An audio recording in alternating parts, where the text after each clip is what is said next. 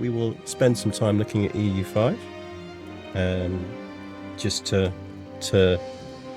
look at what is, I genuinely think, one of their best launch day releases. Doesn't mean it's perfect in any way, but I'd argue that it's more than playable, and dump a couple of hotfixes and you're laughing at, yeah, really enjoying it so far. But yeah, 5 EUs in this economy. Yeah, I mean, exactly. But yeah, first question for you all is, who are we playing?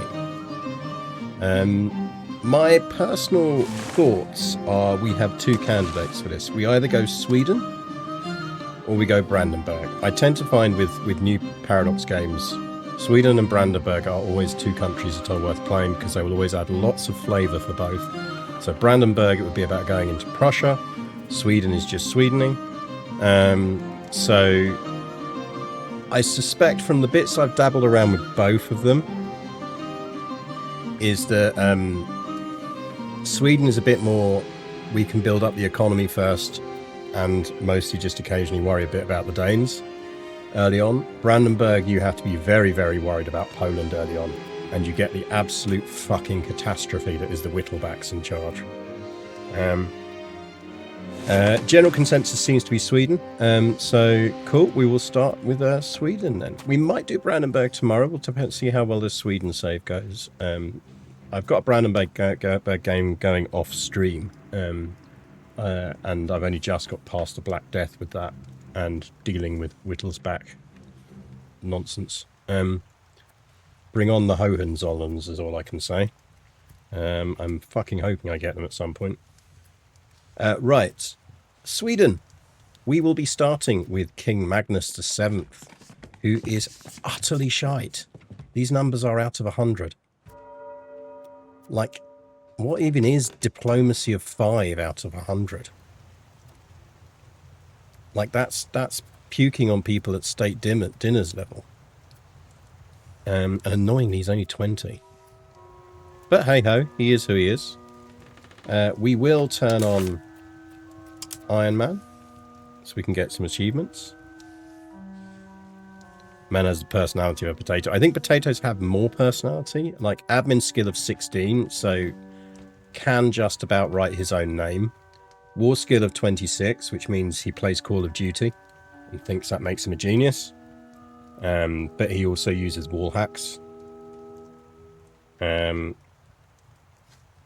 So yeah, that's fun. We will go off of all the settings. We're running on normal, historical AI and everything else. As I say, we will turn on Iron Man so we can pick up some achievements.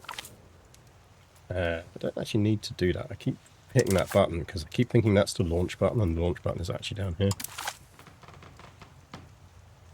My underage ruler of Brunswick has admin 22 at 5. Yeah, exactly. Like, he is quite literally a fucking turnip. Right, Sweden. Now, I do like this, is it gives you now a bit of a rough, here's shit that's going to happen. The main problem I think we face at Sweden, and obviously this is a very complex interface. There is a lot going on, but I think they've done a decent job with the UX on this. Could it be even better? Yes. But it's managing to communicate a lot of information in a reasonable way. There is still stuff that's hard to find, and I think partly that's muscle memory and getting used to it, but also there's things I think they will bring up to be on tooltips and whatever going forward based on feedback. It's very interesting to compare this to Football Manager 26, which came out on the same day, and I think that has been a massive moment for showing just how good Paradox are at these massive launches, even the ones they don't do entirely well. Our achievements locked behind Iron Man again. I like with CK3 that was separated. Yes, so with EU5, the dev team have decided that achievements are still locked behind Iron Man. I kind of get that. I like that. I do also like that you don't need to do that in CK3, but I do kind of feel like EU5 is CK3's big brother in terms of game grand strateginess, and I kind of like it's a bit of a retro nod that they've gone with that. That if you want the achievements, you need the Iron Man.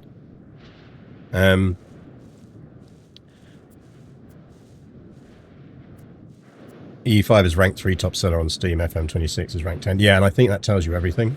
They've the short version of FM26 is it's a good game, and it's an era change in the same way this one is. But what they've absolutely fucked up is the UX, because they've really lent into the we want to make this work on both consoles and PC, and for a data-driven game, that is the worst thing you can do to your user base that is been with you for 20 odd years playing the same game on PC. So yeah, and they're not handling it well in terms of comms. They claim they're going to fix a bunch of stuff in the beta. This is FM26, not EU5. Then admitted on Friday that the release candidate would just be the beta version with the watermarks taken off. Then the head of the studio was like, the UX isn't that bad. I suggest PC players play it using a controller. And it's like, mate, what are you doing? So yeah, I think it's a really interesting time to compare two giant strategy game companies and how they've approached their respective releases of a generational shift in their underlying engine and game. And the usual people are screaming and crying about an EU release in the same way as they scream and cry about every DLC and all of that kind of thing. But I think all of those, like you look at people like what Florian Arumba and Cringer and others are saying about it, and what I'll say about it. And what you've got here is a good game with a community that generally wants wants you to do well. But yeah, FM26 has done a fast burn through their community goodwill. Yeah, I suggest people play their comfort game in a totally new way. Yeah, exactly. I expect people play a comfort game that is essentially looking at spreadsheets through the new X we've used that prevents you from looking at it in any way as through a spreadsheet view. I would be very surprised if he keeps his job, to be honest. I can't imagine Sega are entirely happy that they forewent an entire year's release of Football Managers on the promise that they were going to get a really good product at the end of it, only to watch Sports Interactive absolutely burn their community. Anyway, which it wouldn't even matter if the people who are playing it with controller didn't say that it's ridiculously hard to do anything on controller as well. The approach is, as Paradox have done, where you effectively have CK3 that is done in a very different way on console with a very different control method. Anyway, let's get on to EU5. Yeah, for those unfamiliar so far, you will notice that mana is gone. So monarchy points have gone. That was always going to happen. I remember being in getting drunk in a bar with Johan many years ago now, just after COVID, and him swearing blind that he would never, ever put mana in a game again because you didn't need it anymore as long as you can build complex systems that will do it. These are effectively our currencies now. They have a mana-like function, which is gold, stability, population, legitimacy, prestige, diplomacy, which also has diplomatic capacity, and manpower and sailors. All of those things interact in different ways to do things. Managing your economy is huge. And things that would previously have been on like, oh, get this, do this thing to get this monarch, spend monarch points to do this thing, will almost certainly interact with one of these things. Your ability to raise these things is much more nuanced now. You will get events that allow you to do it, but also a lot of it comes down to how you spend your money. So if there is a primary element of things you need to get right, it is money. And we will look at that now because apparently we're bleeding cash, so that's fun. But that's handy because we'll look at stuff. All of this is furiously complex, and I'm not going to pretend to have mastered even half of it yet, even 25% of it yet. But I did put a lot of time yesterday into understanding how the core gameplay pillars around economy work. and what you can do to get a relatively balanced start. Research now happens, so you look at here at the moment, there is research trees. You can look at all of them. That's something to be aware of. These now unlock as you unlock different institutions. So when you hit Renaissance, you haven't just got Renaissance now, everything's available. All these things will manifest in different ways. So banking, professional armies, and Renaissance are all things that happen, and they will pop in the same way as Renaissance used to pop, and you will pick them up at different speeds. And when you pick them up and unlock them, they will then allow you to do different parts of your tree and chain and all of that kind of thing. It's really nice. Really, really nicely done. I like how they've done that. Something I have learned, and you should note, and I haven't reached this myself, but someone pointed it out to me the other day when I was playing, is I'm going to take organized religion here. Be aware that when you do these things, sometimes now you will see a little symbol next to things, and they will indicate a special advance. That special advance will mean that there is something about your country that allows you to research that thing. If you lose that thing about your country, you will lose these bonuses.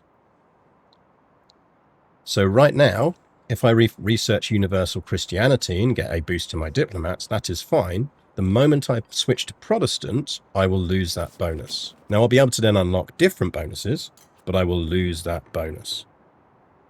Wasn't aware of that. I think it's going to catch people out because it's not immediately obvious in the early game that that's what's happening.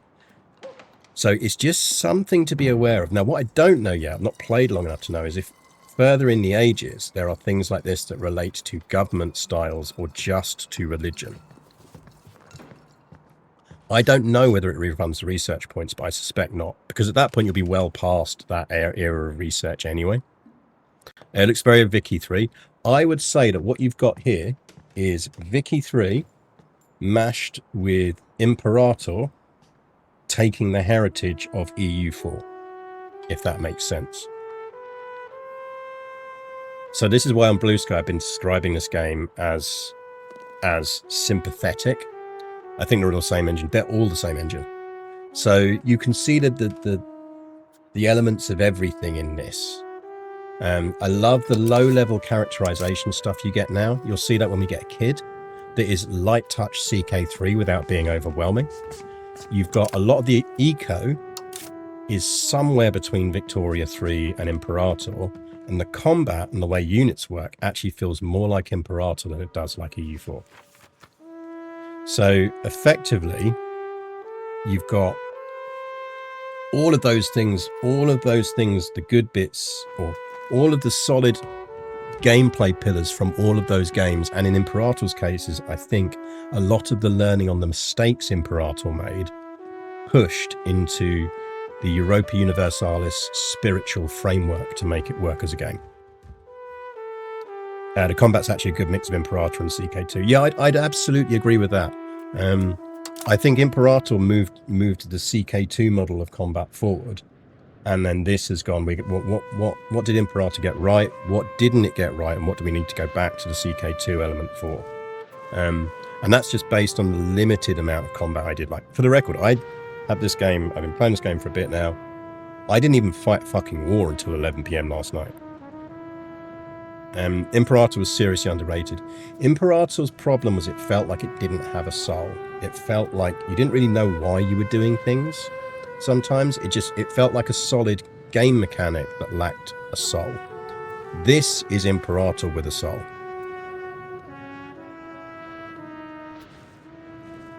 Really love it. You can break flanks again. That's far more interesting. Yeah, exactly. Was that at 11 p.m. in the classic One More Turmoil? Well, I was up to 1, so... But anyway, we're going to start with Organised Religion, because that's the only thing on the traditions, on the Age of Traditions tree that we haven't researched. What you will notice now, though, is it does then unlock other things that are now possible because of that. So actually, we can start just queuing up at this point. We could go look at the tree, but I think what we're actually going to want here is we're not going to get the institutions for a bit. I'm actually going to boost the guilds first. Now, what I like is what it's doing here is going on the basis that by this point you have researched those other previous things. I can now show you everything else you can research. So I can just keep queuing things up here, because I do suspect we're going to want food cost reductions, and after that, probably institution growth, but we'll come back to it. We'll let those 3 run first. Cabinet is effectively what you're picking your leaders was before, but now you have the ability to give them specific tasks. Think advisors in CK3. I hope they release an Imperator 2 with the knowledge from this at historic periods. I think someone will do a very good full conversion mod of this into Imperator's universe. Because I do agree, like, classics is one of my areas of study. Like, I'm all of that. Like, Pompey the Great is someone I've written and lectured on. And so the era was great. Hello, Bell Whale. Welcome in. So, cabinet ministers are effectively, think like advisors in CK3. They have different actions they can do. You appoint them in the same way as leaders before. They have stats like your leaders. I'm finding early on you kind of want at least one person who's pretty balanced, but he's also 57, so I'm gonna appoint him, but we're probably gonna have to replace him soon. We do have a really good guy who's really good at diplomacy here and not bad at fightiness, so I think we will take him. So we'll have Walter Wilkie as one of our advisors, and we will have Knut av Aspinus as the other one.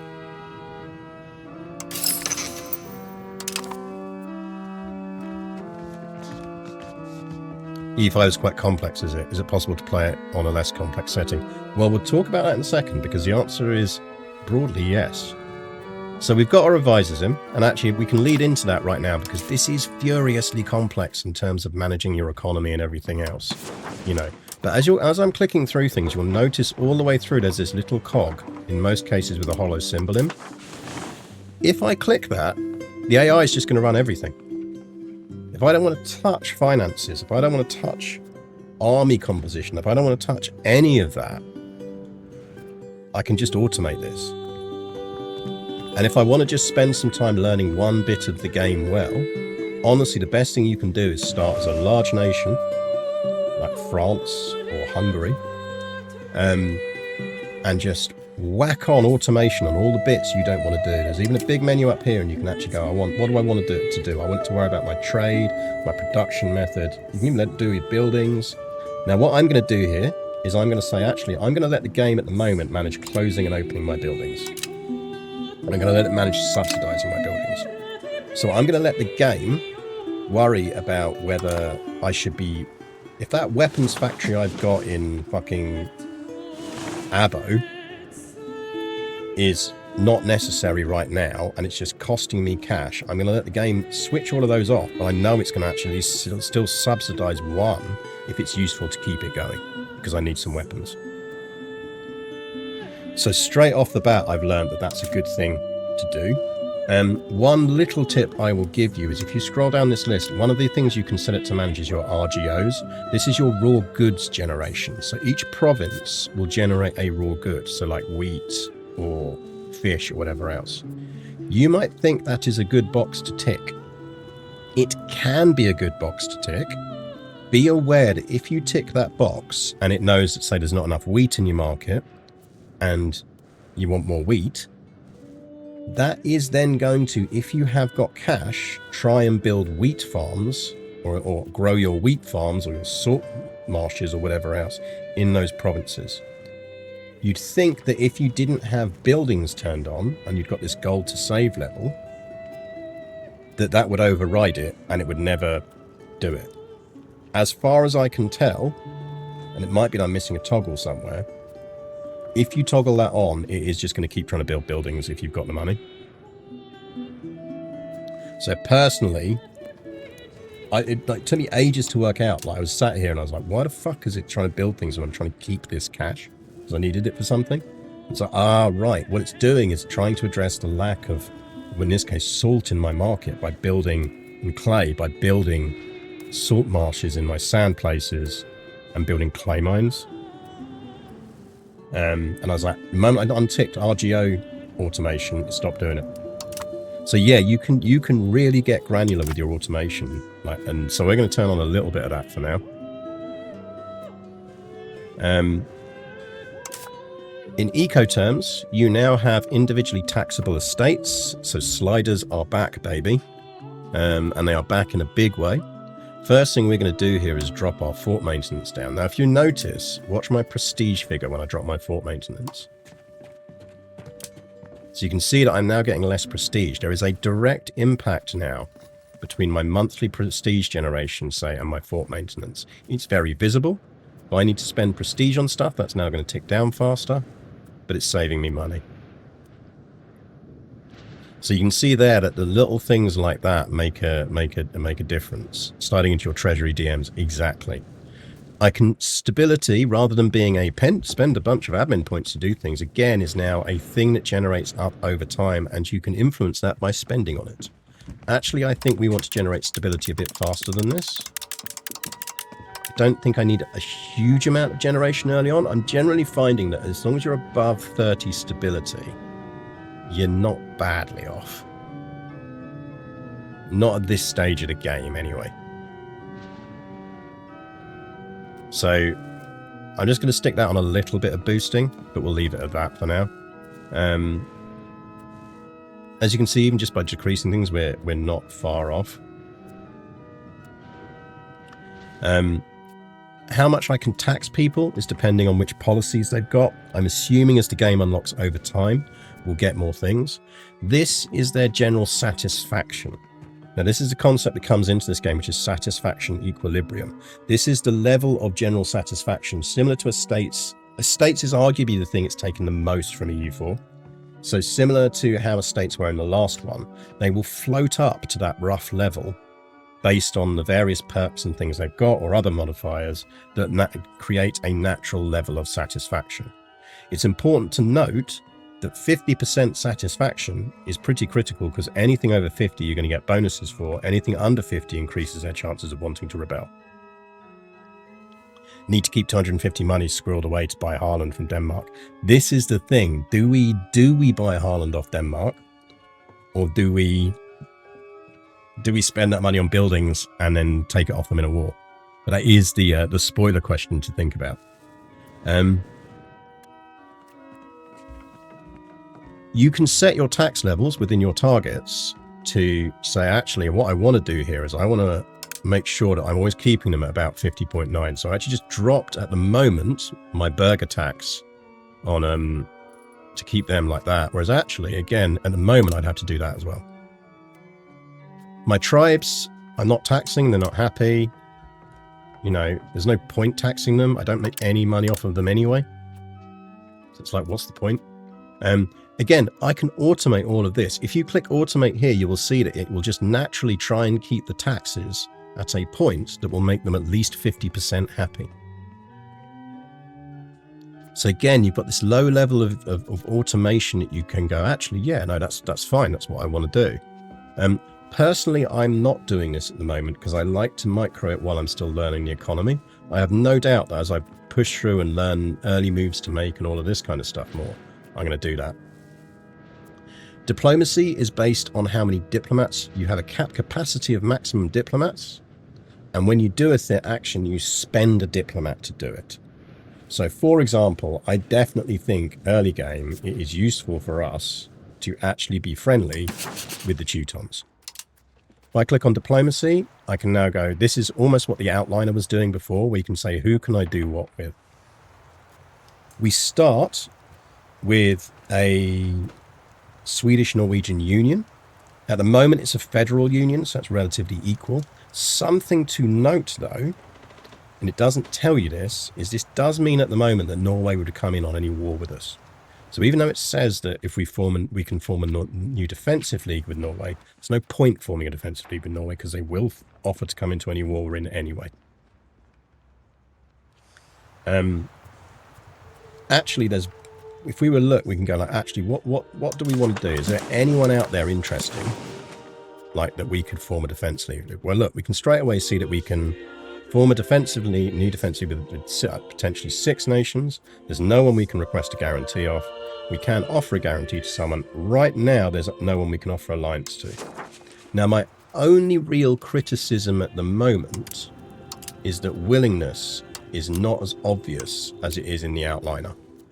So if I click this, it's going to show me that the Hansa are only 15 off agreeing to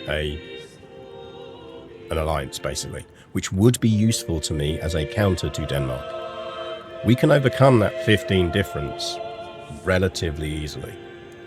But it'd be nice if just this was the numbers rather than an X, or the number was next to the X. It's little UX quality of life stuff like that I'd like to see. I want to know how much I would, when it's not just enough to tell me that. I shouldn't have to hover to go, actually, they are within vague range. So little things like that, I'm sure they'll improve over time. We probably do want to push for that alliance with the Hansa. It will be useful. The Hansa are really interesting. I'm not even going to get into it, but the Hansa are essentially a non-government joint organization of free cities, and they now have independent diplomacy from those free cities themselves, which makes things very fucked up. So if you look at, we find Lübeck down here, and we right click on them, and we go open country panel, we will see that they are overlorded by the Hansa, who have effectively no map presence at all, but are overlording everything. That's going to make some really fun things happen. But what we want to do with this is we do want to offer an alliance to them. We could straight up form a defensive league with them. I've no idea if that will allow us very easily to upgrade them to an alliance, whether it will, the game is, at the moment, we'll see those two things as competing. I think what we will do for now is improve opinion on them. Now, when I do this, watch my diplomats. I've now lost a diplomat. I'm going to rebuild that up again over time, because I am earning plus 0.3 diplomats a month. But you can't just keep spanning out things, waiting for people to come back, doing it again. You are spending diplomats to do things. The other thing to be aware of is your diplomatic capacity. This is the equivalent of what diplomatic relations was, and it's now a much more nuanced figure. If you're a kingdom, you reasonably start with a reasonable amount. If you're, say, playing as Brandenburg, you are really battling that early on. You go over your diplo capacity, you get sliding scale impacts on things like your stability, your control, and all of those kind of stuff.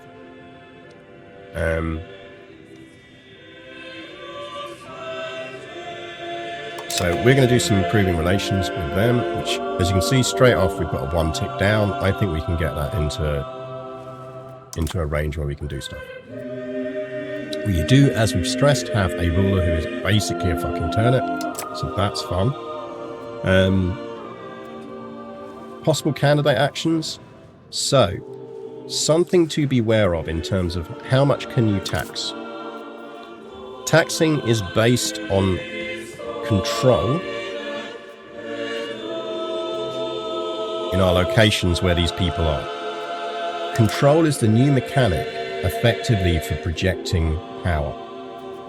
So if I go to my control view, you can see this is the level of control I have on my country at the moment. The further I am from the capital, the less control I have. Control can be moved by roads. It can be impeded by roads, by terrain features. If I'm crossing a mountain range, that's going to limit the control spread beyond that.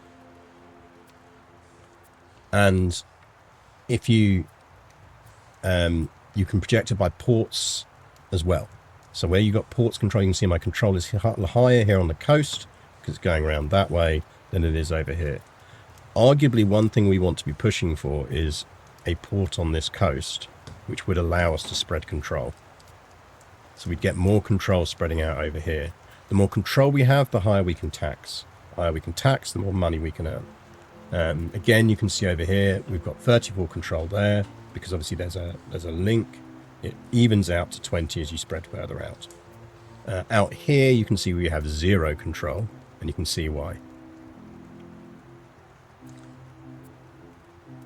So that's how you do stuff. He was not aware we can establish an embassy. Oh, can we establish an embassy? Did I miss an option to establish an embassy? Because I absolutely would do that with a Hansa if we could.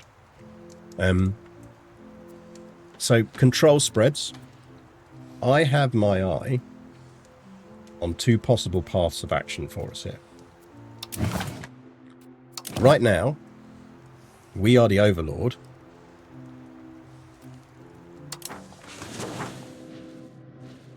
Of Shania. We will be able to integrate them at some point. We will get an event from Denmark at some point which offers to sell us that. It will cost us 250 gold. So we could either not spend any money now and bank that on the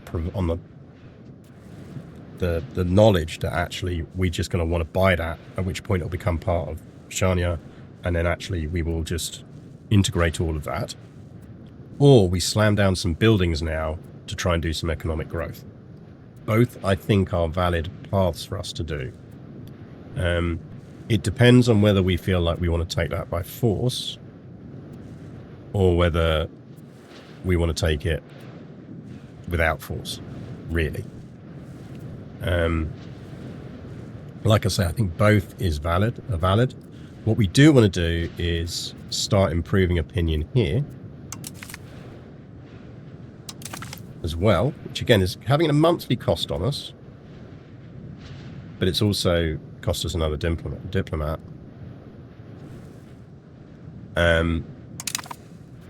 Because to be able to integrate them, we need their opinion to be over 150. So we know at the moment it's going to be, 100 months anyway before we can integrate them. Well, less than that, 90 months.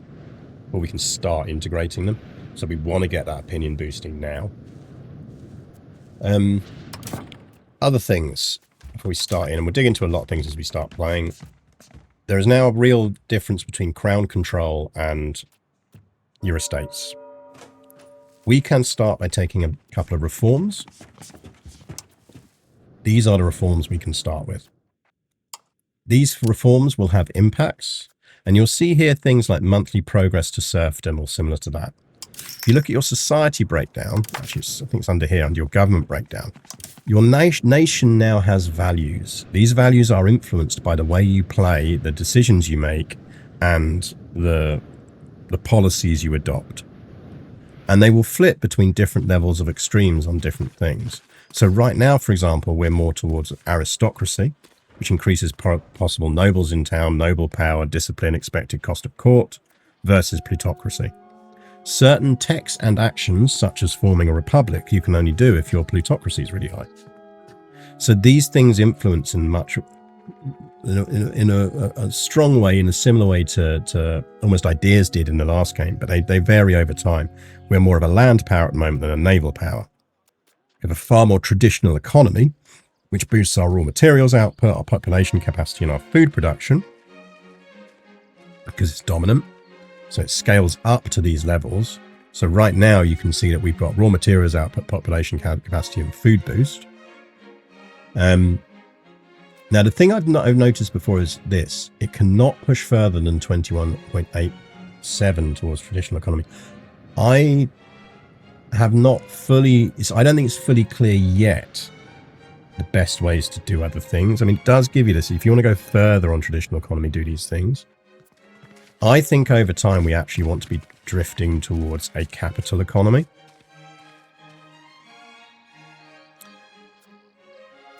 We cannot push further than 21.87 towards traditional economy at the moment. So basically, if we start bringing this down, we are not going to, as far as I'm reading that, we will not be able to get any lower. We'll never be able to get onto capital economy at the moment with the set of ideas and the things we've got. We will never get beyond about 21.87 on there. So we will stay a traditional economy, but not as much of a traditional economy. If we look at capital economy, we can turn around if we wanted and use our advisors to try and push us down that path. Is it worth it at the moment? Not necessarily. What I'd like it to do is tell us more how we want to go to the other extreme. Because right now it tells us to push further towards traditional economy, do these things. But what if I don't want to push towards that? What if I want to go the other way? Like, I'd like to know what I need to do and what I need to pick to go more towards capital economy than traditional economy, because then I can make those choices. So just little things like that need a bit of effort. We're more towards quality than quantity at the moment, but we are drifting towards quantity. But like you see, it says to further push towards quantity. Well, I don't want to. But I think it's because it depends on which way this arrow is going. So actually, there's an easy way to test this, which we'll have a look at in a minute, because we do want to be centralized. Centralization increases crown power. It increases... it reduces proximity cost, which is that distance thing. Like effectively, it boosts our control. It influences our control boost. And it boosts our counter and espionage. Decentralization does increase loyalty of subjects, and it influences a state's satisfaction equilibrium. Personally, I think over time, centralization is the way to go. So we will probably want to do some stuff that influences us towards that. This is where things like policies come in. So we start the game with a bunch of estate policies. We can take some ourselves. I think we want to have a look at this and we go, well, actually, what do we want to do? Now, I think we want to take autocracy because we do want a boost to crown power. And we probably want monthly progress or aristocracy is fine because we don't plan on going plutocrat. So we are going to take autocracy.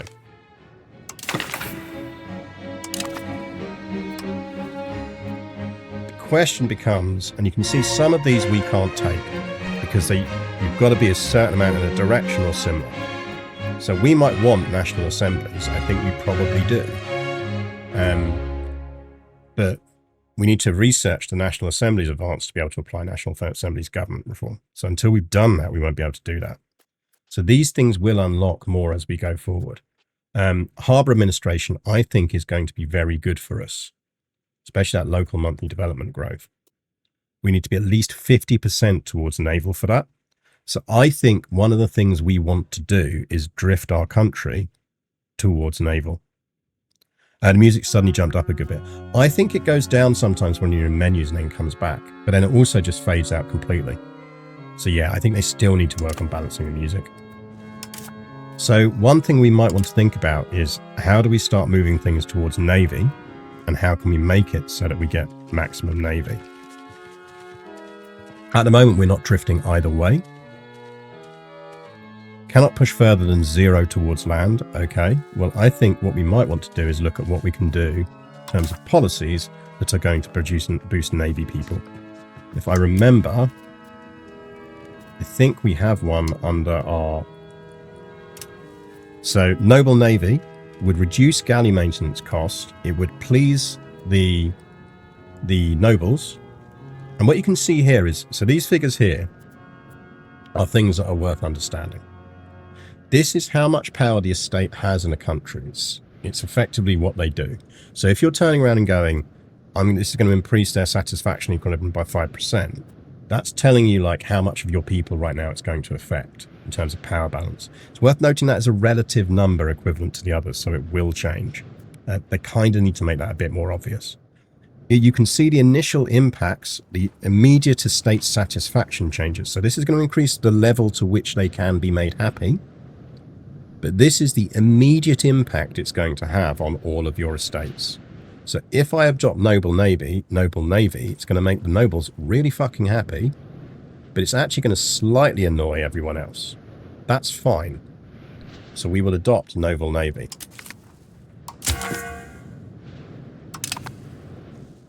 While we're here, we are also going to adopt noble patronage of the arts, because I do want us to progress towards innovative.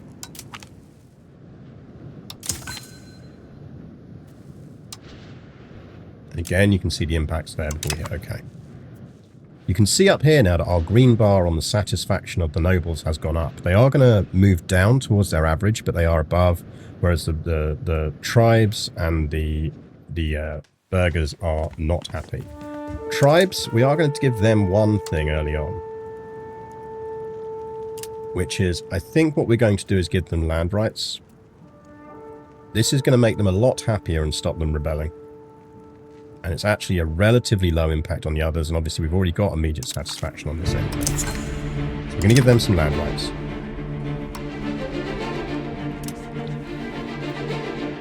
For the burghers, we do want that progress to capital economy, and trade capacity is nice. We can talk about that in a minute.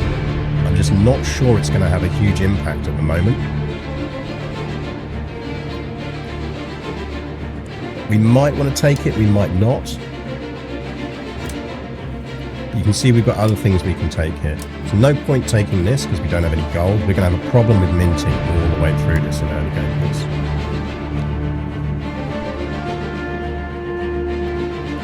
Now what we do want to do...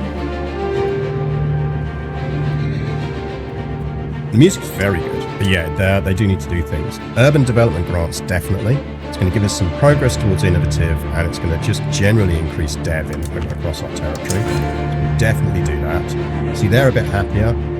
The nobles are a bit annoyed by that. Everyone is still roughly in terms of balancing levels. On the priests, one day I will work out how to tax these fuckers, hopefully as we go through. For now,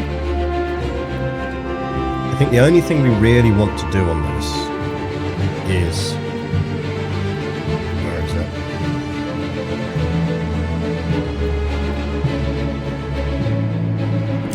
Embellish great works of faith. It increases our tolerance to the true faith. It does give us some centralization boost. It slightly annoys the nobles, but they're going to drift back to a reasonable level. I kind of feel like that's worth doing.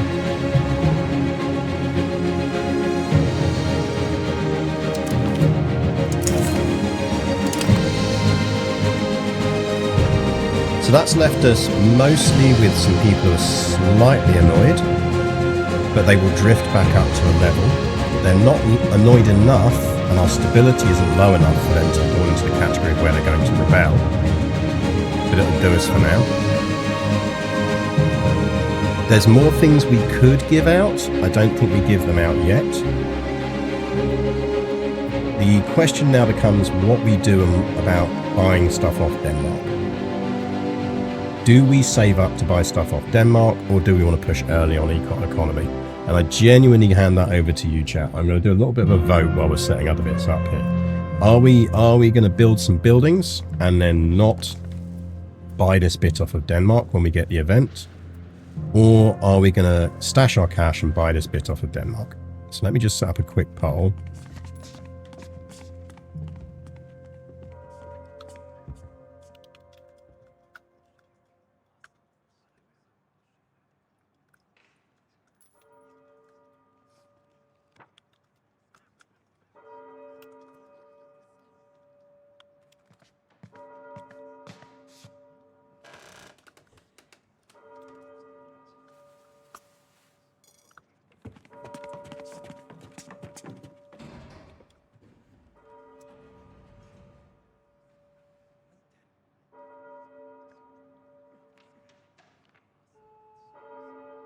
Okay, there you go. So there's a 5-minute poll now running. Refresh if you can't see it.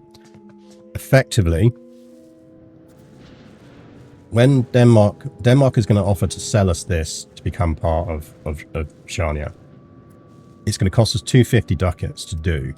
So loans are way more expensive in this game than they were in the last one, particularly for a small nation. Like, I can't just go, I'm going to take 10 loans to do this. Like, that's going to cost me a lot. So I don't want to be doing that over loans. So either we dump some eco buildings down, expand the road network maybe, or start building up stuff in Örebro, or we buy that off of Denmark. It's exactly as Semi-Evil Pants says, build or buy. You lot can vote on that while I'm doing other bits.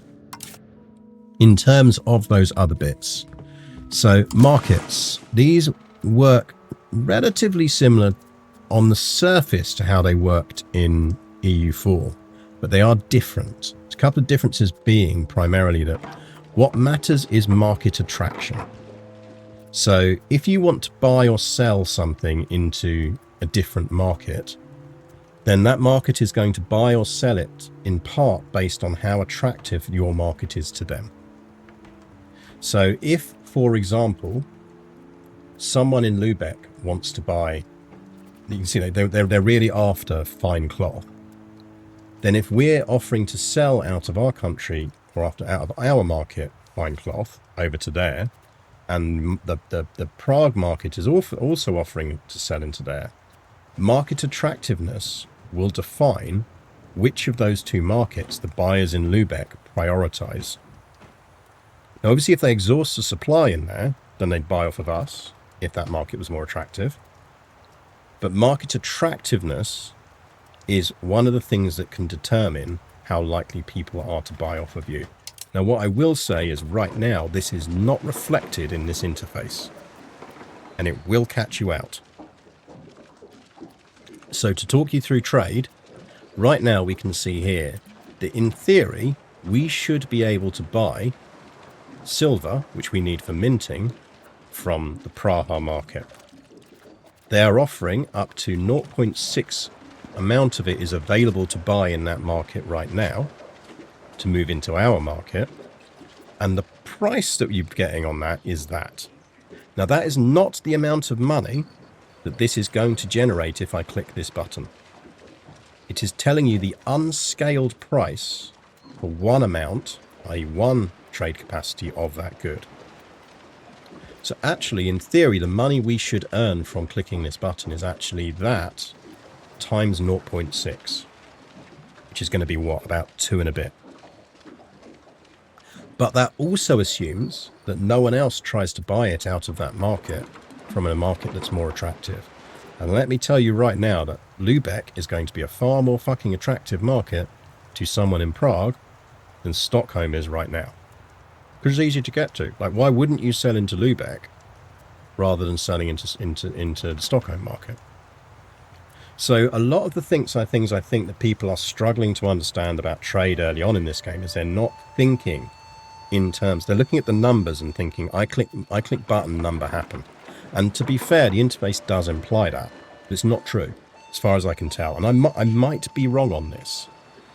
Someone's probably done a really good trade video, but this has been my cumulative learning and experience of doing this, is that what you want to be thinking about before clicking one of these trade routes is going, actually, are they likely to want to sell to me? Just because they're offering that stuff out doesn't mean it's me they're going to sell it to.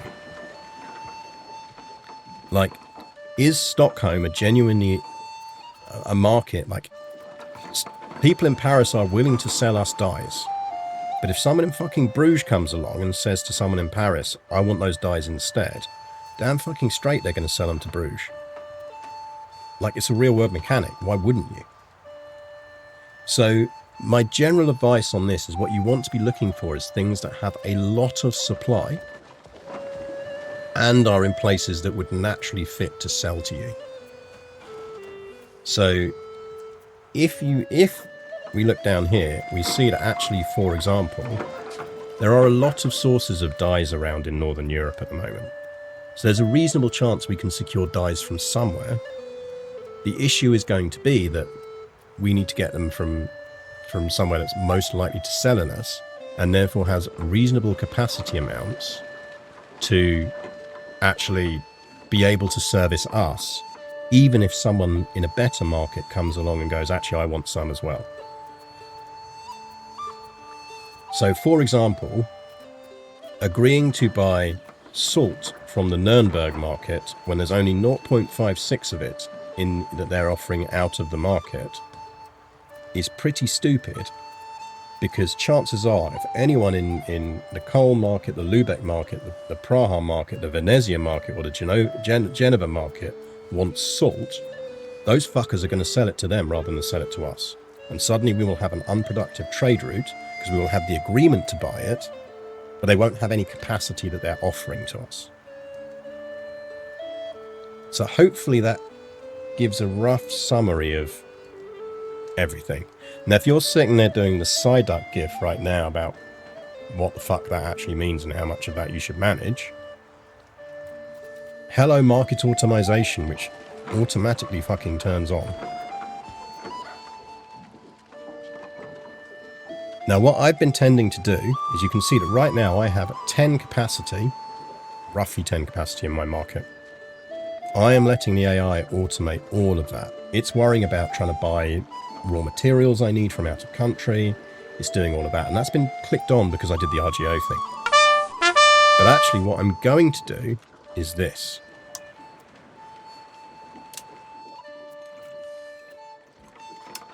I'm going to say that the AI can manage most of my trade capacity, but not all of it. So the AI can use that to go off and do whatever it needs and constantly be making those buy, sell decisions. And it will now do that on core goods. It's going to go off, do what it does, always look for the best deals, all of that kind of thing. Focus on getting the stuff I need to run my economy. But what I'm going to do is then look at my suggested exports for profit, and I'm going to go down here and go, what can I sell to who? Because chances are I can see some deals here that the AI won't necessarily think about. So for example, I think looking down this list, and what I'm mostly looking at is what can we sell into markets that are nearby, because they're not going to have better sources of this stuff than us. So I'm looking at this and going, what have we got that we could sell, say, to Riga? Because actually, if we're going to sell marble to Riga, they're probably going to want to buy a lot of it. We can offer up 0.8 of it. So let's go, yeah, you know what? We're going to try selling marble. Like, maybe even we sell marble to Lubeck. I reckon marble to Lubeck is probably good, but they want slightly less of it. We can try offering that up. We will try selling leather to Edinburgh. We'll see how that works out. Now what I can do is I've clicked it once and you see it's still here. It's because I could add more trade capacity. So I go, yeah, no, I want to sell more than one equivalent of one thing over there. What else do we have that we think is relatively unique? Tar, but we need tar domestically. We might be able to sell some. Weapons is always a good one. Everyone always wants weapons. The Scots want weapons, so we'll try and sell them some weapons. And I think selling amber into Novgorod is probably not a bad idea. So we'll try doing that. And that's used up all of my manual trade capacity. And that means those are now showing. You see here that it says these are ones that I have chosen, therefore they're fixed. And we'll see at the end of the month how those trade routes are doing. But the AI is going to do everything else. And that's fine. It's worth noting that this is our primary market we've been doing with. We are in multiple markets. So we're in the Novgorod market here. I'm just going to leave the Novgorod market entirely automated. Because we've only got a tiny bit of capacity there anyway. It's like 1. So let's just let that happen. Riga, again, we don't have any capacity in Riga at the moment, really. So it's not worth doing. Same with Oslo, so we're not going to do with that. The poll has finished. We are going to buy territory off of Denmark. Righto, so we are saving for Danish territory. Good to know. We can add one more government reform. Let's look if there is anything else we want to add at this point. Diplo range, trade range might be worthwhile out of those. Everything else is probably at the moment going to give us progress into places we don't want to do. And I don't think we want to go into serfdom. So I think we're going to go with trade office network. Inefficient minting. So one of the ways you can generate cash is by minting coins. To mint coins, you need access to silver and or gold. And your ability to mint coins is going to be, and the value money you make off of it is going to depend on how much gold and silver you have in your market. We have fuck all gold and silver in our market. So I'm not even going to bother trying to make us mint any coins. There's just zero fucking point. We're not going to make any money off of it. The more you mint, the more you increase inflation. The less you mint, the more you lower inflation. So you've got an inflation modifier there and do all of that. We can now look at our tax levels because we've set all of those policies we were going to set. We can see what the natural equilibriums are here, where this is drifting towards. As we know, we can drift towards 50.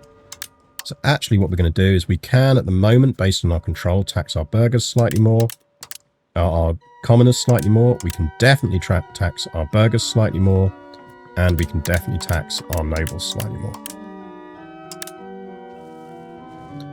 That sets some nice tax levels for us. One day I will work out how to tax the fucking priests, hoping that if I turn Protestant, it'll let me do that. Just found out how to set naval patrols. Oh, interesting. I haven't tried to set naval patrols yet, mostly because I don't think we have a navy.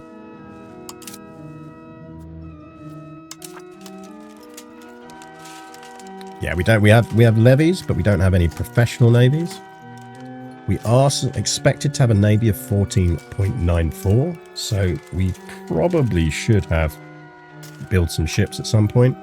They do cost money though, so you know there's that, and we also need sailors, which we don't have at the moment. I have no idea how we recruit sailors. I suspect we have to build a sailor recruiting building. So that's fun. So RGOs are missing employees. We are Sweden. We do not have a huge population at the moment. It's about to get a lot fucking smaller, I'll tell you that much. But this is just warning us that at the moment there are unfilled jobs. We do have a slight rebel movement, which is Sami Patriots. There are pops that are missing their needs. This is the stuff that we are going to hope that our AI will address. Now, saying that, some of these are things we could produce locally, and I do think we are going to stick down one building, if nothing else,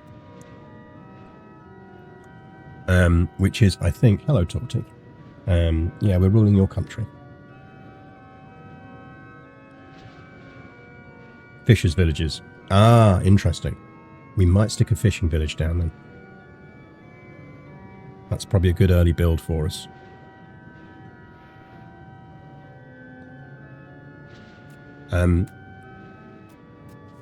Because I'd like to generate some sailors. Maybe.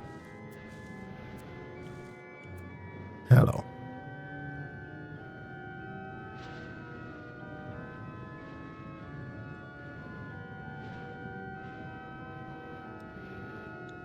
I know, it's the pre-lunch hug. Say hello to people. There you go.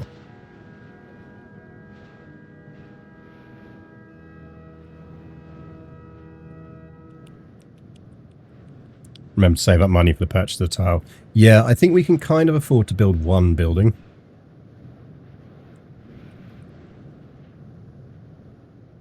So I guess it comes down to whether we build some clay or sturdy grains, or whether we build a fishing village. I suppose we're not going to build any ships, but the sooner we're building up sailors, the more we can build ships. So I don't know. I feel like we build clay. Actually, sturdy grains probably because that increases food.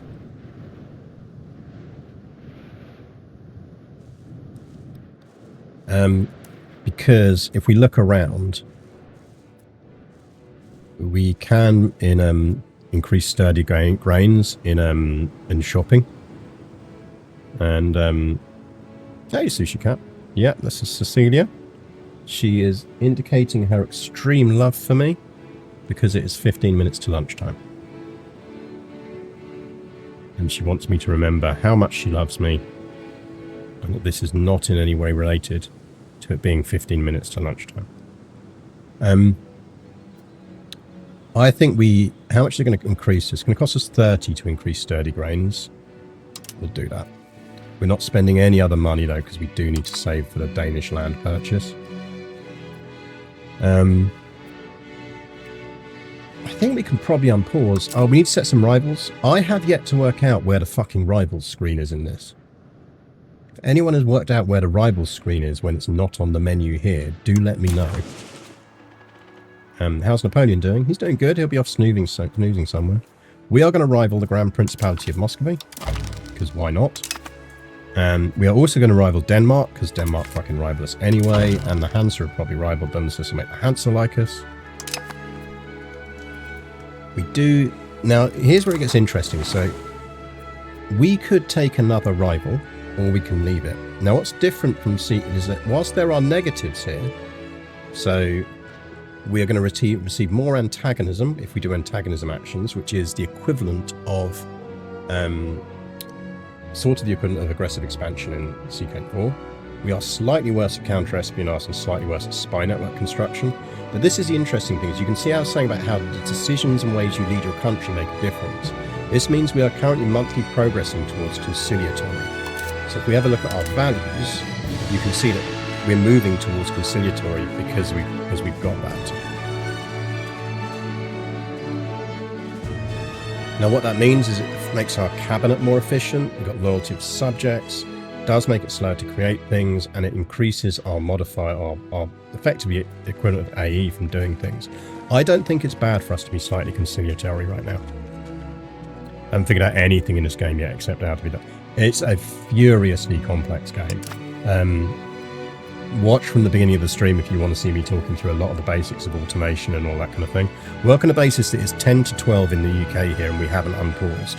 And what time did I start this stream? How long have we been streaming? I'm streaming an hour and 16 minutes and I've yet to unpause the game once. Mostly because I've been explaining things, but, you know, that is what it is.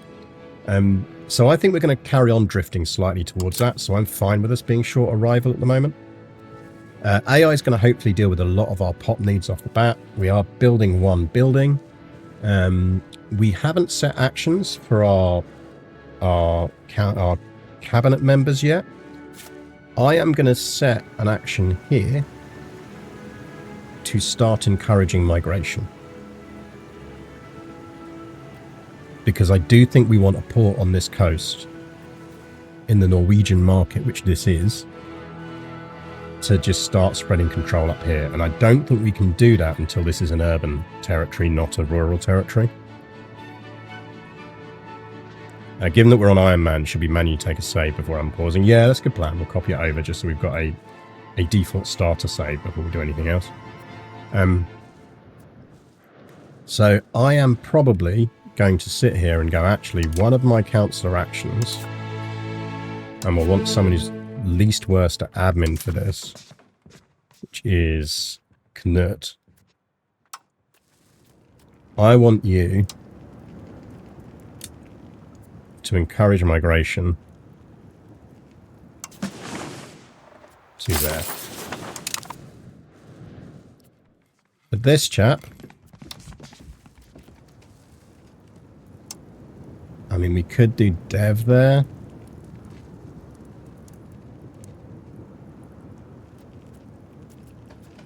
We could do tribesmen to peasants.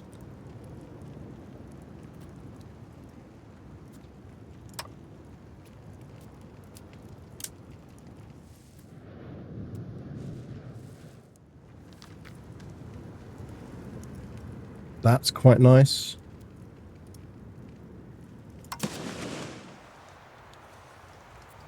We could encourage people to settle.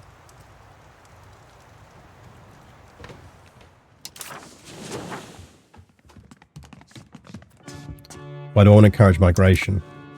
I want to get a town down here. I want a town here so that we can get ports and everything else. We don't have an urban centre on that coast at the moment.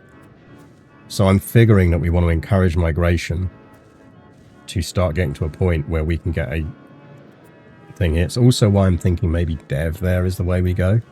That's the first place we're going to be slamming down a settlement once we've brought that territory and have got the money back, is we will be slamming down a settlement there. Now, obviously, the Black Death is going to run ragged through all of us, but, you know. Control boost is the other thing we could do, because obviously that would theoretically increase our tax. The main problem is that he's not great at it.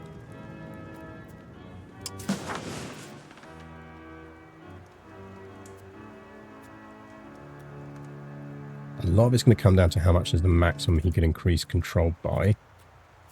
But we might want to drop that down there. Let's see if it has an impact. Right. It might not have an impact. We'll soon find out. I think that's everything we want to do to kick off with. That's it going to moan about our inefficient minting. I'd like to just be able to permanently dismiss that.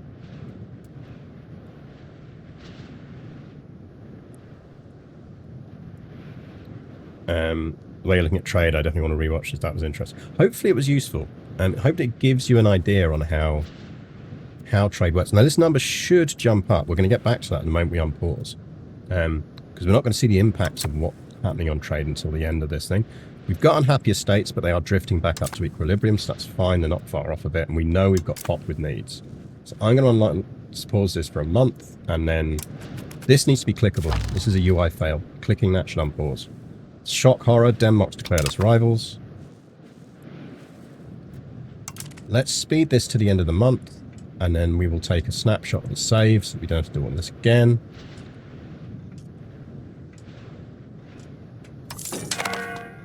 Right, look at my money now.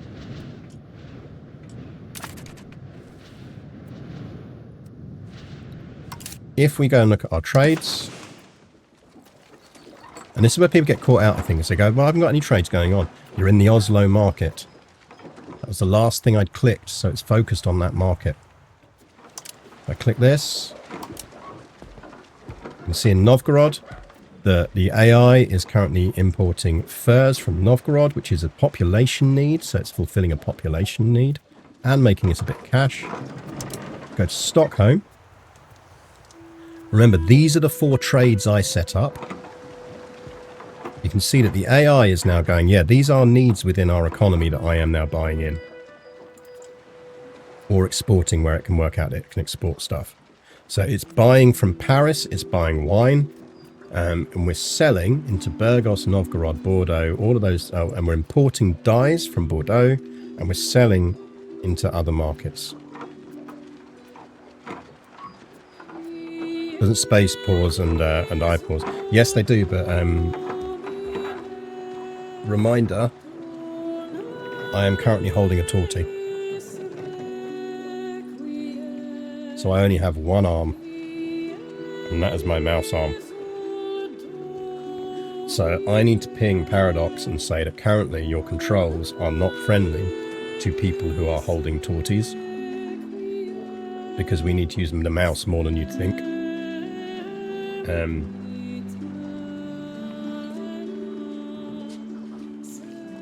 Although she has now realised that she can move, and that's just as good. But it is your lunchtime. Come on, let's give you some lunch.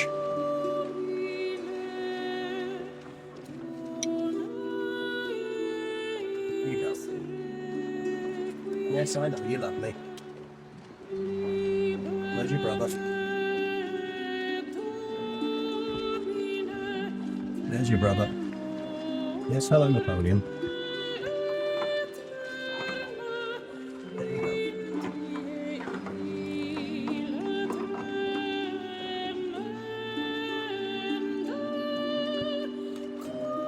Anyway.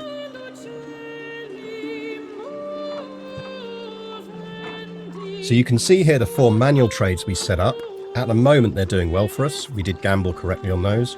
The Scots are buying everything we can sell them for leather and weapons. The Regans are buying whatever we can sell them in terms of marble.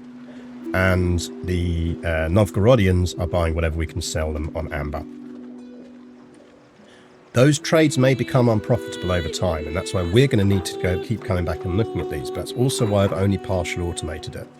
I see these as what we're trying to do, or what I'm trying to do is, I'm viewing my economic management as really about, I want to nuance the economy. I don't want to run the economy.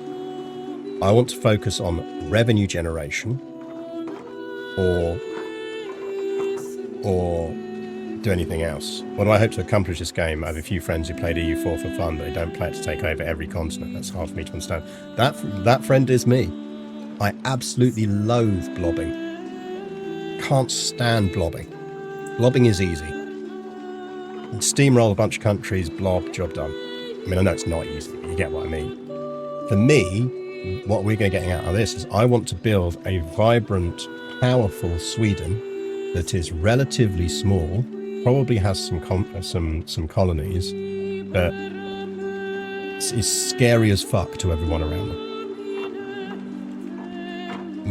We will probably go Protestant, we might long-term go humanist, but I want to build like a cultural power that is economically strong and is military scary.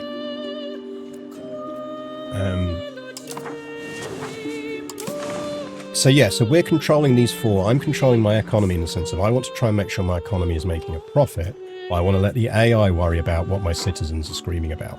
And so far, that does seem to be what it then does.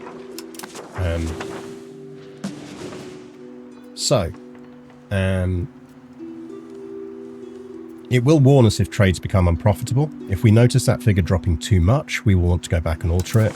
Similarly, I could now, arguably, tick automation on these. So it will worry about making sure that these things never drop below 50%. But if it knows it can tax me more, it will tax me more. That's probably worth us doing at this stage because we are increasing control. Control dictates how taxable people are. So it's entirely possible our control will climb, at which point we could, in theory, be clicking that button again. And because we'll be doing other things, we would forget that we can click that button again, and therefore we'd not do it. Now, you'll see that we are actually minting some because we are getting some gold and silver into the market. But you can see that actually we're only getting limited amount because that's the demand it's adding in. What I'm going to do here is I'm going to set this at a level that means we are never generating inflation. But where the gold and silver is available, we will mint. So this is adding this demand. Now this is going to fluctuate as a figure now because it's going to depend on the AI being able to get that into our market to a level where we can actually mint that much. But at least we now know that we are always going to be minting as much as we can without triggering inflation. And you can see already that because my market presence is now larger, my ability to take loans is better as well. And we can also ask for loans in banking countries, so we might do that if we need one. But let's do this. So before we unpack this again, I am going to grab a can of Coke, and then we will properly unpause. Oh, also I said I was going to take a test save tonight. Let's take our save. If people want to have this save so they can play around with it, I'm quite happy to stick this save, this specific save with everything configured, as we've just done it, onto the Discord server. So if anyone wants that, do let me know, but I won't do it unless people genuinely want it. We have not taken a fresh save on this yet. I can see that the save is actually marked at 1051, so I'll keep an eye on that. And when we see the first auto-save marker, you need to tell me, chat, because that's when we'll take the save. But I'm going to go grab a can of Coke quickly, and I'll be back.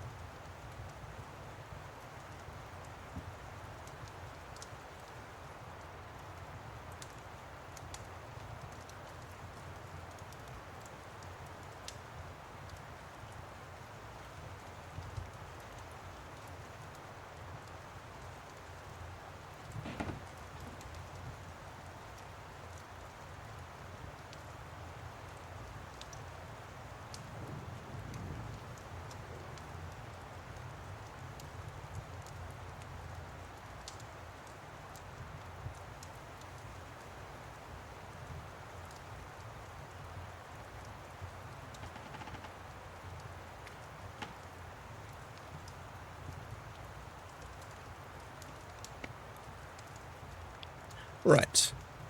Can of Coke acquired. Torty has decided she no longer needs to hug me because she's been fed. So she is now happily sat on the chair. She will probably nap there. So on that basis, let's get you to see if we can do some cat cam. Nope, not moving that window. That one. Probably about there. And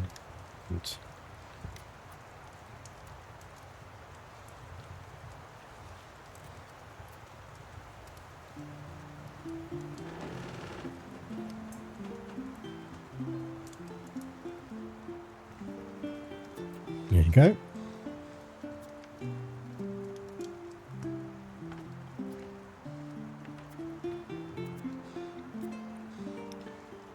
So, I think we unpause.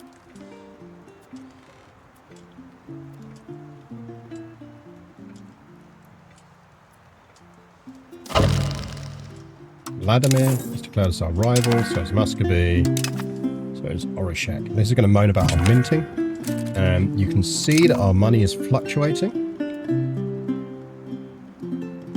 That's to be expected. We could reduce court costs. I think we won't at the moment. But what we do want to then have a quick look at is what's happening in our trades, because I think this is a good way of showing how stuff fluctuates. So we're still making money off of these. AI has probably tweaked some of these around, and that's going to have affected our income. This is a thing I think you have to kind of get used to in this game, is your money will fluctuate more than it does in EU4. In EU4, we kind of got used to the fact that the fluctuation's relatively low. There are going to be months where you lose money and months where you make money. You just have to be a lot more aware of that. 100 Years' War has kicked off.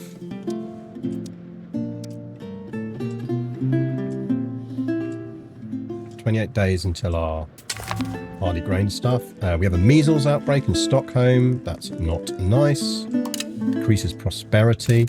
Now, I think at that point, someone's died. That's really annoying. Those two are terrible. How much is it to introduce a new person? Yeah, we're not spending 64 on that right now. Let's be Carl here.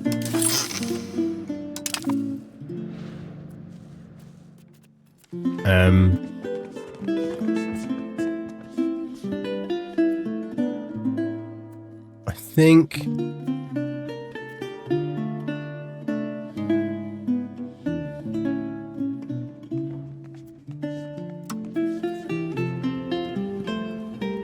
think we're going to have to flip him to... So good news is prosperity recovery is a Diplo thing.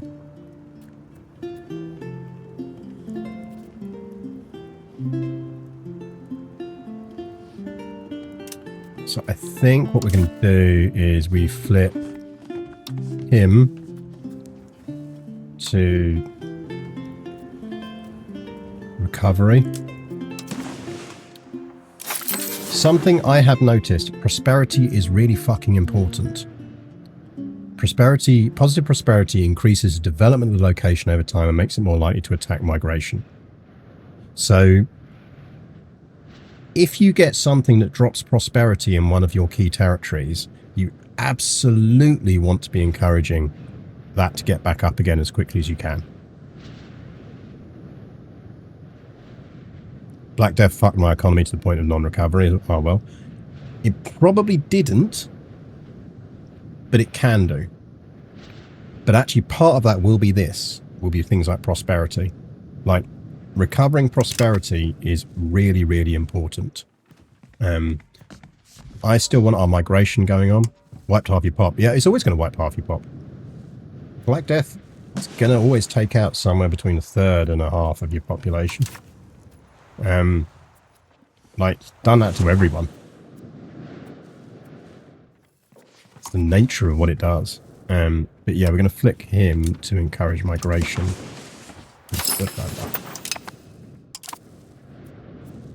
We got a saviour I can take.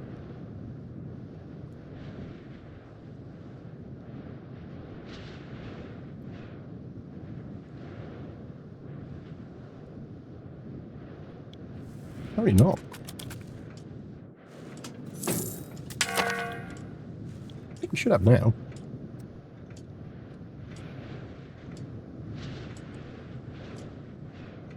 If not, I'm going to check my autosave settings.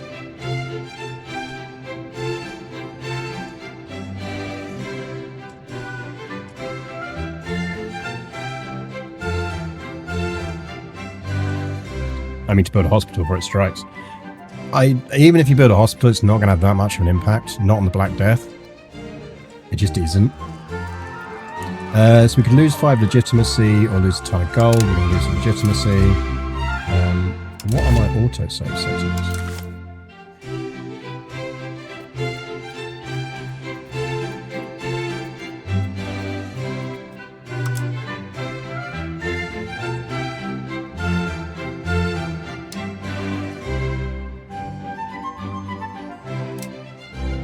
We can change that? I feel like we can change that.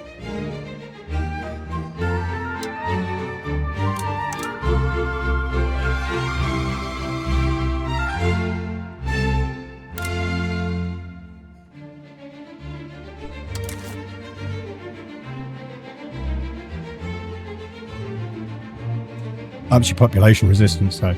Yeah, but the thing is, the Black Death won't pass through your country until a certain amount of people have got it and built up resistance. So you're still gonna have to get it. Like a hospital's like, isn't like a hospital? How expensive is a hospital? It's like 200 ducats or something stupid, isn't it?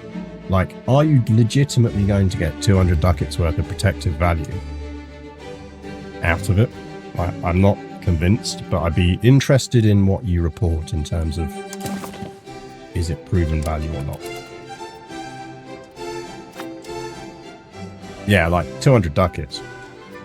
So they'll be having to spend 200 ducats to basically just protect Stockholm a bit.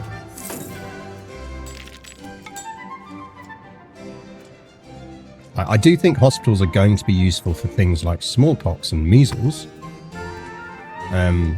So I think they probably do have a long-term value. I'm just not convinced they have a value in the sense that they will protect from Black Death. So I don't think they're an early game push. That we could do with way less of that. That's what's really not helping us in terms of eco. How are our trades still doing? Yeah, okay, so 2 of our trades, the Scots no longer really are interested in weapons, and the Novgorodians are no longer really interested in amber from us. So we're going to ditch those out. Now, what I'm going to actually look at is, on our suggested exports, I'm going to go with fish. Everyone fucking loves fish, and we have a lot of fish. So it's not a high value good, but generally speaking, people pretty reliably want fish.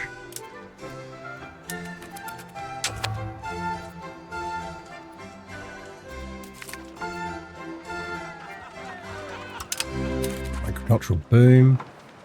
Do we need 2 capacity in that? Probably not, actually. Let's just go with 1 capacity on that. Let's pick somewhere else for fish. Let's send to Nuremberg.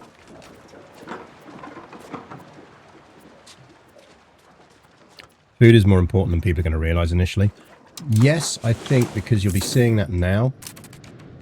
Well, I'm not seeing it now. I was expecting to see some food purchase going on there, but I don't think we have.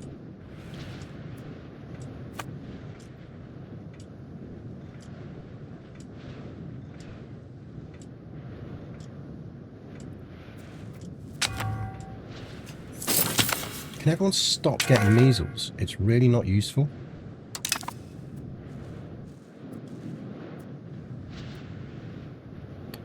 Do you recommend any clan faction as a starter that's fun, good military? I mean, right now, if you want to just really go for it, go full ham on that stuff, honestly, I'd say pick one of the majors. You can actually have a lot of fun with Naples in that capacity. You got Sicily there, you can jump on. Bohemia's good for that. If you want to challenge doing it, Brandenburg, we'll either play that tomorrow or we'll continue this save. Because there what you're doing is you want to jump on Stettin pretty much straight away. The thing to remember is it's harder to blob in this, particularly in the early game, because coring is no longer you just magically click a button and it all just happens relatively quickly, because I haven't got money, magic monarch points to spend. You core by sending one of your councillors out to make the territory a core, and you're starting the game with only 2 councillors. So it takes a while to core states, and I think that's going to catch out a lot of people, is they're going to conquer a whole bunch of stuff and they're actually going to suddenly realize that they can't core it very quickly, and so they don't get any economic value from it until it's cored. Any economic value from it until it's cored. So people will be like, I've conquered all this territory and my economy's shit. And you go, yeah, because you haven't caught any of it. It's just lawless territory. Vassals for the win. Yeah, you're actually almost better off early game taking people as vassals. But then what you need to be worried about is your diplomatic capacity.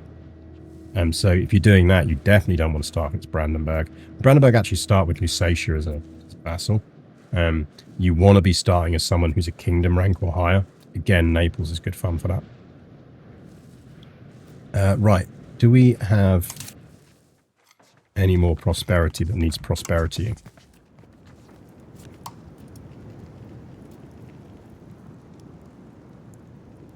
I think really what we're just watching out for is prosperity boosters in Stockholm. See, look, again, the music's gone. And as far as I can tell, there's no way to get the music back. I think what it is at the moment is it plays all the soundtrack once and then stops. I don't know what core is. In territorial terms, think of core as territory that is considered part of your country. So you know when you were blobbing and you'd always click the magic plus button that would then make it part of your country, like properly part of your country, that was coring. Tried England a few times in EU4, it's hard, immediately war. Yeah, well, but you can manage around it. But yeah, the thing to remember is that this isn't, neither EU4 nor this are blobbing simulators. There are consequences for blobbing. So, and for expansion. And EU5 is even more in terms of there's consequences for expansion than EU4. If all you want to do is paint the map your colour, these games are not for you. You want to play Total War.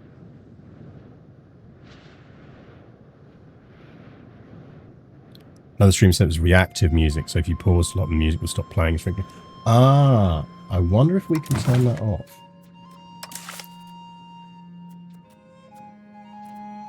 Music density.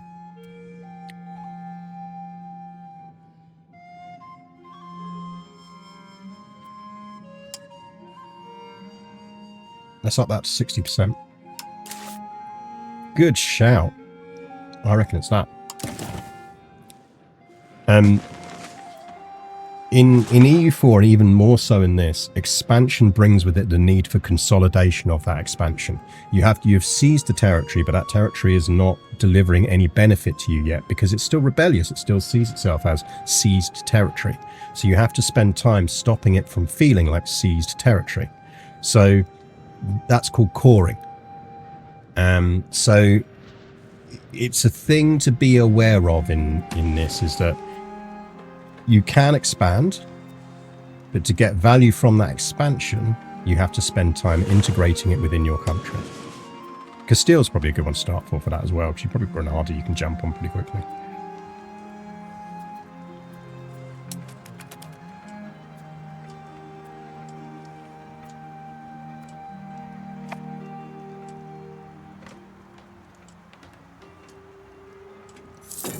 That's what's hard to me to understand. How do you win? There is no win condition. The win condition is what you make it in your head. Right, you'll notice we're bleeding cash. I'm not panicking because you'll notice why we're bleeding cash is we're buying food. It's fucking February. We don't have enough food in the market, so we're buying food in.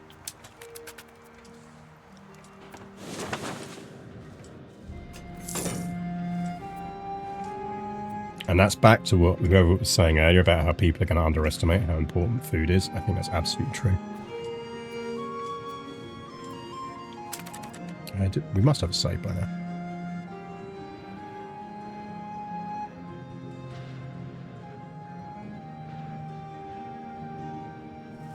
I got convinced this has saved it. Let's go to exit to menu.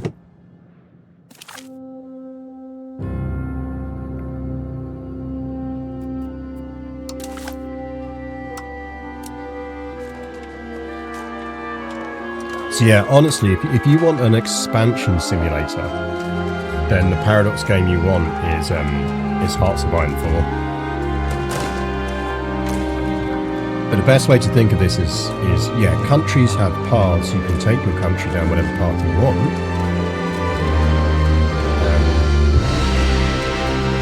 game is not, there is no win condition.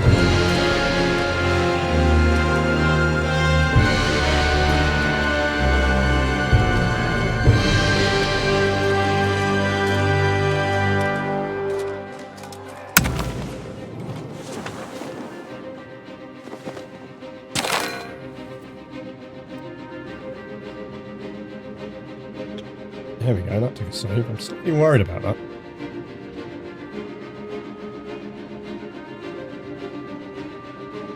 I think what it might do is it might do rolling auto saves, and then it's only it converts it to a full Iron Man save when you take it into menu or quit the game. So that's just something to be aware of. If you want to take a cheesy save, you might have to quit to menu, which is good. I like that.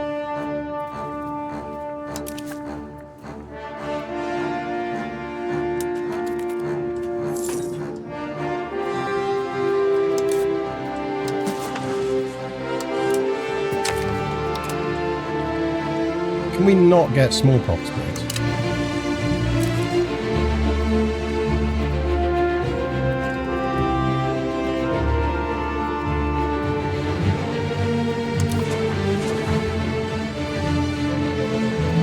So the estates are building some fibre crops, some gravel roads. Are we fucking... Can you everyone stop fucking dying and whatever?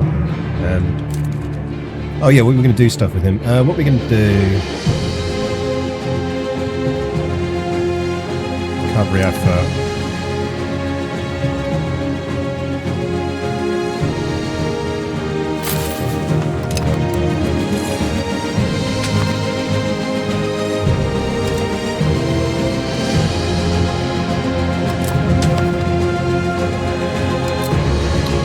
I do feel like these are too aggressive at the moment, especially pre-Black Death.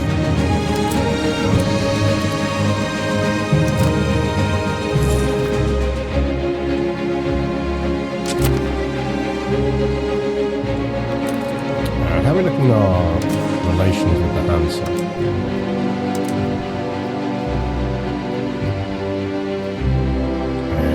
They need to pay to maintain a relationship, so they probably won't go full alliance at the moment. So we will go defensively with them. Music volume's a bit higher. It's that song in particular. So I'm not going to sit there microing it. We'll see what the other songs are like, but I'm pretty certain you're going to find it's that song in particular.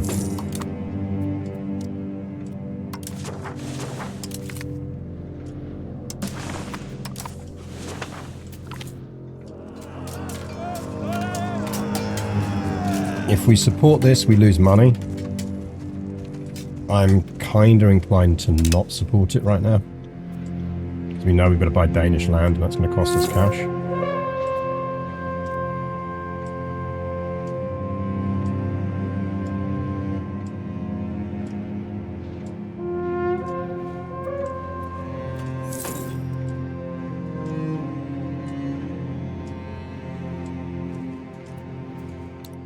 Roads, by the way, project control. They increase the proximity of places to your capital. So building roads is always useful and good. I think, as he's got nothing else to do... Guys, I'm not going to sit there microing the fucking sound volume. Like, I'm just not. There's no music player in this. I can't sit there and easily change everything constantly on the volume, just because that one song happens to be louder than everything else on the soundtrack.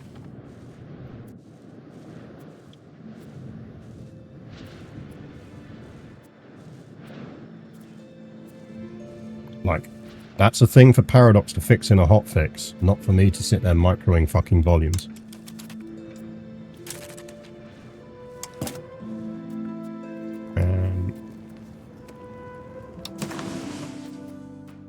I think we will go with boosting Dev. Dev does impact on natural population growth. So given we want to get a town down on there, I think we just, when he's not doing other things, we flip that guy to developing that.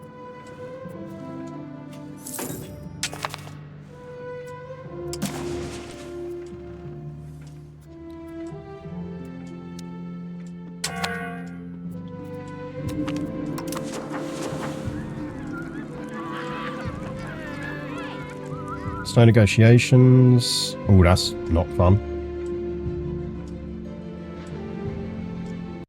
That's not fun. Right, we're going to want to wait then to integrate. Here we go. The Kingdom of Denmark is still in debt and we have the money to spare. We could offer to buy a Laholm and an Arsbo.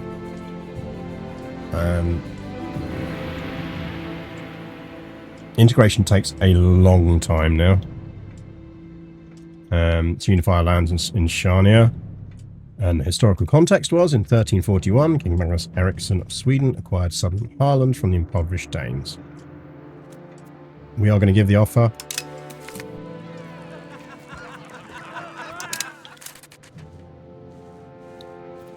That is now all unified. I mean, we can't yet anyway. But we're going to want to calculate, once we do it, how much waiting 10 years versus doing it would. You found the rival screen. Where's the rival screen? Because I still haven't found it. Now, in terms of loans, I want to try something here, which is...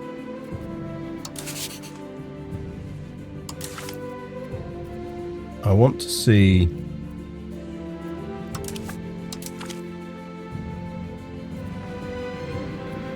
like...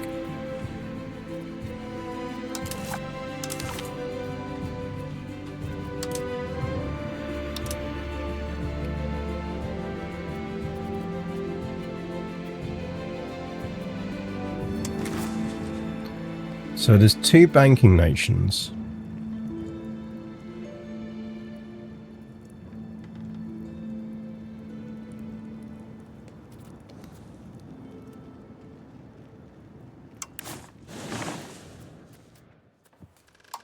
So Wilder Peruzzi.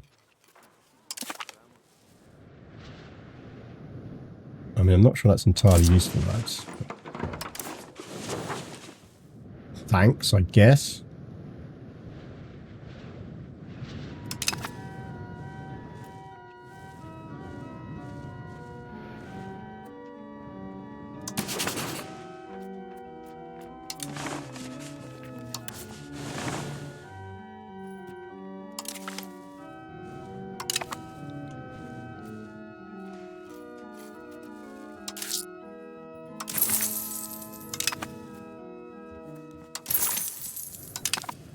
That's annoying. We're going to be just short. It's going to make us take another loan.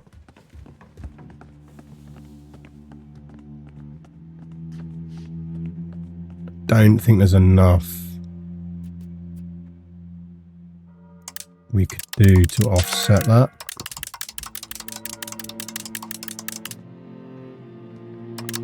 Like, I'd really like... Can we just cheese it on 1 month worth of this?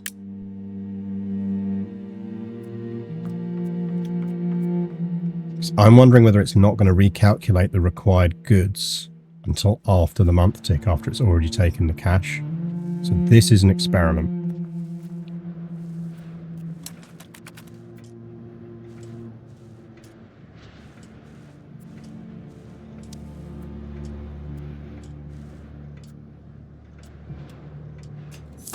It did.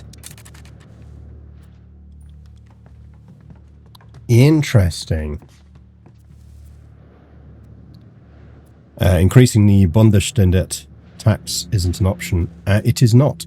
So tax is limited to how much control you have, which is modified. How much control you have, which is modified by proximity and everything else.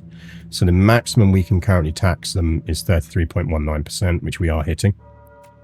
So I've got the automation turned on to this to say, like, just always tax them as much as you can whilst keeping them over the base level of everything. Now I'm going to drop minting again.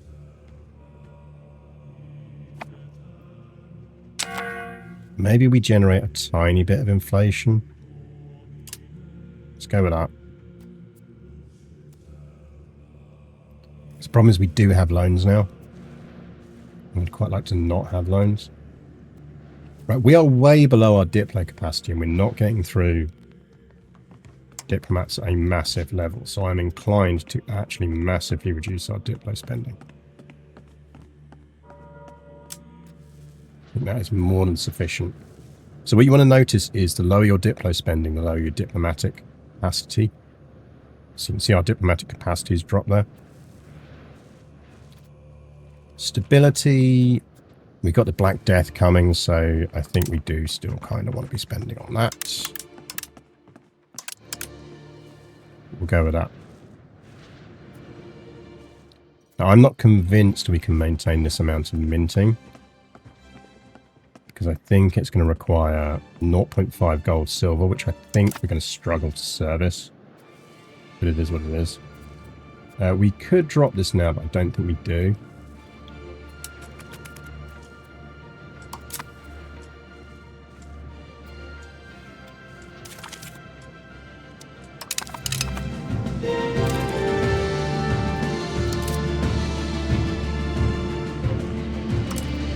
So it looks like they've taken over some of our loans. So we have a bunch of international loans. And the Bardi and the Perusi have also taken over those loans. So that's actually quite good for us.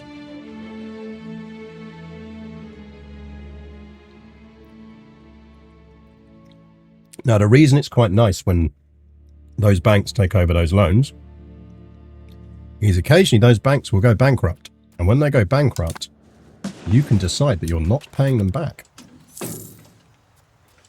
So if we get really fucking lucky, someone in Italy will declare war on them, bankrupt them, and then we won't have to pay them money back.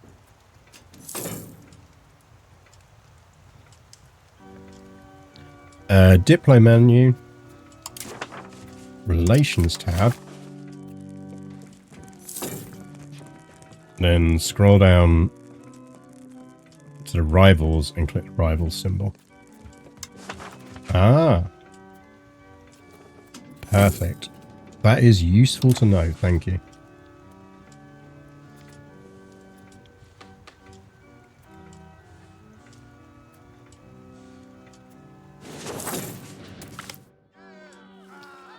A woman at the Adelstan Gita Nat Ok Darg claims that she has had visions from God. She is one of the most pious women in our country, made pilgrimages to several holy sites. When she accuses the king of not being a good enough Christian, or even accuses him of being homosexual, many listen. Well, great.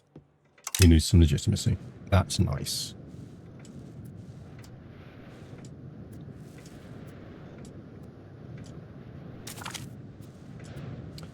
We have a daughter. She will, of course, be called Cecilia.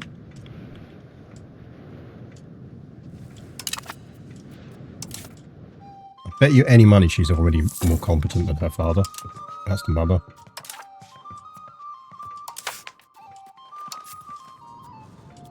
I mean, not far off.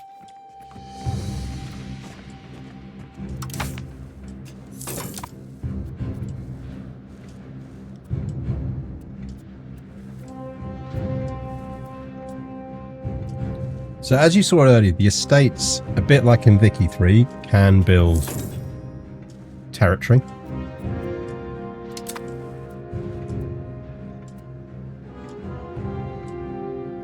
Or can build in territory.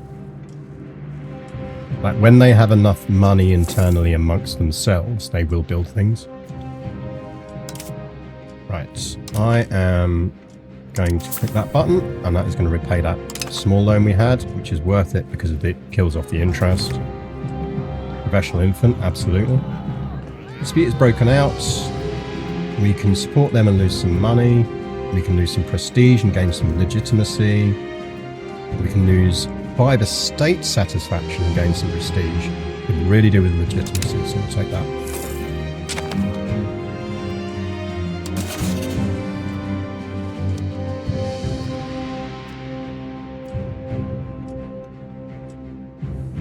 Could sell a location. In an effort to unify and modernise the legal framework of our society, King Magnus has enacted a comprehensive legal code. This is going to give us 10 legitimacy, drift us towards centralisation, which we want. and our nobles lose 10 satisfaction. They will build that back up. That's fine. Again, that legitimacy is really freaking useful. Okay. New mechanic. We can now call a Riksdag, Parliament. Parliaments are your new way of generating casus belli. You no longer fabricate claims by just clicking on a country and saying, I want to fabricate a claim on you. You need Parliament to turn around and say that you can attack a person. Parliament actions. That is a thing you can ask of Parliament. Based on the amount of support you have in Parliament, there is a minimum amount required before they'll grant it. Where you hold Parliament matters. If you want to have a decentralised economy, you want to be spreading around where you hold Parliament. Because what it will also do is boost control in those areas. If you want to move towards a centralised economy, you want to keep holding your Parliament in your capital. Because effectively what it will do is it moves us towards centralisation, and it gains Parliament location until the next one, which is a prosperity boost, a development boost, a control boost, and a monthly control boost. Now, right now, I don't think there's a lot of value in us holding this in Stockholm, because we can't boost that much towards centralisation at the moment anyway. So I am more inclined. No, I genuinely think the 32 meg of RAM of spec is ambitious. But I also think that it's doable on that, but you absolutely do need to turn off a whole bunch of stuff. Like, do not be trying to run this on 3D map mode or anything like that. If you're, like, it doesn't just hit your graphics card, it's hitting your RAM. So I think we probably want to consider holding this somewhere else, and I think we probably want to consider holding it in Kalmar.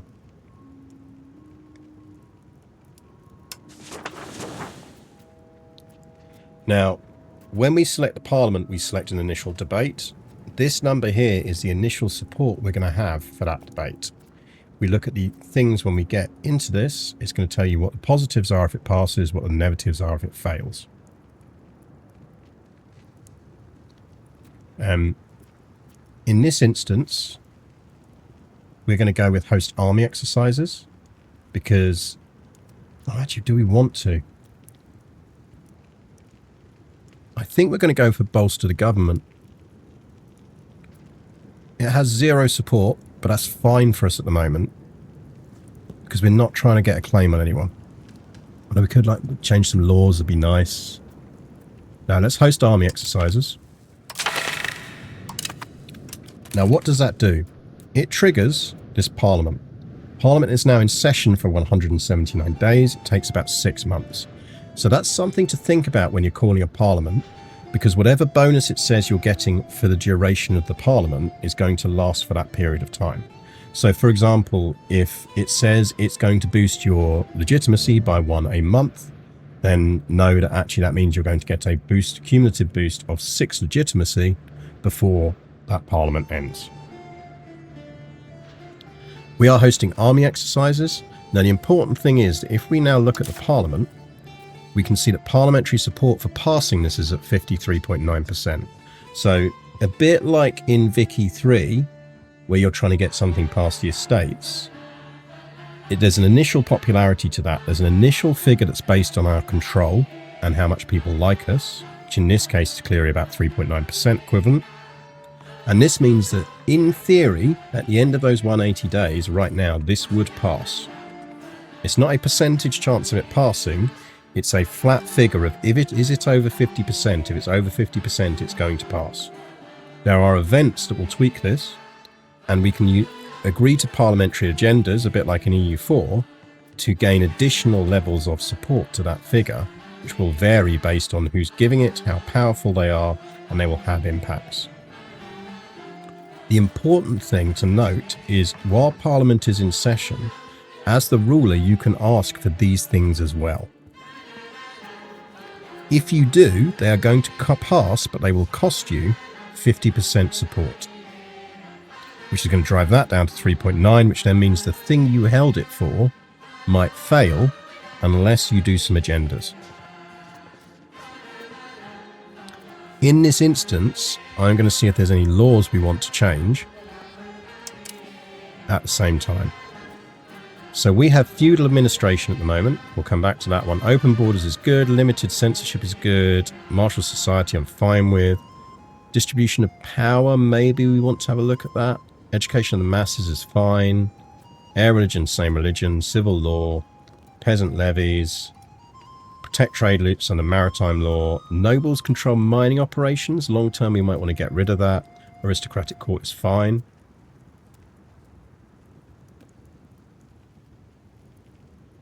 Do you know what defines the number of available agendas? So as far as I can work out, it is effectively related to the number of estates you have and the default power of those estates. So, well, there's three things in play. Number of estates, what agendas they have available to them that they can call at any given time. So things that are technically possible to do, and the relative power of those estates. So if you have a very low power estate, they do not give you an option for an agenda you can fulfill. So for example, my tribal estate is very weak, therefore they will not have an agenda offering on that because they are not participating in the parliament. It's also going to depend on your parliament rules as to who participates in parliament to begin with. I'm sure I've seen a place you can change that, but I think it does come down to your government type. So we are in feudal administration at the moment. I think we are probably going to want to switch to central council. That's going to make our cabinet members more efficient, and it's going to give us a greater growth towards centralization and aristocracy, and that's fine. Right now we have feudal, which gives us more food, but it is going to push us to decentralization. Any ideas about threshold? 5%, 10%? I haven't played around with it yet, but we'll have a look and see what we can work out. But I am going to tell us that I want us to pass Central Council. They have now agreed to that. You can see we're now down to 3.95 support. That is going to take a while to implement. You can see it's at 10% here. Now the question here becomes if those agendas are worthwhile. Actually, no, it looks like I've got one. No, see, I haven't got a tribal one here.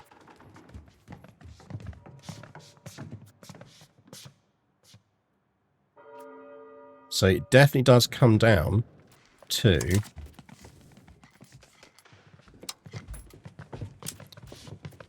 right, tribes are at 0.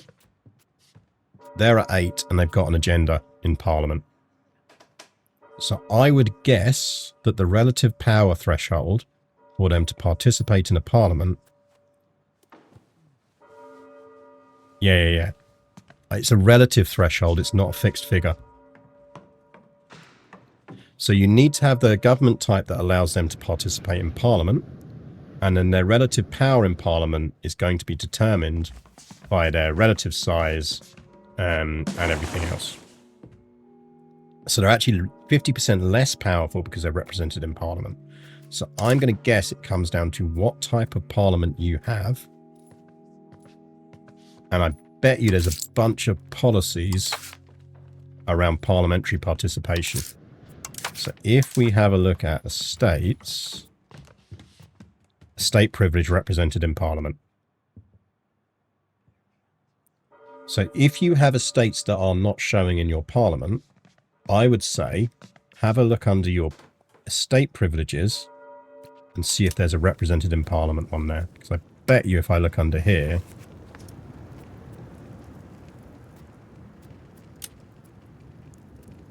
there's one of these. I'd expect it to say it here if it was going to, so maybe you can't with tribals. I can let them participate in cabinet.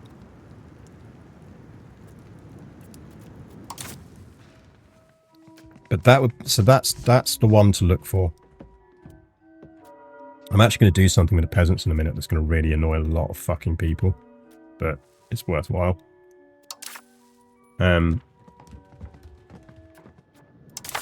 So the question now becomes, am I that bothered about passing post-army exercises, or am I just happy to take the 7 stability hit? And For me, that's almost going to come down to looking at these and going, actually, is there anything here? Like, sometimes you look at these and you go, actually, some of these are actually things I want anyway. So they want traditional law. Like, we're not going to do that. Like, support for land focus, we're not going to do that because we actually do want to go naval. But sometimes that might say support for naval focus. And they're like, yeah, absolutely, I definitely want that.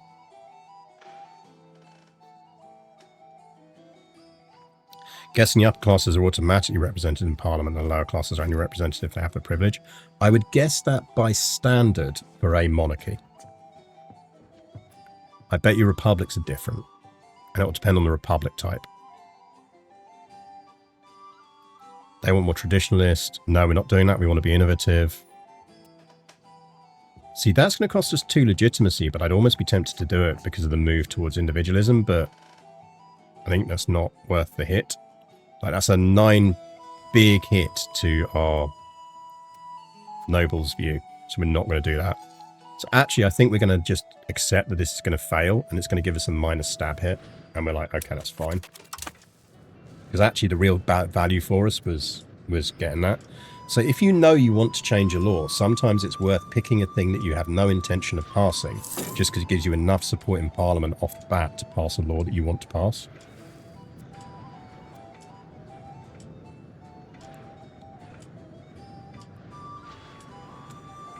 Right, chat.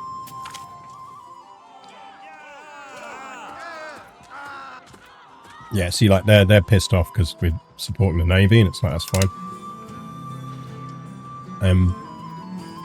At what age do you think our child is going to be better than our king? I think she will surpass him in skills by the age of 13. Because he is fucking useless. We have a pop-up. Intervene in rival war.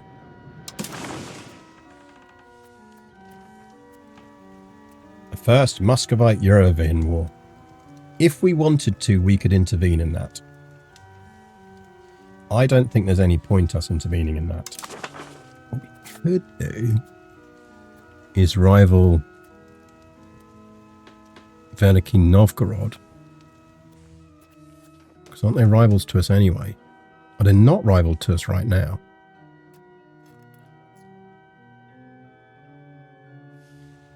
Like, we could, because it would be quite nice to get Neva.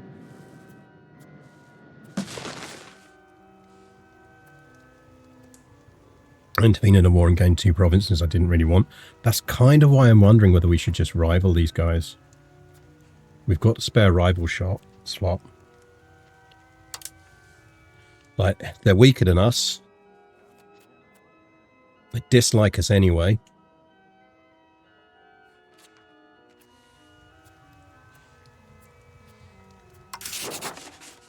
And if they end up stuck in a war with someone, we could intervene.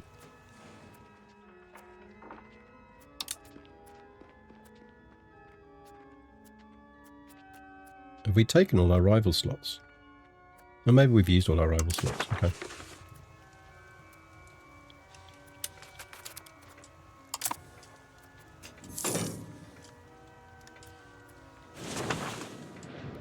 Right, we could start integrating them, but if we integrate them right now, we're going to get that 10% penalty.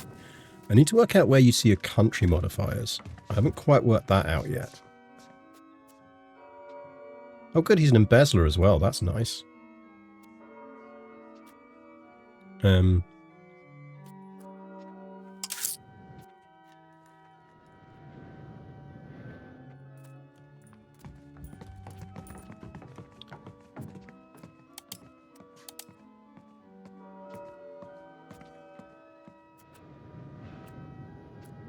Like, where do you see your country modifiers?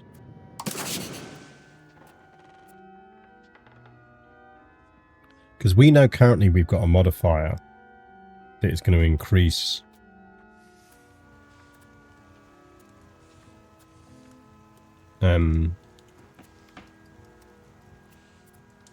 annexation time.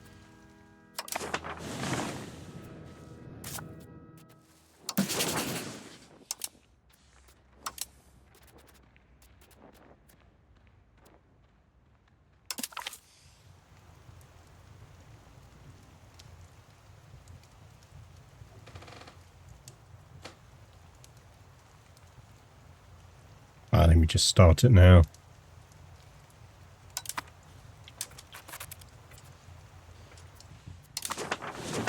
I think it still works out.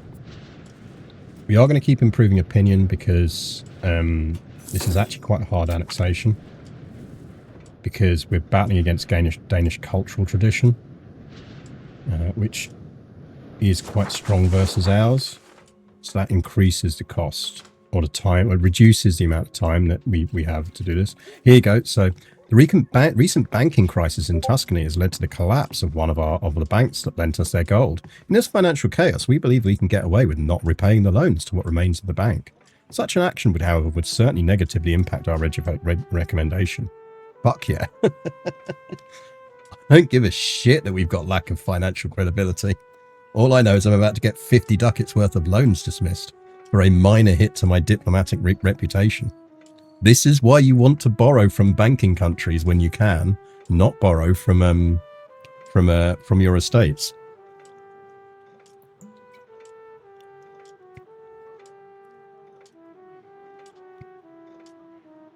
Exploit this chaos, baby. Yoink. How do you set a rival besides clicking on the flag notification? Hat tip to who pointed out earlier? Was it Hjarnor? Hjarnor. Sorry, you're not a zombie. Hjalfnar.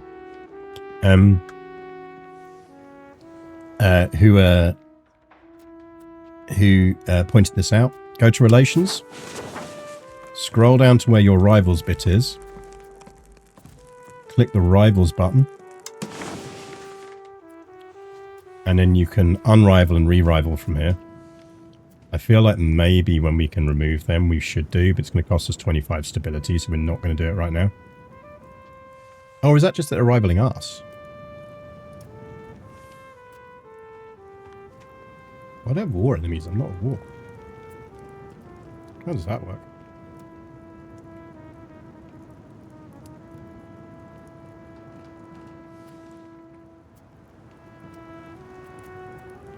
I feel like the game is setting that wrong at the moment. It's making an assumption based on the fact that I could intervene and I'm not.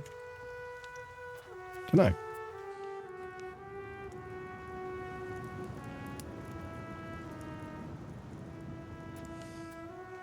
It's well hidden. It is indeed well hidden. I don't think we can take another rival. Let's see if we can. Because I would very much like to rival.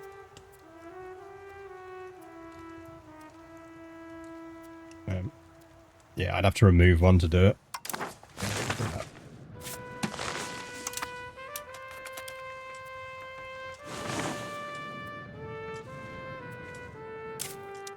How are we doing over here? Oh, it's about 6,000 people.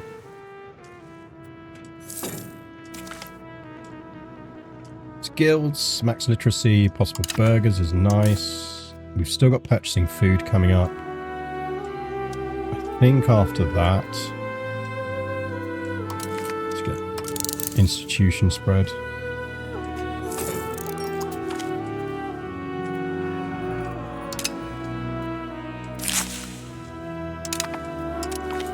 Take that.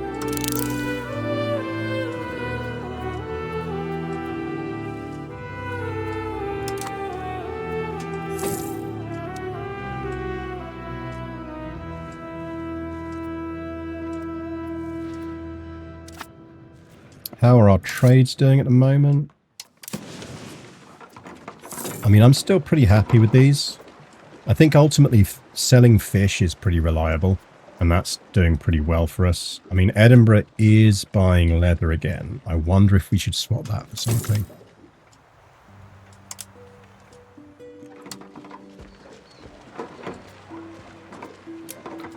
Let's see if we can buy some jewels from Praha. They look like they've got enough in the market. Yeah, they've got enough in the market to service it. So you can see that we're getting the full value there. Because we're buying up to 1, and that's the price for 1. So you can see that that's reflected in our monthly impact. So in theory, you'd think we want to pick increased urban attraction, but we don't, because actually what we're trying to do is build up that. And when the Black Death hits, we're going to be really annoyed if we haven't got people in our rural territories. So, actually, getting rural people into there. It's low control area, so actually no, we will go for the strive for urbanization. We will do this because our priests love it when we do it.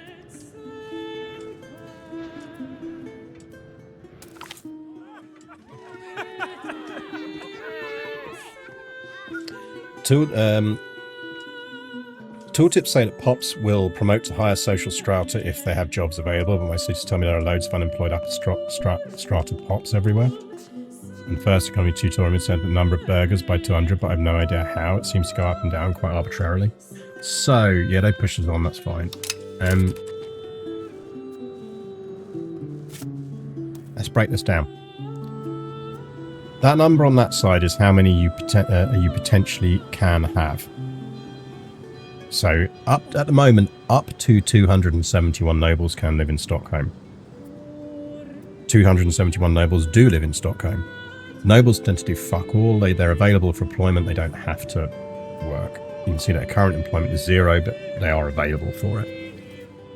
People will promote up into the higher category if there is capacity and there are jobs for them waiting for them. To change the number on available in this, and actually, in fact, we're going to do it now. We're going to go to Utlander. You can see at the moment we've got maximum capacities on this. In fact, actually, we're not going to go to Utlander. One of the things we're going to... Oh, no, we do. We want to build a settlement here. So we could build a settlement, and that's going to increase migration, attraction, population growth. Actually, what we're going to build first is a fishing village. So we're just short on the cash at the moment. So let's just wait till December ticks into January.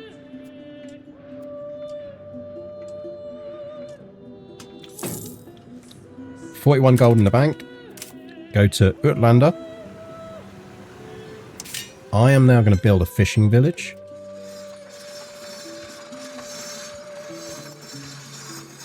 And possible labourers and possible soldiers is going to go up 50 and 100. And it's going to generate some sailors.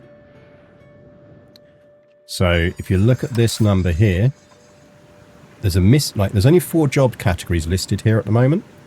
But you've also got available labourers as 1,000. Because at any given time, up to 1,000 can just promote into this if you haven't got anything built there. So, effectively, we're going to go in here, we're going to build a fishing village.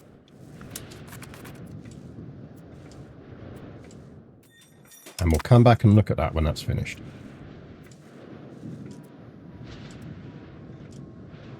Now, what we kind of want to do is bank some cash here now.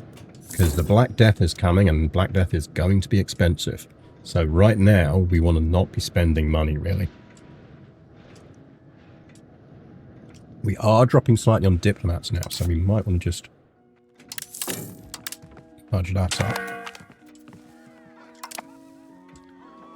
I'm not losing money. Nyland can be unhappy. I don't care if you think you found the milk of the Virgin Mother. I'm not buying it off of you.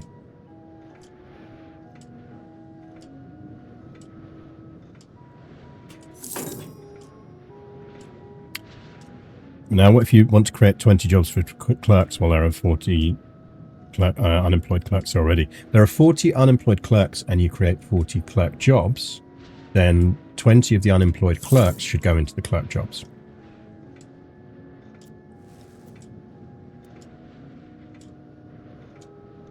So at that point, your number of available clerks would be, your total clerks would be 40, but now 20 of them would be employed and 20 of them would not be employed.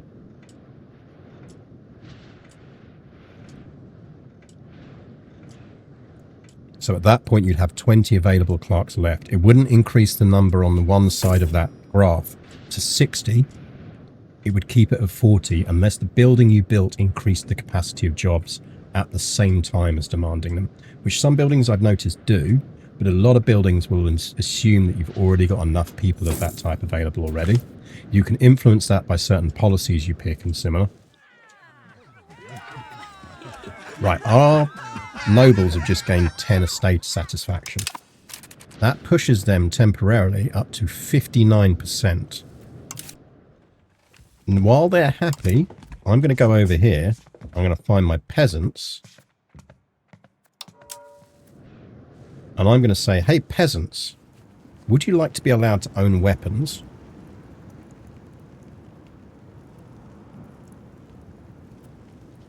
So available pops doesn't change from buildings at all unless available jobs exceed available pops. No, it will only change if the building creates additional capacity as well as creating demand. So some buildings will create demand for workers, some will create capacity for workers of a type, and others will create both demand and capacity. And a lot of the early game ones only create demand. You have to create the capacity by taking certain estate privileges or by unlocking certain techs. But anyway, we're now going to give the peasants weapons, which is definitely a good idea. Definitely nothing can go wrong with us giving our peasants weapons. What it does do is it increases our levy size, and actually increases our levy combat efficiency. There is no downside to this, trust me. What you can see it does is it really makes the peasants happy, really fucking pisses off the nobles. Everyone else is kind of meh with it. But that's why what I normally do is the moment I get a random event that boosts my nobles up to something around 60% of happiness, because it's only going to drift down anyway, is the point where I go, hey nobles, while you're happy, by the way, just gave all the peasants swords.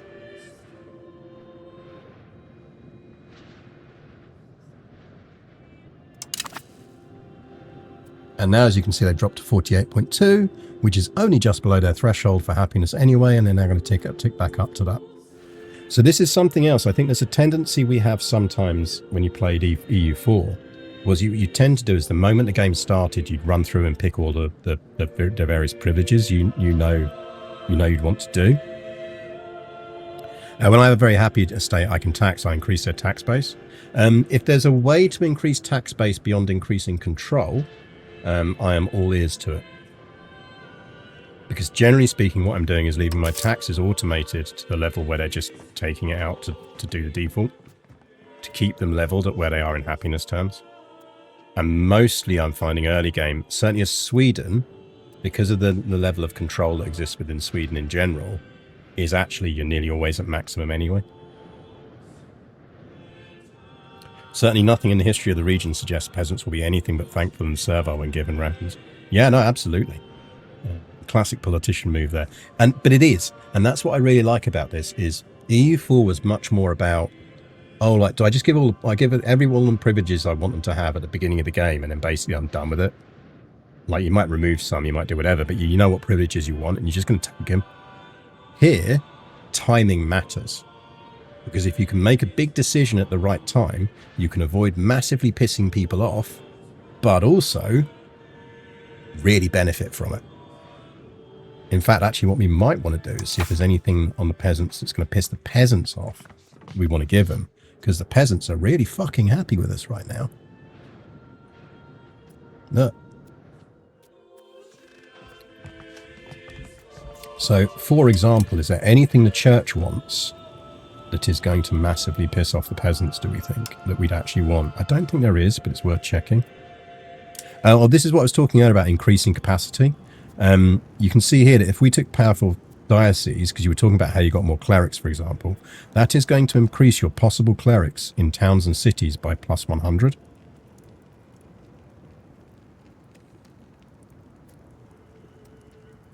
The automatic tax will tax at a level that will have their estate drift down towards what? Yeah, exactly. But the point I'm making is the automatic, the amount of times you can click the raise tax button is limited by your overall crown authority and control. And Sweden starts with actually relatively low control over all of its vast territories. So actually 9 times out of 10 right now, the maximum I can click that button anyway is already the point at which it's doing it. Like, I'm happy to check, but I bet you if I untick this box here, I still can't click that button because I'm already taxing the maximum I can already. You're absolutely right. If I had more capacity for tax, the moment I'd done this, I would absolutely be unticking that box and slamming their taxes up. Because I might as well get the temporary gold boost until they drift down to the level again. Yeah, in both my Mali and Korea, I could tax more on that until it came back down to 50. Yeah, but what I'm saying is, so the thing that limits how much your maximum taxable income is the level of projected control you have in the territories where these people live. So right now, I am taxing them at the maximum already that my control level. So if you look at where my tax base is, like my tax base sucks. But if you look at where my control is, the moment I step outside of Stockholm, I've got shit control throughout the entire country. So all these commoners and nobles that are living in these territories and merchants, I can't fucking tax the bastards anyway, because I don't control enough territory. I don't have enough of a control rating over them to raise taxes higher than 33%. So effectively right now, I couldn't tax them more money than if I wanted to.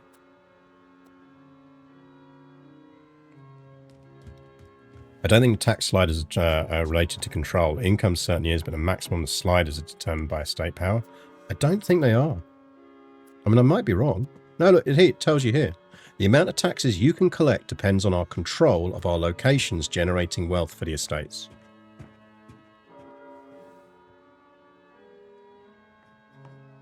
Literally says it on the box.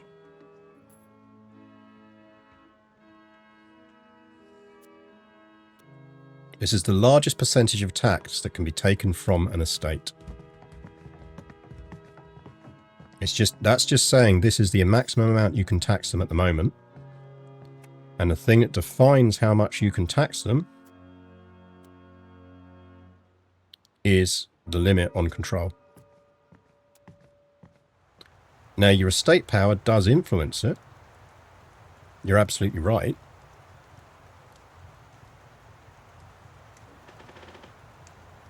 But the bigger influence on it is control. So it's a combo of the two. But from all I'm playing with so far, generally speaking, the bigger influence on it, certainly in the early game, is control. I think as you get further into the game, when you've got more established control over the more of your territory, I think you're absolutely right that at that point, you want to be much more understanding of where your tax base lies. I.e., what is your most influential estates, and that was often based on how large they are and how wealthy they are. So if we're playing this right, I would imagine over the course of playing it that we're going to hit a point where actually we're going to have much higher taxes on our burghers than we are on our nobles, because we'll probably lean towards that as an economy. So I think there's a sort of, and this is what I like about this, is there's clearly nuance to it, is the things that are going to make an impact early game might not be the things that make an impact over time. So I'd argue that right now, as based on my playthrough limited, which is not Florrie's 1,000 hours already, the early game, it's going to depend on your country. If you are a HE minor, which is 2 provinces, you're just going to have really good control. At which point, you're absolutely right. The biggest thing that's going to limit your tax income is going to, for each estate, is going to be that estate's influence. But if you're a more dispersed, infrastructure poor country like Sweden, control is your bigger factor. And actually, one of the things I think we're really saving for, it's why I'm pushing down here, because if we can drop a port there and start building that stuff up there, like if you look at the effective control of Kalmar, like, we should be very quickly able to knock that up to being about a 43-50% control thing there, which is going to project power out to all of that bit. What I think we want to couple that with is down here in Erebro, is we want to get bailiffs down, which we need soldiers for, So we will need to build a building there as well to create a soldiers thing. So maybe we do that now. No, we want to save money for Black Death. Because by sticking that down there, we're going to boost control in this area as well, which is critical because as soon as possible, we want to be getting this copper mine up and running.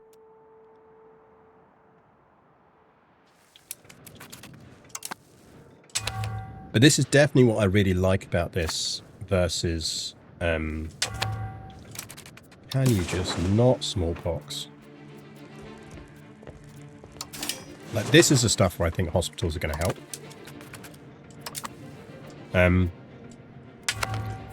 What I really like about this so far as a game, and I can see it's already pissing some people off, and I can understand why it pisses them off, is despite all of its levers, EU4 was very much, here is a lever you can pull, and it will have an instant and easily calculable effect.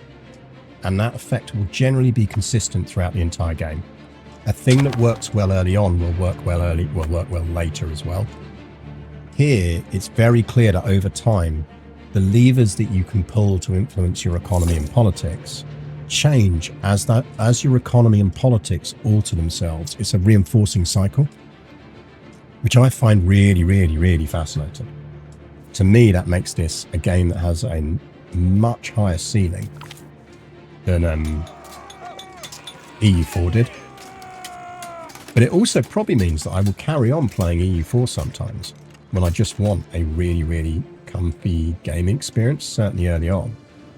Because sometimes you just want to push a button and have a thing happen. Against some Navy tradition, that's nice. Cost of purchasing food is down, that's good for us.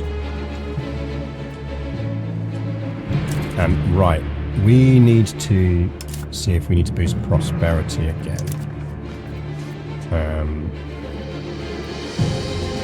He's encouraging migration. We do have some better people now. He's really nice. Which of these guys is our trash guy? It's this guy, isn't it? I think we are going to pay for him.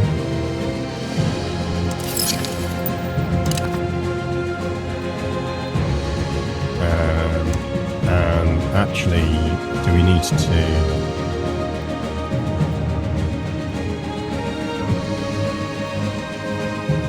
Did we get prosperity here? I don't think we have.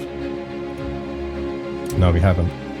One thing I'd like, and maybe I've not found a way to do it yet, is a slight bit of automation around cabinet.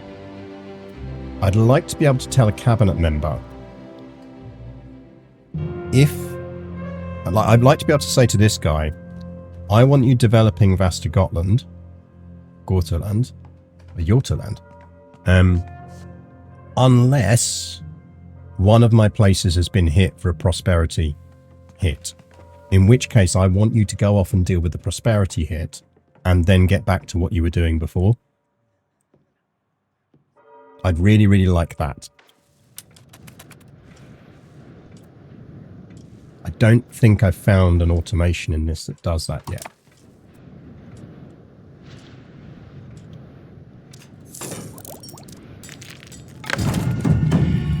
We have hit Renaissance. This is a thing I really, really like about this now, is we can say we are entering Renaissance. Rather than everyone getting the same set of bonuses, it's saying, how do you expect your Renaissance to play out? If you expect it to be quite a military period for you, pick the military focus, and then you will start unlocking these things as bonuses over time. If you expect it to be a thing where you need to focus on diplomacy, do this one, or admin on this. I think we are going to be focused on admin. I think this is brilliant. I really like that. I saw a playthrough that did an early no CB war as a minor. Was education to see that the ag expand was not the main downside. It was tanking stability. You just can't push a button to get it back. Yeah, exactly. And that's it. It's like so much of what you could do in EU4 was, well, look, I can do this stupid thing.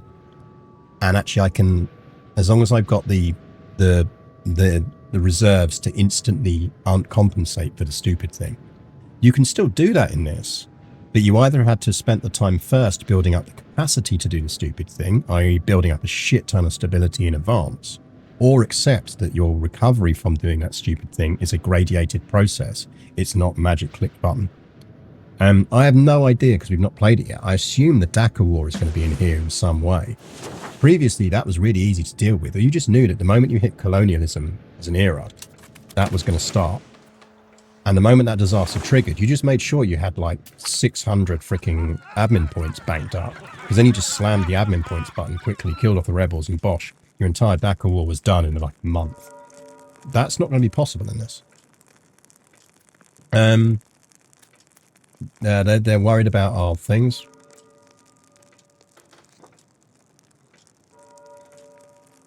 And widely praised for bringing fresh ideas and practices to the court. Cool. Free stuff. We are actually losing some diplo power here, but I'm not that worried about it. It's because we're annexing. I mean, maybe we should just... Let's do that just so it's back up to creating 0.01.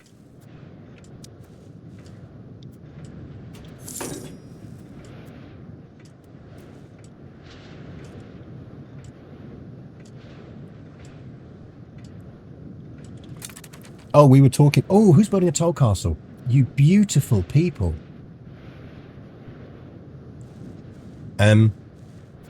Okay, so we were talking before about this creating stuff.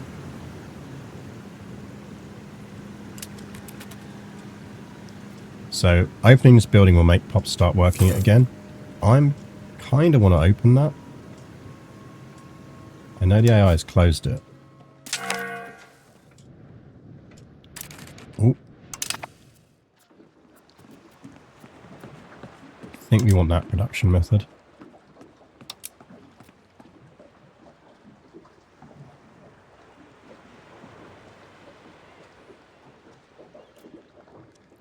Like, can I override this?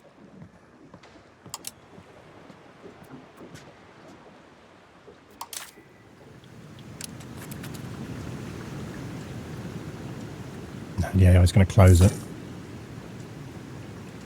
That's mildly annoying. I'd like it if there's things you can lock.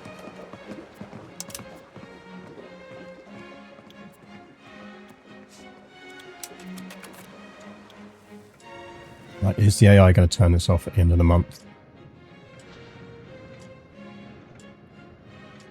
Yeah. That would be nice on the automation element, is if there's I can just manually override that. But it is what it is. Because that's not then creating my sailors.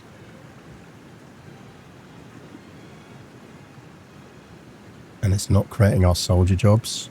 It's closed.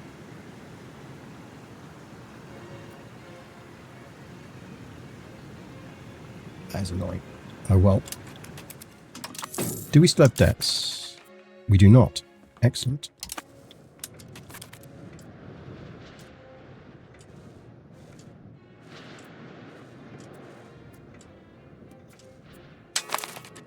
Toll castles, by the way.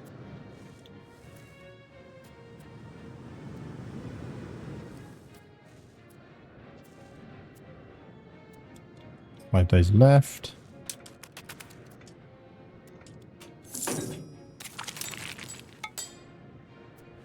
Chancellor's Gallant. Okay. Oh, so she's she get a military increase boost during her education. This is like the light touch CK3 stuff I like in this. We can now improve her education. She is 3 years old and not far off her father. How old is he these days? 26. He's probably going to have another kid. So don't really want to boost her education too much.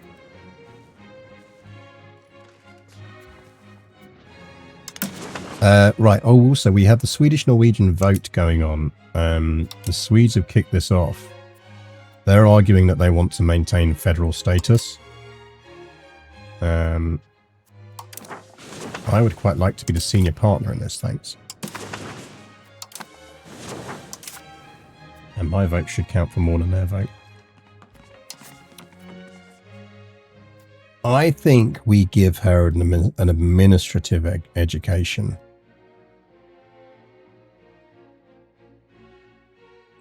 Because there's no point giving her a general education boost. Because she might not inherit.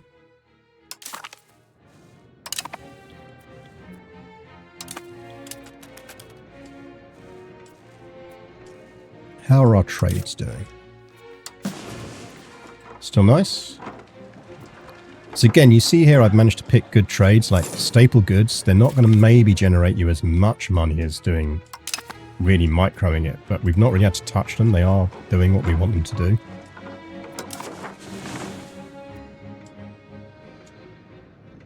Using Scotland as a test bed. Yeah, I mean, England does that all the time.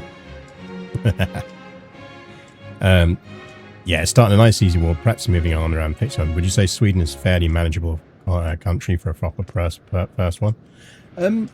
Yes. I think you just have to make sure that you've done the stuff I've talked about here, which is just being aware you're going to get that offer to buy the chunk of Denmark, and whether you want to do that, or whether you want to put your only money into investment.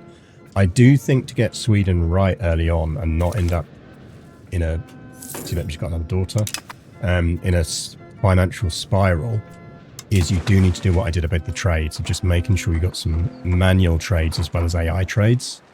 It just stops there being too much of a fluctuation in your economy. Absolutely give me some money. And that's 100 gold. We could do interesting things with a bit more money. But the Black Death is coming. But I think we are going to build something in Erebro, which is a forest village, because it's going to create soldier jobs. What's the goods here? Livestock.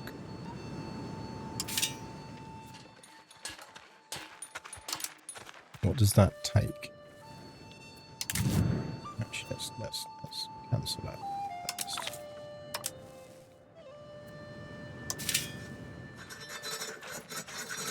Forest village can take tar, sand, hunting goods, and it turns into leather. Actually, then we want a market village.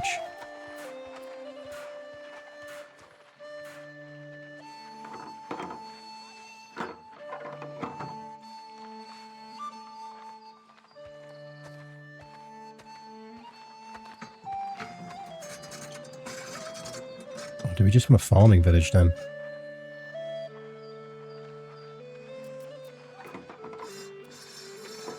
Want to make more moo cows?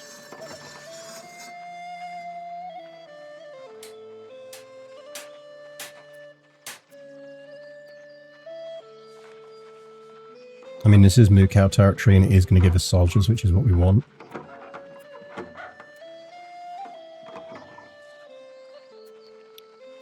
Figuring out trade is going to be my next goal too. I will cut the beginning of this stream out and do it as a separate video where I explain the basics of how to get trade functioning.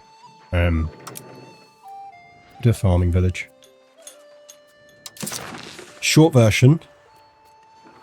If you've got anything over about 7 or 8 capacity, manage 20% of your trade yourself and let your market automation deal with the rest.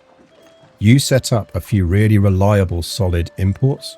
Remember, this number is not how much you're going to get. It's basically how much of this trade capacity.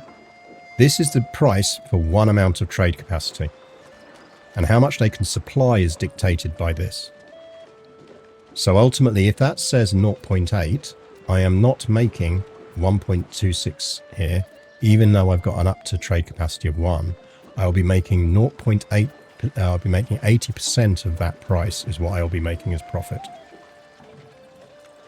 So what I do with my trade at the moment is I let the AI run most of my trade, but I set up a small amount of trade that is optimized around making money.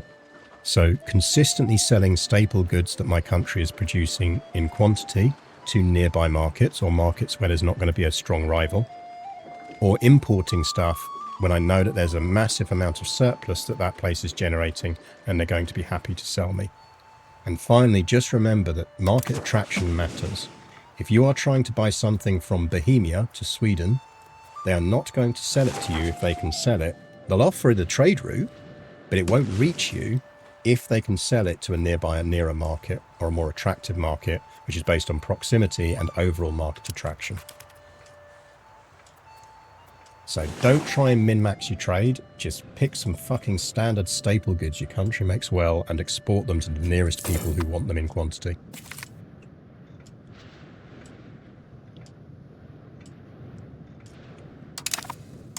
How are we looking on tax? I think we'll take Baltic Crusades and Scholastic Treaties.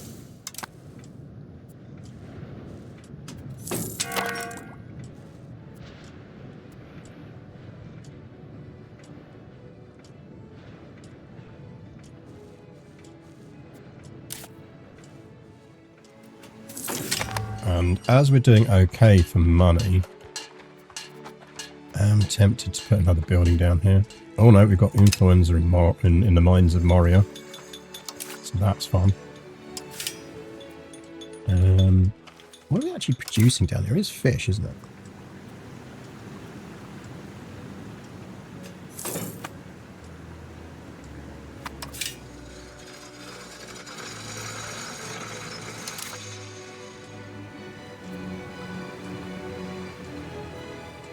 So for your stable imports, you want to target import from neighbour markets to avoid getting lost in between, whereas export is whoever wants it. Both follow the same logic. So if you look at my trades here, to just talk through my current trades. So first off, I let the AI just deal with shit in other markets that aren't mine. I'll talk you through the logic of each of these trades. So my people want jewellery. Praha is generating a lot of jewellery. I could therefore be reasonably confident, because there's also a lot of jewellery generation in this area anyway, I could be reasonably confident that they were going to struggle to find local buyers for this jewellery. So therefore, they are going to be more prepared to move their jewellery past the Lübeck market up to Stockholm to sell it to me. And I can take that punt because I know there's a lot of jewellery in the area and because they've got a large surplus in it. So what I knew with that figure is that there is always a good chance that they're going to be able to fill my entire trade capacity. And remember, you always assign trade capacities in bursts of 1. So if you're assigning a trade capacity of 1 to something that's lower, it's not going to do it anyway. The AI can manage it a bit better. We don't. For this trade, I was like, we've got marble. Riga wants marble. Riga is a neighbouring market, and it's probably a bit sparse on marble options from these areas.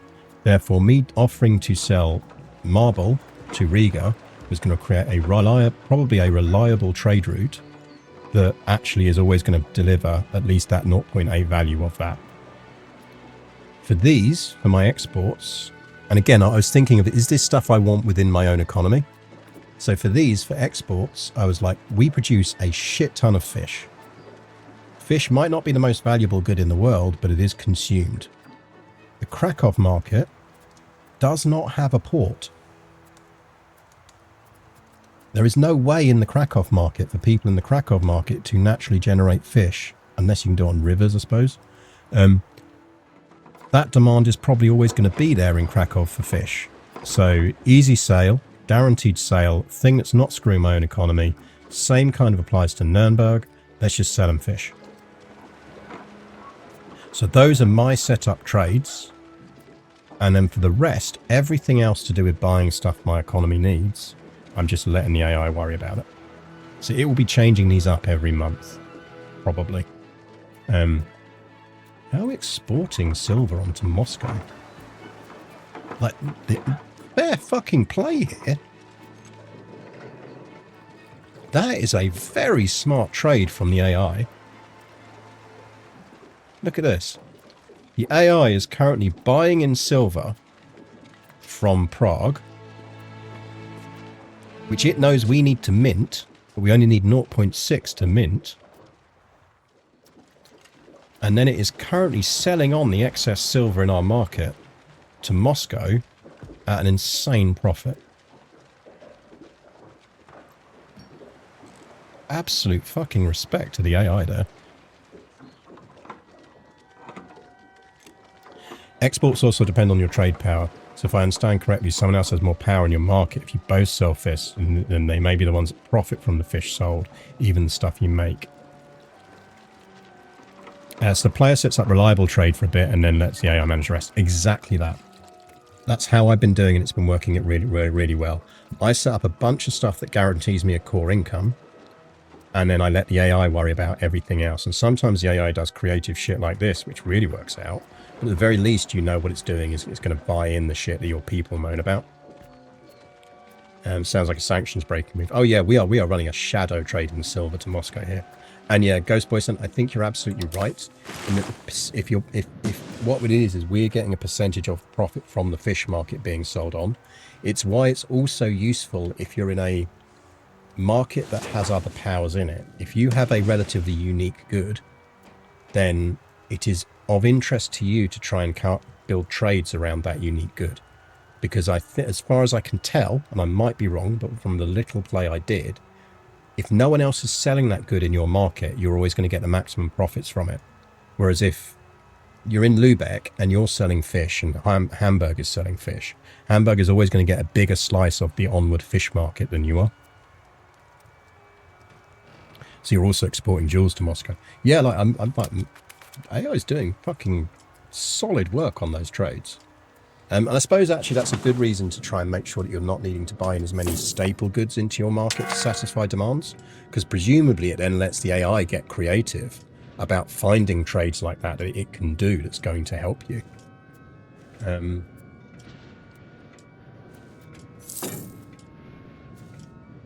Ooh, someone's building a lumber mill.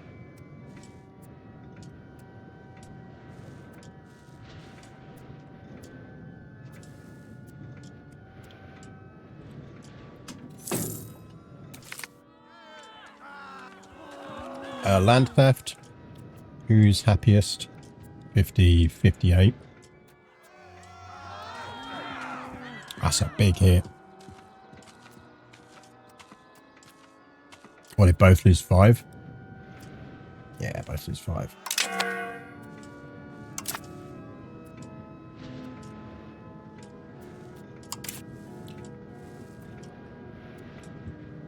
Wonder if there's a way we could boost our cultural influence easily against the Danes. We could go elaborate court life, increase costs, but it does move towards individualism that we want anyway. Let's do that.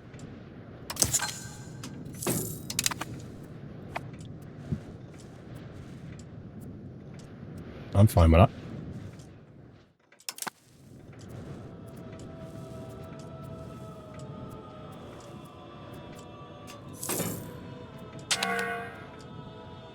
Doesn't increase it much anyway, but I think that one's still worthwhile.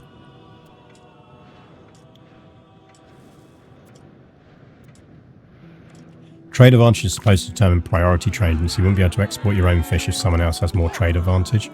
Yeah, I mean, but this is what I was saying, and that's why you want to, certainly early game, I think that's why it's always useful to look at neighbouring markets rather than anything else. Because as far as I can tell, trade advantage is a thing you can influence with your own numbers. And that's why I've taken the stuff that will allow us to boost our trade advantage. But there's not a lot of those ways you can influence that early on. So actually, you're kind of like, that's why I'm looking to neighbouring markets, because proximity plays a factor in that, in trade advantage.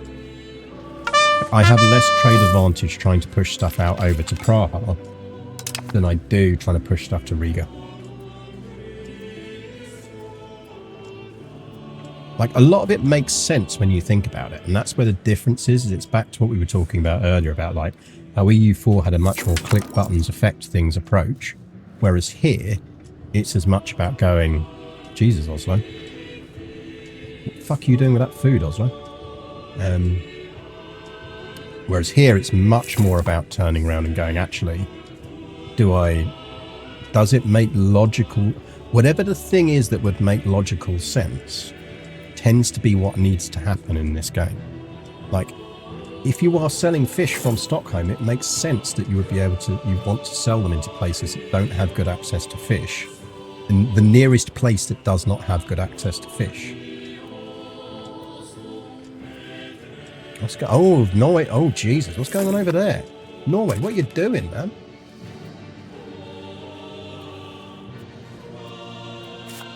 They got a noble rebellion going on. Can we help them with that?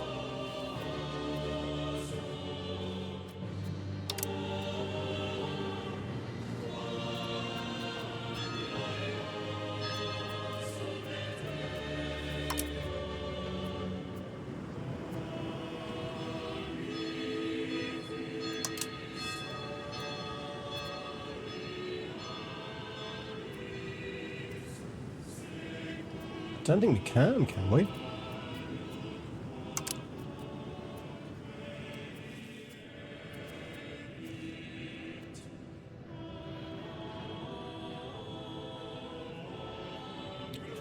Is there a way to see what a good is used for, like seeing what my game comes up? I don't know. I wonder if you're in that map mode. Where's the goods map mode? It's under eco, isn't it?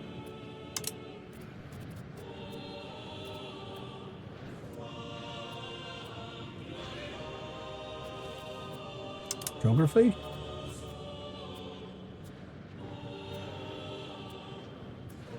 Hello, Torty. Want a hug? Come have a hug if you want.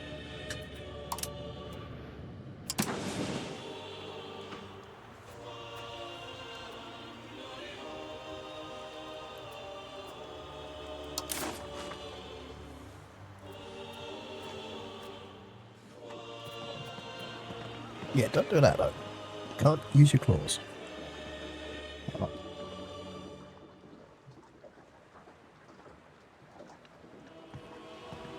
You'd imagine it be on here. This is where I would expect it to be if it was anywhere.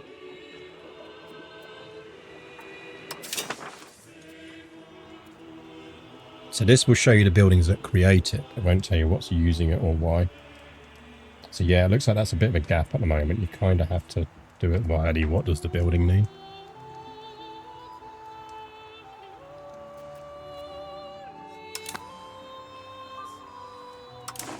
I feel like I'm annoyed that there's not a way we can help Norway out with this.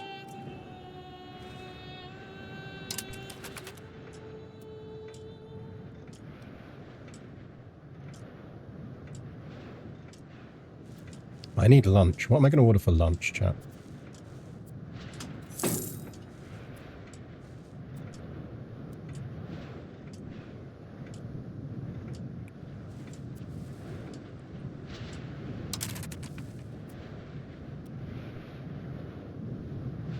Fish from Sweden.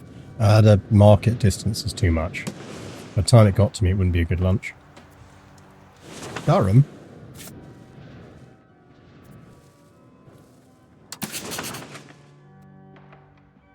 Is the Bishopric of Durham independent?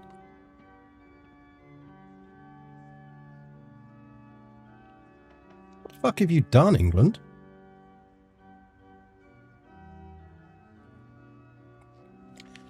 I would like an omelette, but I'd have to make the omelette. Actually, no. Ooh, no, good shout. Ooh, I know what lunch is.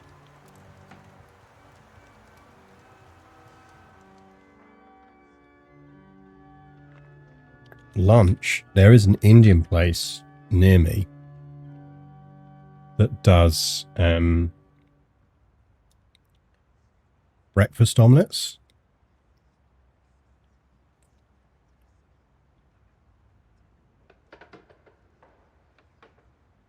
They are effectively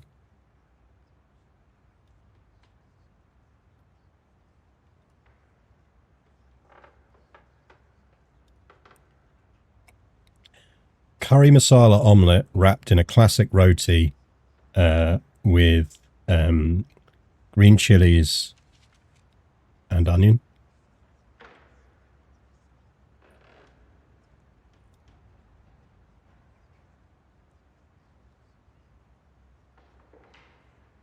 That is exactly what I need right now. Oh, I might put chicken sausage on it as well. Yeah, let's go with chicken sausage. No, let's be strong. We'll just add the omelette.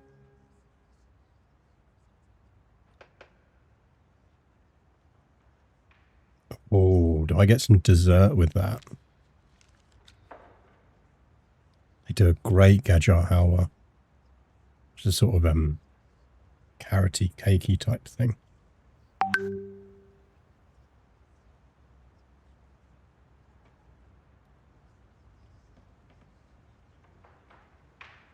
It is tempting. Nope, I'm going to stay strong. Oh no, they do fresh donuts.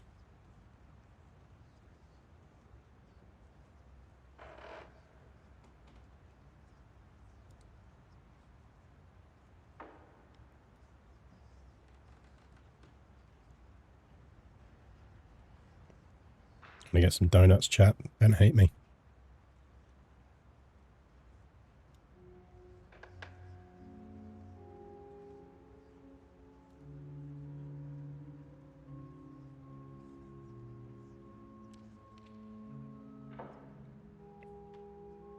No more food. I mean, there is food, but it's for me. And you, trust me, you do not like curry omelette. Napoleon fucking loves curried omelette. Because Napoleon likes spicy food. Cecilia is a trash goblin who will eat anything. Well, she will try and eat anything, but she will turn her nose up at anything even slightly, like, not plain. Whereas Napoleon is like, well, you got burrito? Give me the fucking burrito. I want burrito. I don't need to buy this on PayPal credit, no.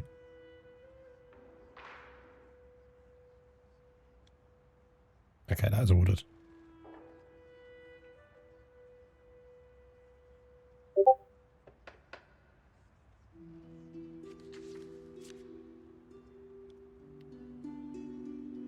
Donuts make everything better. They do.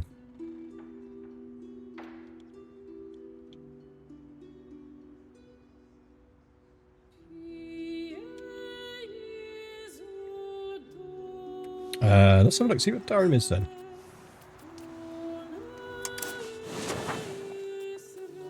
Yeah, it's a vassal of... Guess all of these are as well then?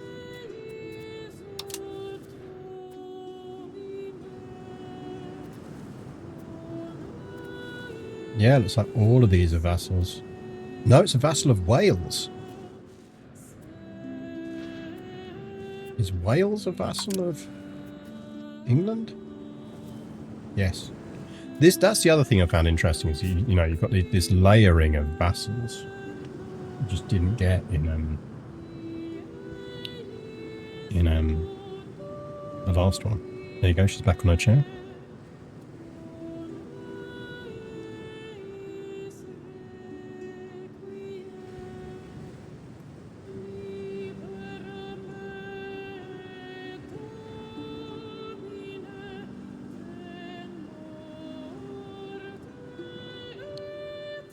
Right.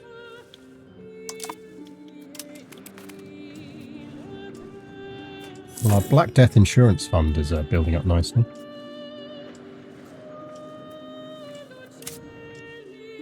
Now you see we've got 50 soldiers here now because we built that farming village. So this is what I was saying about how we both created both the capacity for the jobs and this building. So this building creates both the capacity, possible soldiers, and then it allows people to promote into that to be actually used. Because soldiers just automatically have a use. What we're actually going to do is build a bailiff. Ooh, you know what? We're going to build that. We're generating cash.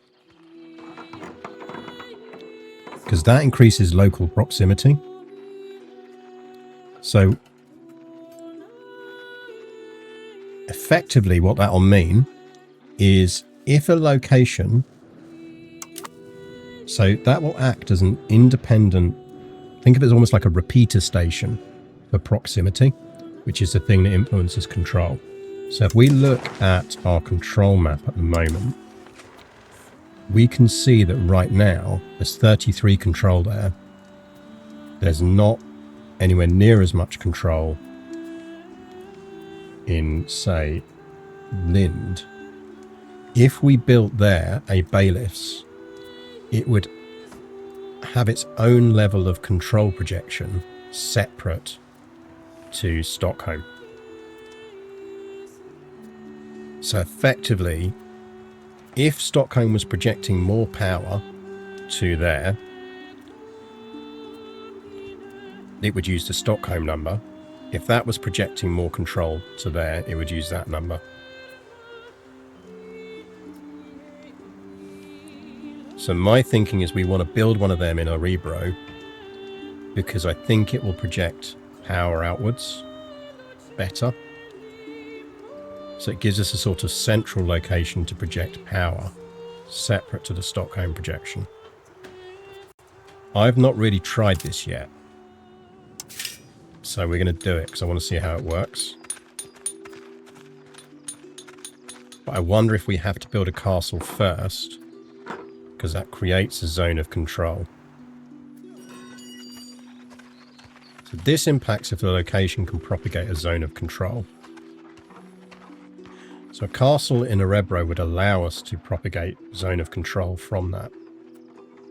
This would allow us to propagate proximity. Proximity is how close a location is to the capital of its owner, tracing a path through roads or maritimes. Presence from the locations increasing the proximity. So this passes on the capital city's control and boosts it. It is a repeater station. This creates a zone of control in its own right, which presumably you then can pass on as a repeater as well. So I think in this instance, because we are close enough to the capital, we actually want to be passing on proximity.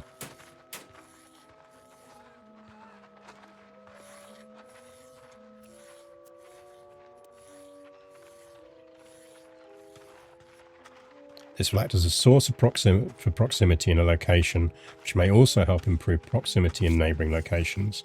This doesn't stack with proximity from the capital. That's interesting, actually. So that means that right now, it would be casting 20 proximity, and these are at 19 already. So I don't think it would pass that on.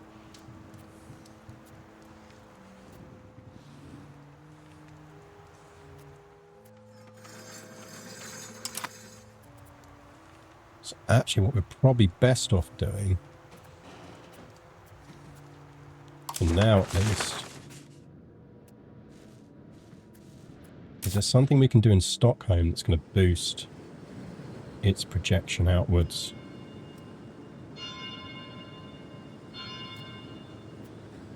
Zone of control gives actual control. I think it does.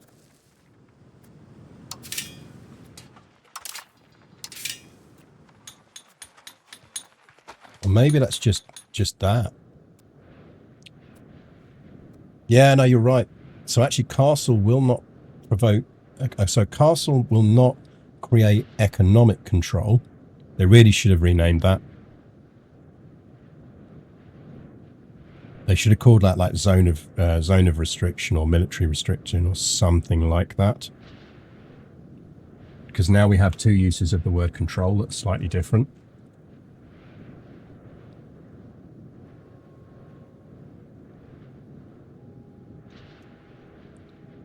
So do we want to try building a bailiff and see what it does? I feel like it's a useful experiment, if nothing else.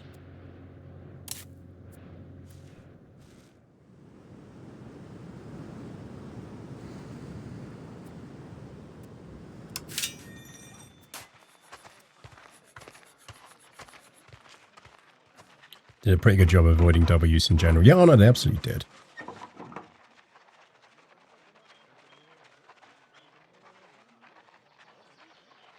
Also massively reduces local nobles' power. That's really interesting. But it requires 200 soldiers to function properly, and we're not generating 200 soldiers in that area. So actually, I don't think we do want to do it. Not until we're generating 200 soldiers in that area. So maybe what we actually do want to do is instead look at roads.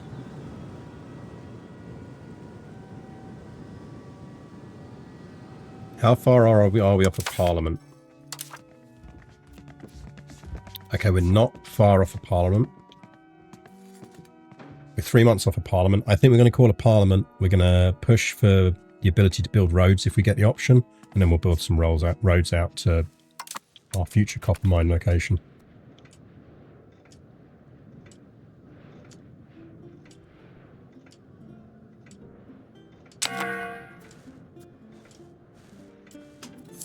It's still progressing slowly, but it is getting there. Rural cloth maker in Uppsala. Okay.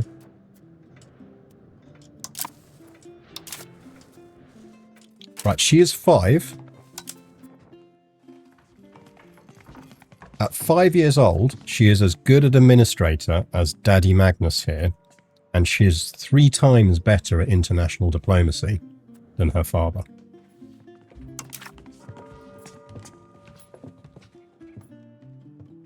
Fucking 5-year-old.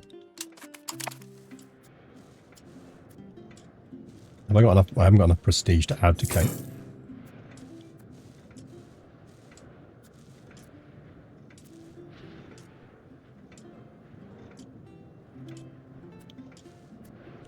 Is there anything we want to take off the peasants at the moment? I'm guessing not.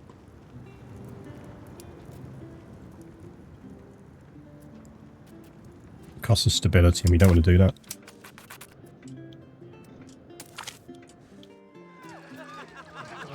Gain 7 stability, we gain 50 gold. 50 gold to us right now is a lot.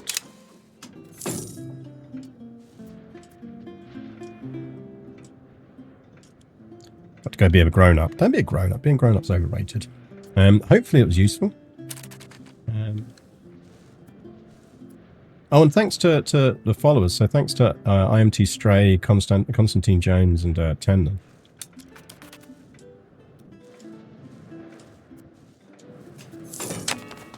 Right, we can call a parliament. We've got more research going on. Probably... Ooh, cultural tradition. Right, Parliament. Are going to call it Stockholm. And I've got ones that allow me to do roads.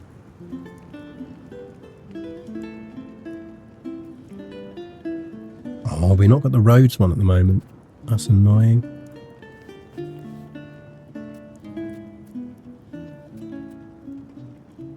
If we do it somewhere else, do we get the roads? No, it's the same options.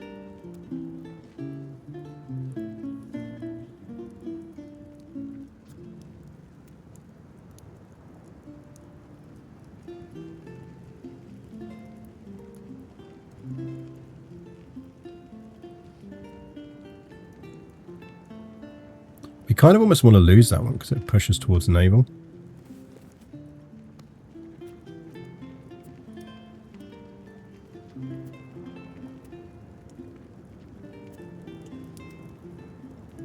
Ooh. We could build a cathedral.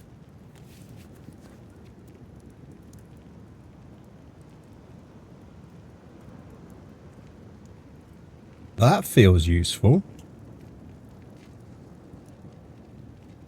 We've got the cash.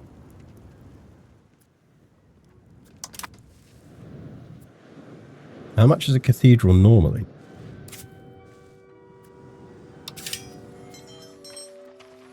As a half-price cathedral.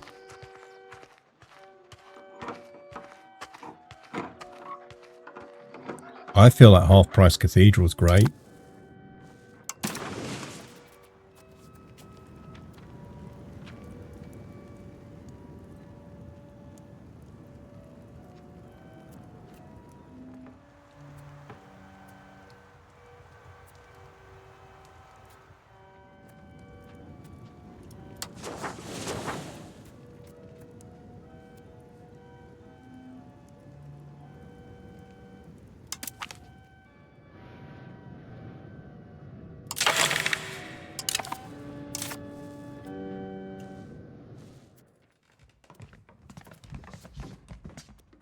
So who wants what? Move 2 points towards decentralization and lose 2 stability. Could do that for the amount of support it brings.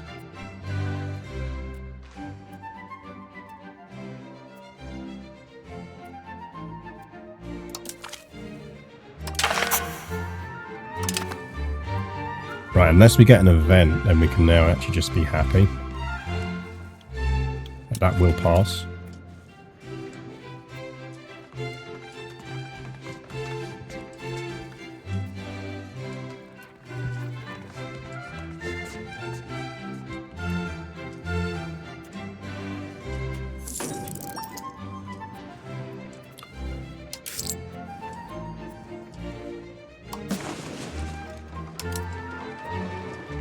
Our trade's still doing alright.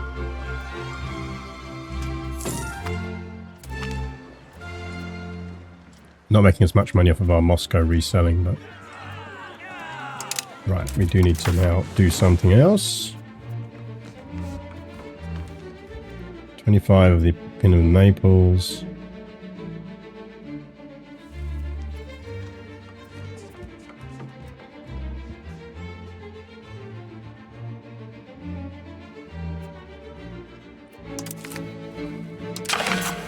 Fine.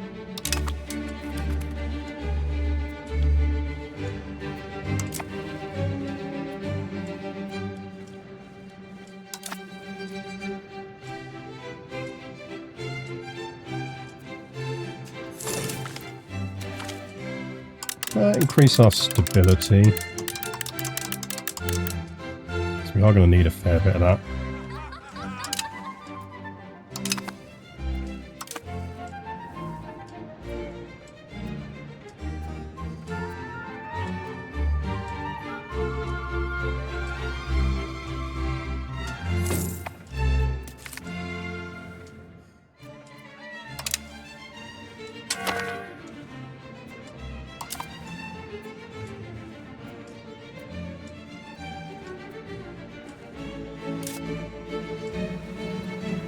This is nice, but Black Death's about to sweep through it and carve a path through that, but Celebi.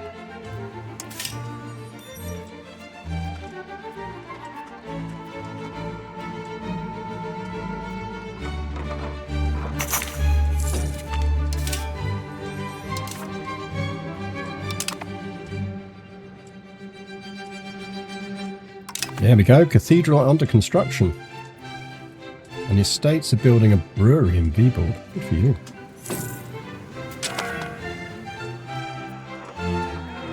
Grant trade monopolies. That's going to reduce our trade capacity. No.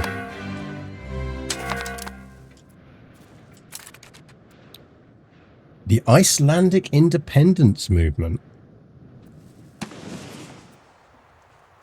Interesting. Also, I think the Norwegian nobles won that. Does that mean they are no longer part of our Swedish Union? No, they're still in it.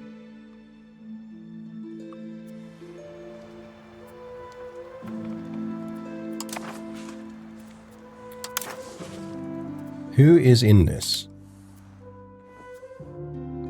Right now it's just the Jarl of Iceland. Okay. We'll keep an eye on that though.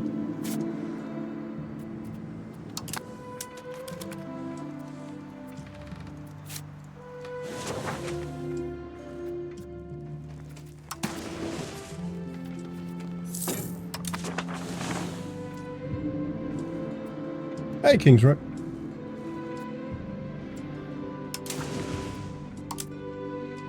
Like if that picks up a powerful member, we'll join.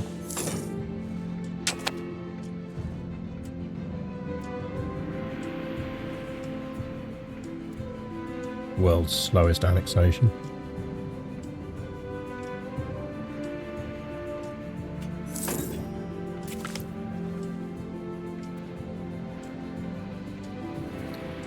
Yep. Our 3-year-old daughter is also almost better than Daddy in a whole bunch of stuff already. Oh man, wasn't he the good one? I can take the legitimacy hit on that. I'm not losing him, he's good.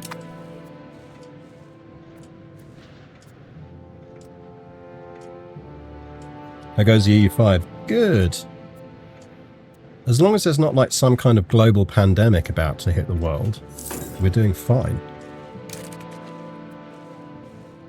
Right. I do think we've got enough in the bank here that we could invest in something. And I think the question becomes what?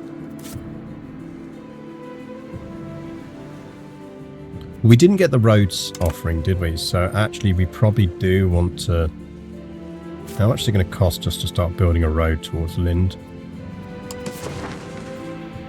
It's 100. 240. Fine, we'll build that road. I kind of want to keep 100 gold roughly as our baseline.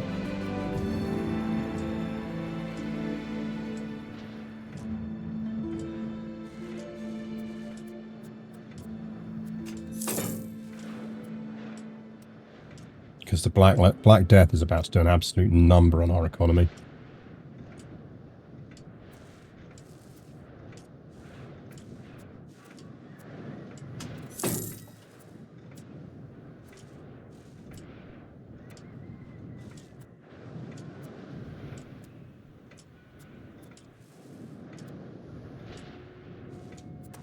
Any new members? Nope, just Iceland.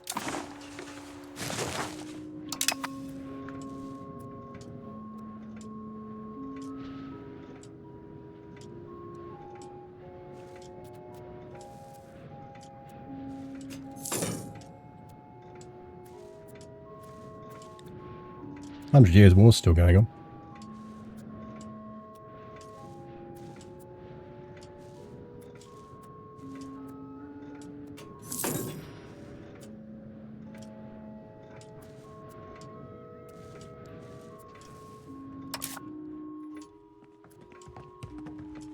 Find me a way to tax priests. Priests need to be taxed. Okay, we should probably do something about our inflation at this point. That's not helping us.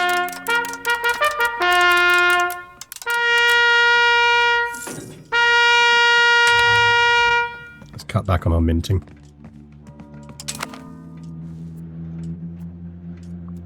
Ooh, smallpox, yay.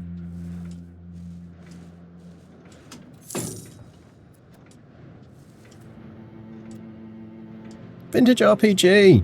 Thank you for the raid. Have you been EU5ing as well?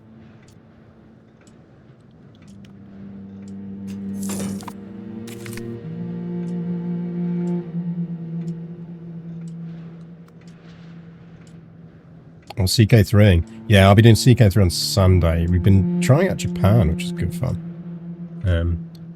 Yeah, I'm basically... So we are Sweden in EU5. And it's 1346. Things are going okay. Like, absolutely nothing major and world-changing is in any way about to happen. Absolutely nothing. Oh, shit. What's that?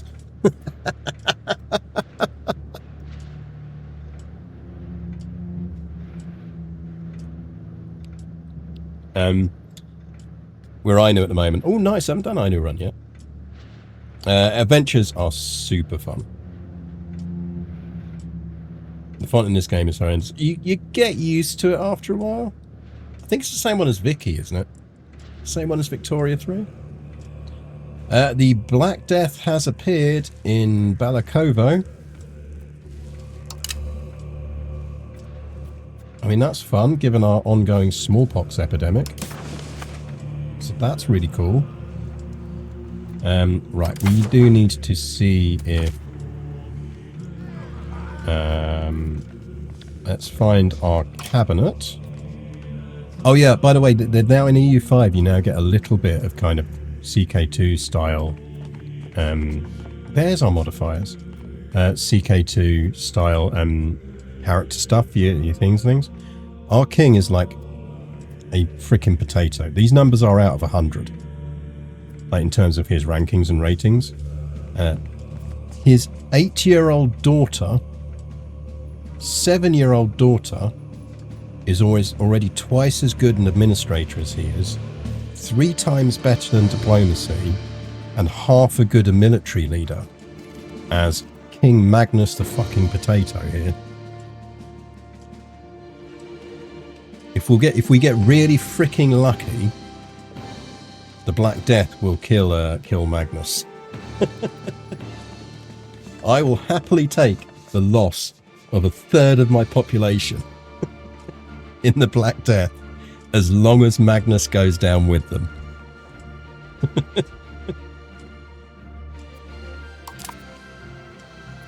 Right.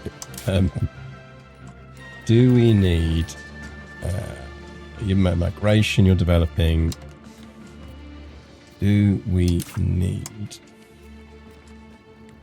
to do recovery? Nope, recovery effort's still there, that's fine. We can lose, if we do that, we lose, if we appease them, we lose 5 prestige. I'll do that, because actually we need to improve the relations.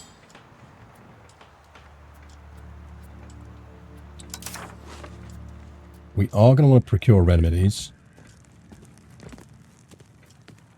There's no point doing this until it appears in our country. I should use someone's son as an adventurer and produce a perfect Herculean genius. Beautiful air, using all my pie. Oh yeah, totally worth it. When aristocrats warned us of the secret societies that supposedly infiltrated Swedish politics, we chose not to listen. They predicted we might well pay with our lives when this conspiracy turned against us. If only. Nothing quite so dramatic has happened. One of our close advisors made some very dubious decisions lately. Eventually a meeting made us services to a secret society. I mean, he's not that good.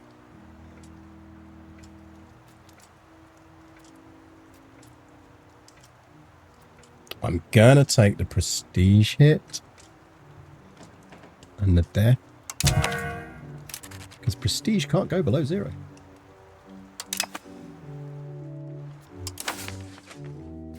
And he wasn't that great. We've probably got better people by now. Like this dude.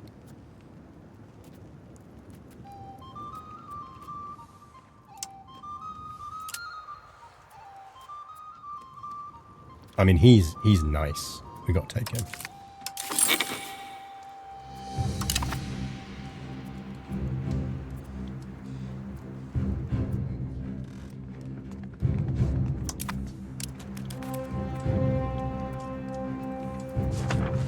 My pretty population. My pretty population that's about to not be. Red icon next to him, that will be a trait. He is goal orientated, which means if he was a commander, he'd be getting army movement speed boosts. Red traits are army boosts, blue traits are navy boosts. Ooh, my food, my masala omelette is out for delivery, chat. Just due in 3 minutes. A good trait. Yeah, it's not like CK3 where you'd see something like that and go, oh, that's definitely a negative trait. Can probably reduce diplomatic spending at this point. Be prepared for the big freaking play.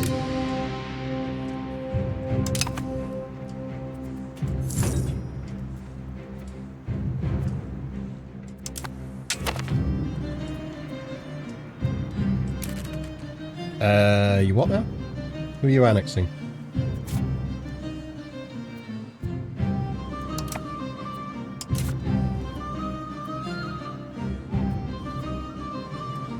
I assume you're annexing Shayland. Yeah, you're annexing Schleswig. Fine, you go for it, mate.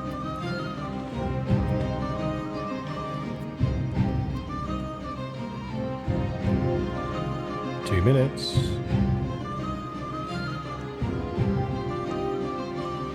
Where did you order from? I mean, well, total delivery time is. Ooh, what are we making? We're making a dye. State's making a dye maker in Stockholm. That's potentially useful. Dyes are a good export. I mean, I hate to break it to you guys, you're not going to have anyone to work in it shortly. But, you know, you do you.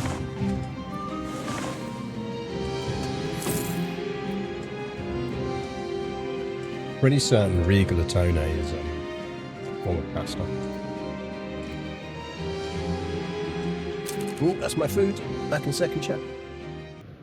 Pass my worshipful regards to the Emperor and grant him taxes that won't poison him. Yeah, oh no, absolutely. Oh god, those donuts are good.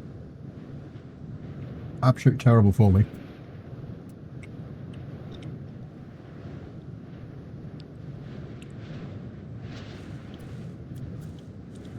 I'll have an omelette without breaking a few quarantines, yep. So I swear to god. There you go, that's better. Right. Where's it? Where's it spread to at the moment? Yeah. It's not fun. It's getting nearer. Got some. Oh, got some irrigation constructing.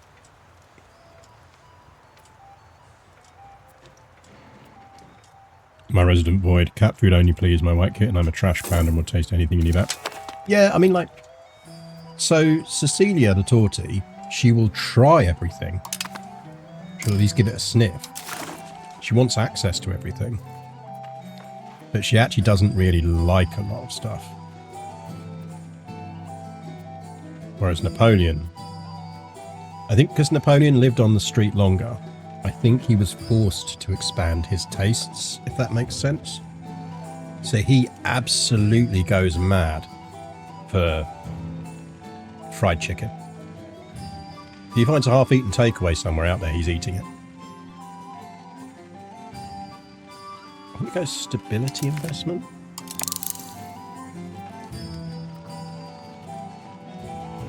Whereas she was only on the street for, we reckon, weeks tops.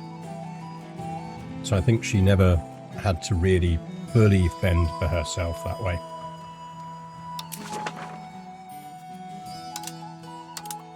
They need to change this. Like, no real difference between this. But pretty much every time a vote becomes eligible, they'll vote for a change in it rather than just accepting it. It's like, guys, can't we just leave it as it is?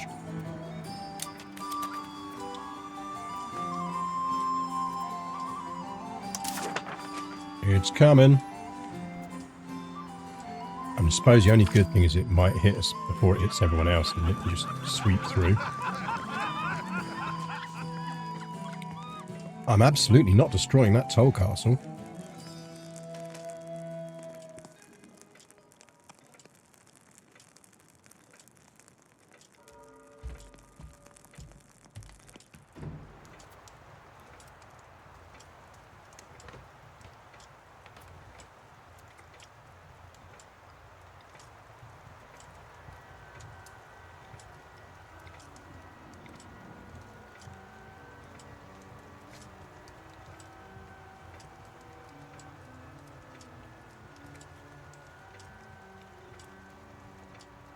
I've worked out the mystery of the available upper class population. Like I mentioned before, the numbers weren't adding up, but I get it now. Percentages listed in the population view alongside the interval values generated by buildings aren't percentage-based increases. It's 1% represents exactly 10 population. That'll be a coding error. Ah, right, okay, that makes sense. I wonder if that'll get fixed in the first hotfix.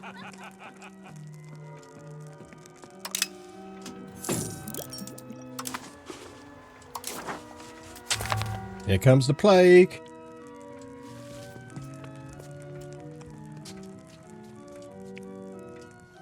We are plague-ridden, everyone.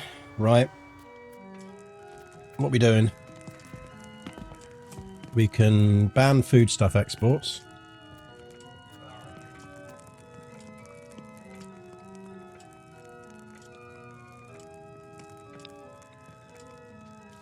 Not really going to help. Let's procure remedies.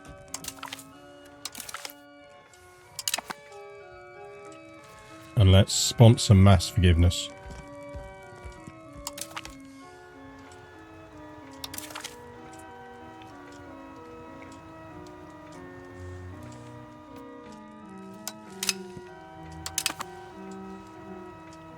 Get ready to watch the big numbers.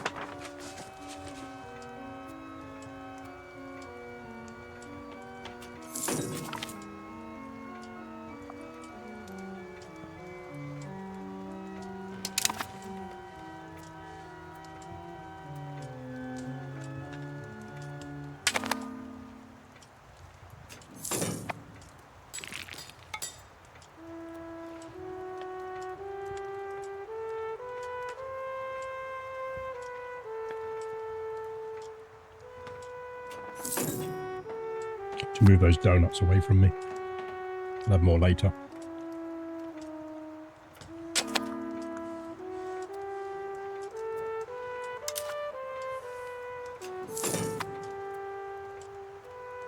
Still only in Stockholm at the moment.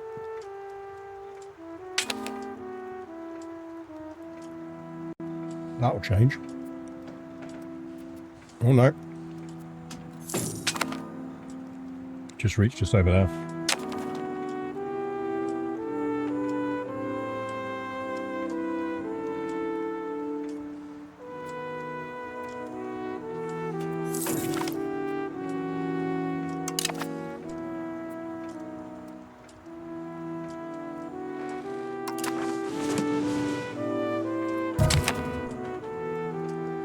No!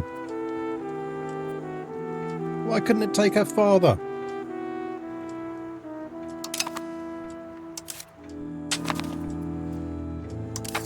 Why can't he die of the plague? I mean, again, she's already better than him.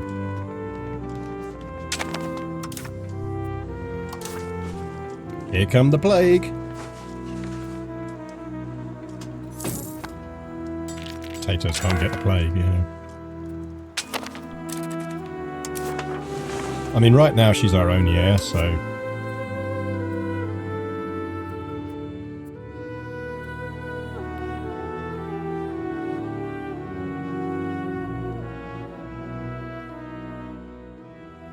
I think we're fine. Only run balanced.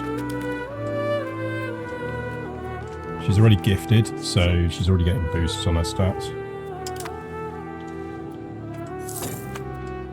What happens if the entire royal family dies? I guess we'll find out. One. Oh, yeah, that's not good. That's not good. That's not fun numbers.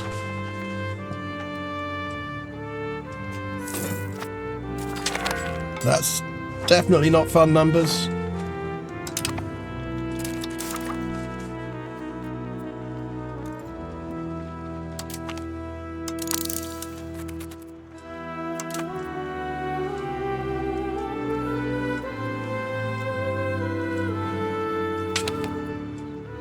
A lot of people.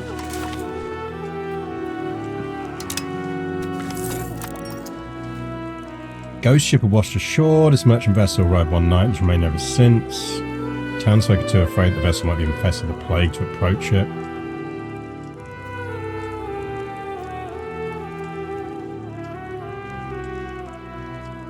I mean, 45 silver is 45 silver.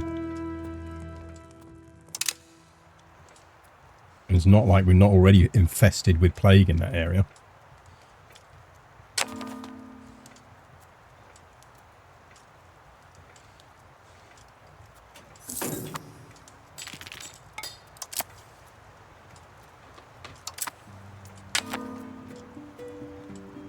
Yeah, no shit locations are depopulating.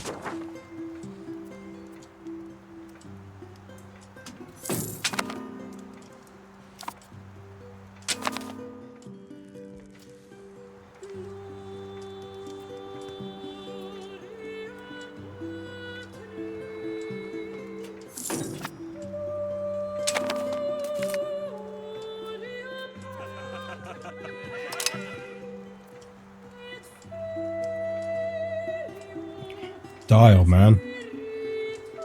Come on, buddy. Get the plague. Do us all a favour.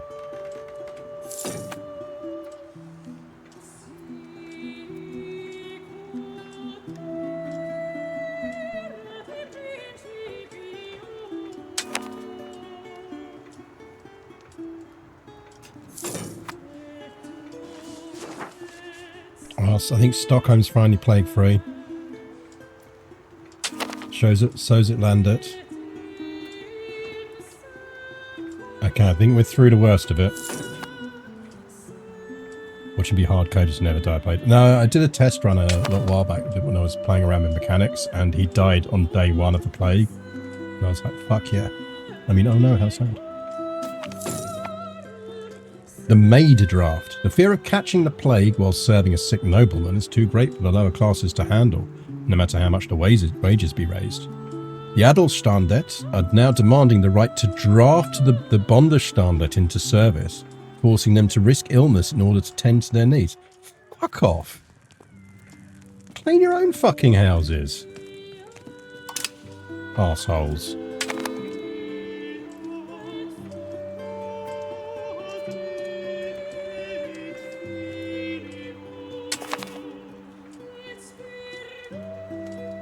Typical nobles, yeah. We're getting away with that shit in my country.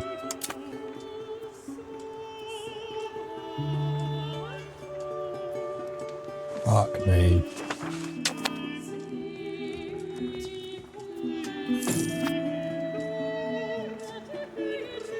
Oh no, we got plague back in Atlanta. That's nice.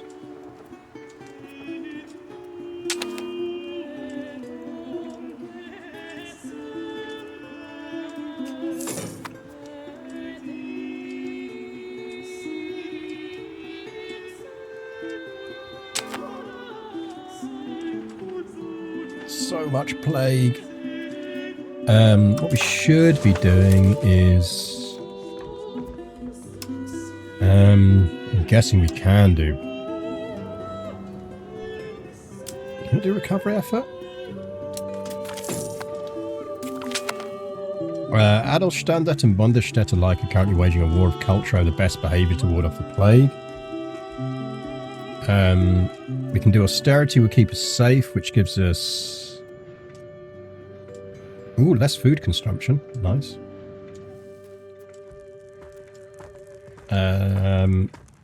We increase our Bundesstandet support, which we don't really need. They're almost at maximum. Every location we own in Västergotland that has not already overcome the disease will have the spread of the bubonic plague increased by 10% on increasing. So if we want to get the plague, I'll be happy about it. I'm going to take a stab hit. We're decent on stab at the moment.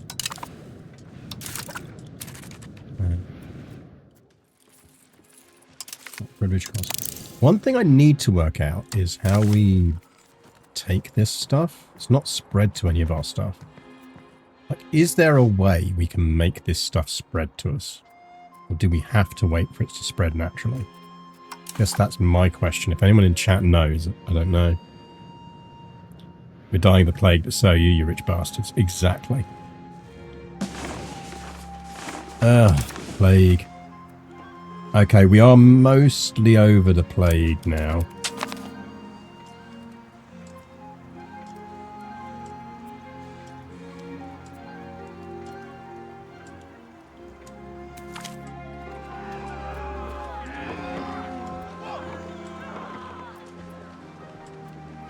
I don't have any prestige to lose, so sure.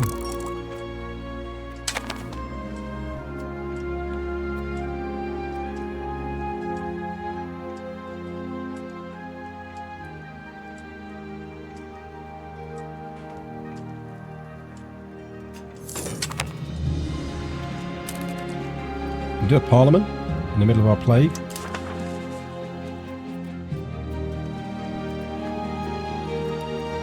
Shopping? Oh, Kalmar. I think we are going to want that one. Ooh, I don't know. Expand gravel road network.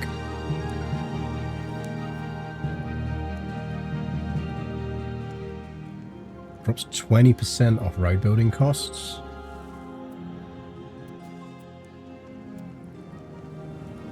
Stability and pop growth right now is very nice.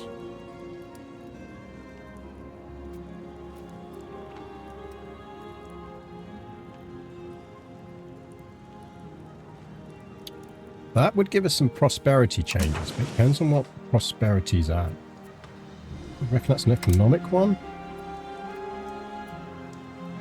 prosperity.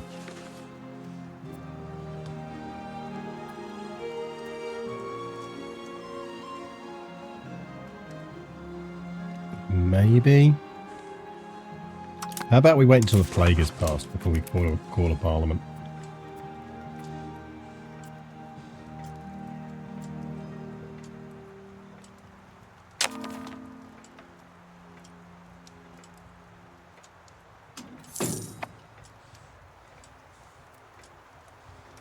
And once the plague is out of our country,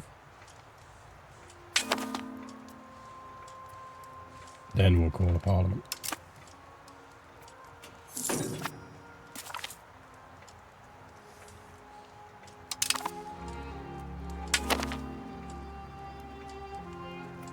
Just have to wait for it to spread. Yeah, it's annoying.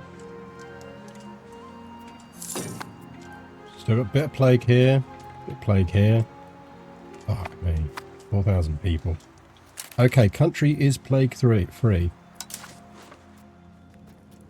Court in Kalmar. I think we do conduct a census. It's going to give us 6 months of population growth.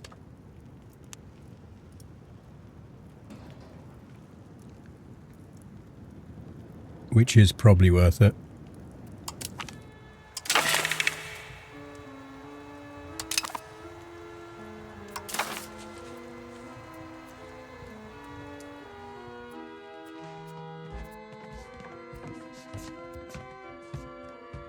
It's fine. Support free subjects. Yes.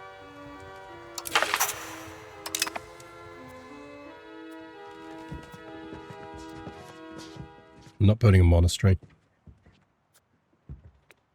Definitely take naval movement. Our nobles are probably going to rebel at this point. I think we leave it there. We've actually got a bunch of stuff out of that. Even if this fails now, it's a stab hit and it's fine. You do get a boost if the location's market centre has it. Oh, that makes sense.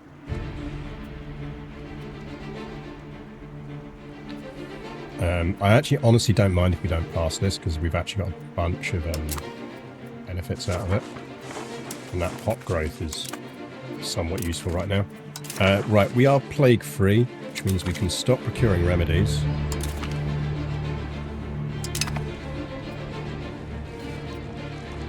I'm not going to repeal mass sponsor forgiveness until the plague's entirely passed. Or we could just take the stab hit on it, but... Thing is, we're now making a profit again, because we're not buying medicine in.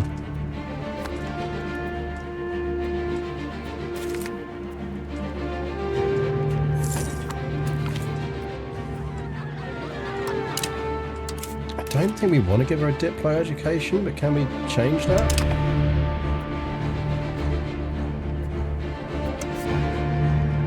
I'd rather give her a balanced education.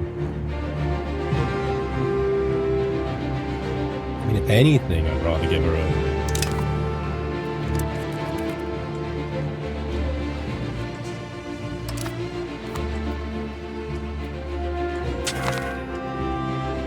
We absolutely haven't. Can you stop doing that, please?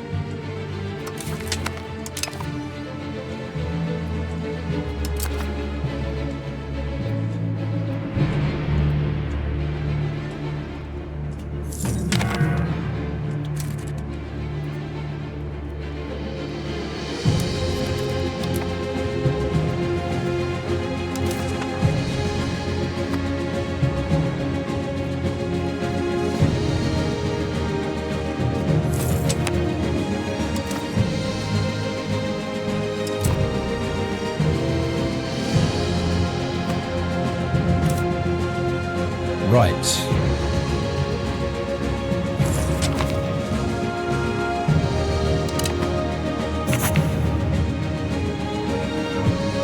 Very nice.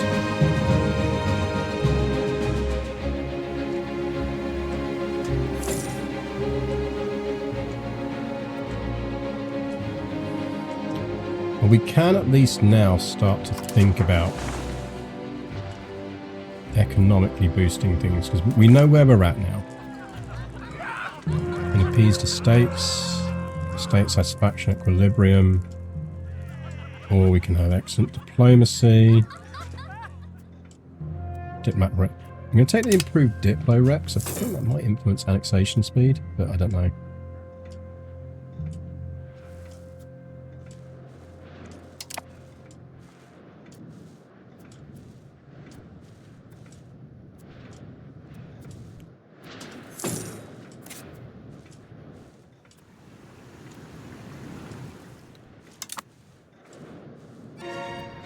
It's 5 years until we can build another road.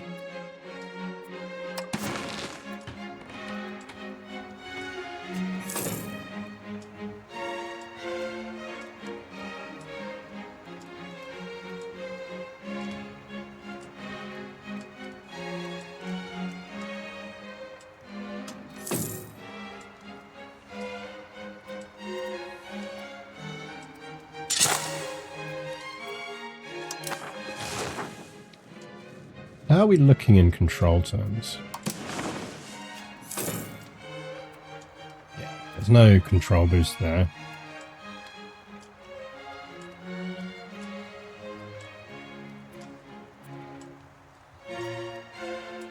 Might stick one down in Mind. How are our trades? Did our trades survive the war as good investments? Oh man, we lost one. Damn, someone lost enough stuff that they just ceased trading in it. Okay. So what are we looking at? We could import more silver. Krakow has a ton of salt.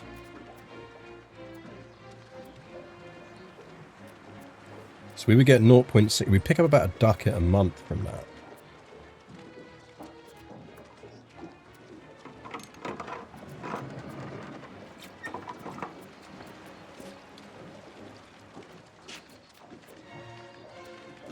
We have an iron stockpile which we could export to Lubeck. If Lubeck wants iron, I think we give them iron. Because that's going to be a pretty regular and reliable trade.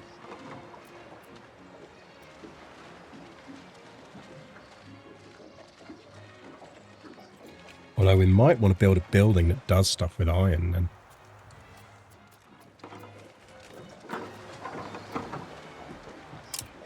Let's export iron for now to the Lubeck node.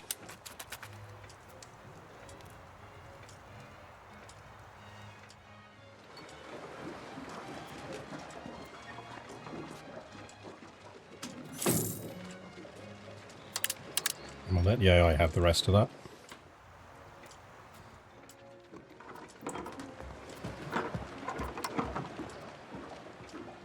Serve a little bit of it. We're not selling anywhere near as much fish to Stockholm. Trade Guild always.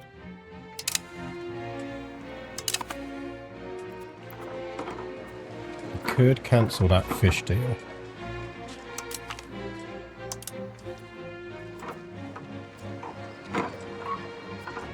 Gold from Prague.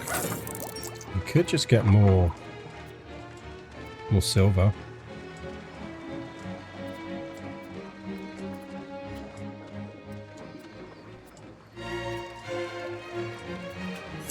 Jewelry from Lubeck. Dyes from Krakow. See if that holds up as a market.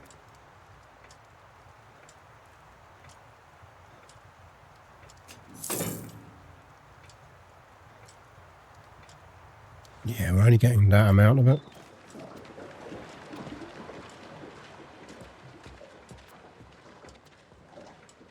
So these are real numbers, by the way. When you see this here, this is how much you are legitimately making off of it.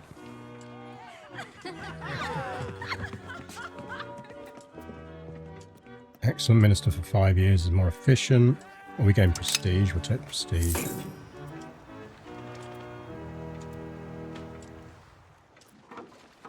Yeah, that's not worth it.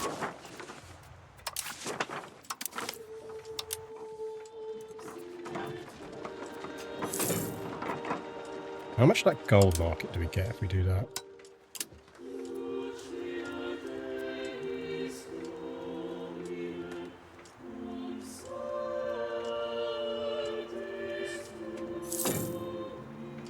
Yeah, that's all right.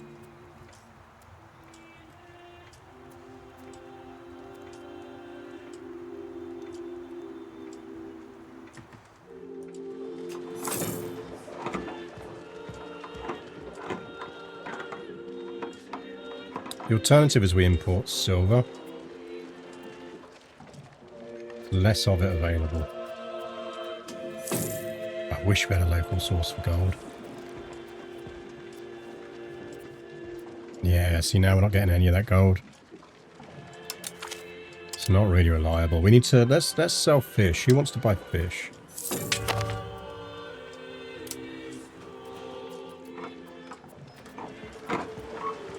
Sell more into Nuremberg. Are we doing that already? Don't really want to put all our fish in one basket. Seems like a bad idea. Let's stick with the fish to... Let's stick with selling fish to the Polish.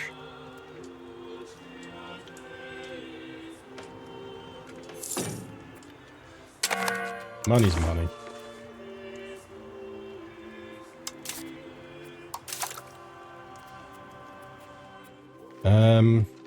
Mills?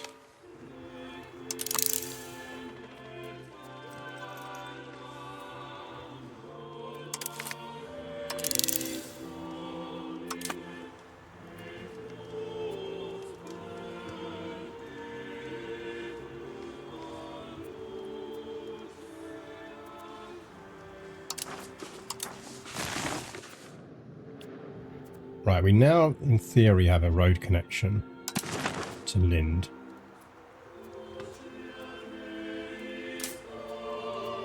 Not really projecting much there.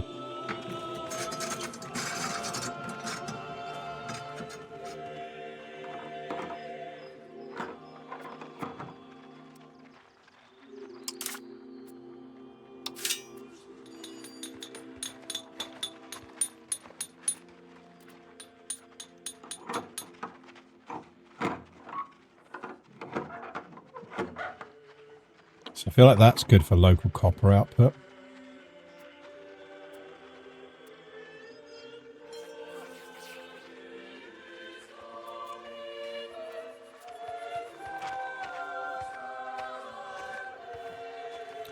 Guess the question comes whether we do want to build a bailiff's there.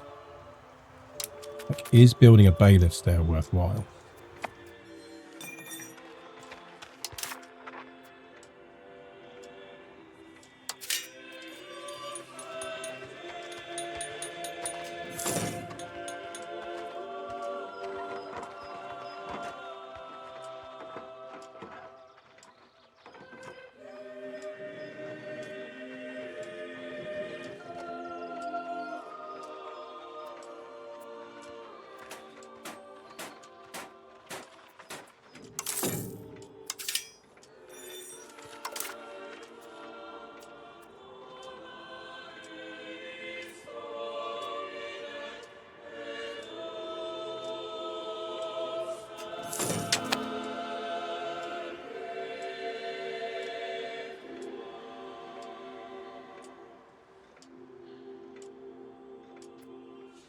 We don't have any labourers there at the moment.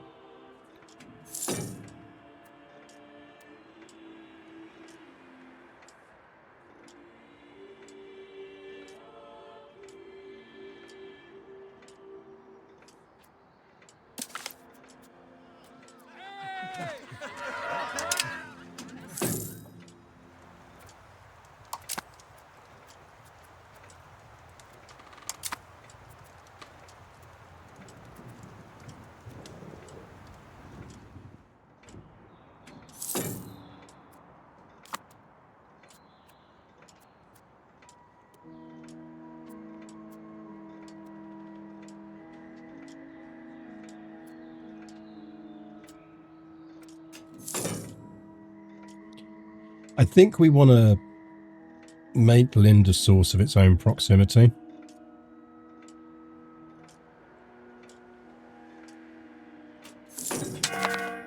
And a Napoleon.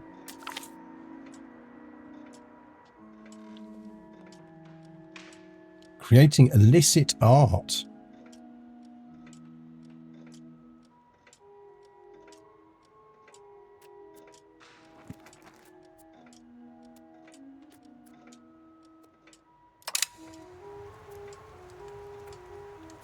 Hello, buddy. No, there's no more omelette. I'm sorry.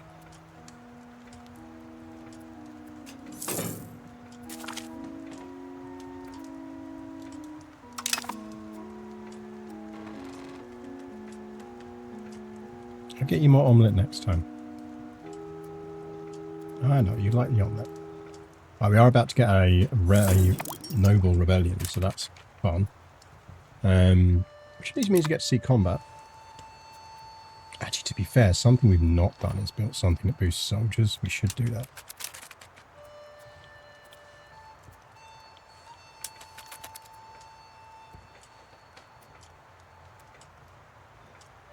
I know, buddy, but you did have a fair bit of omelette. We have a civil war. Right, let's deal with these losers, shall we?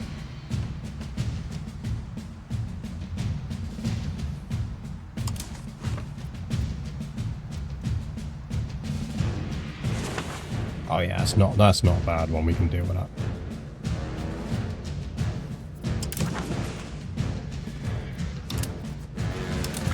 Raise the troops.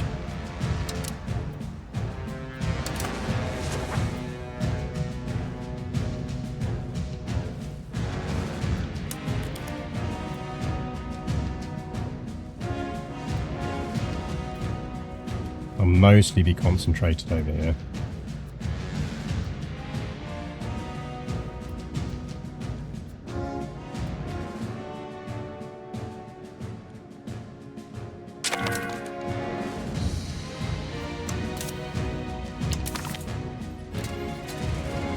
Now they still haven't raised anyone yet, so we don't know how many troops they've got. But you lot can mop this shit up. Go siege down Kalmar.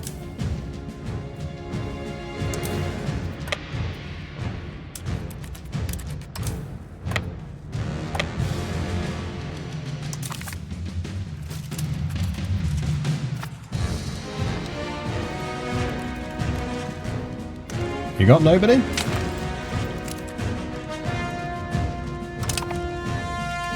Yes. So Norway's lending us a hand, so that's nice.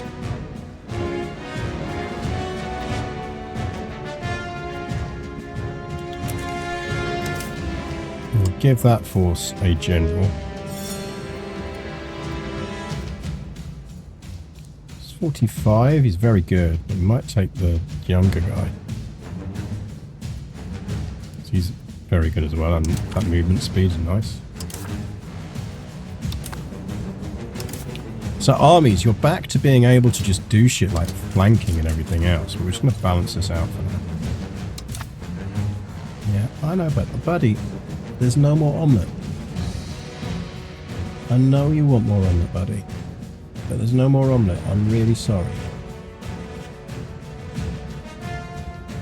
I'll get you more omelette next time.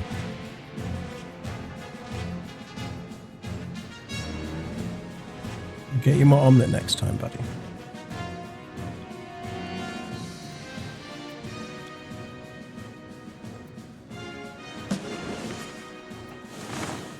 Life is more than just naps and omelettes.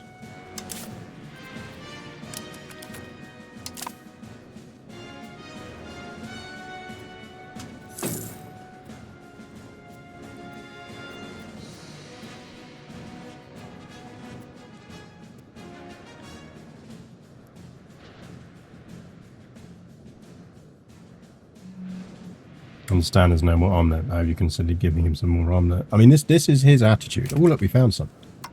Finally raised some troops. 798. I piss on your armies. Piss and laugh at your armies.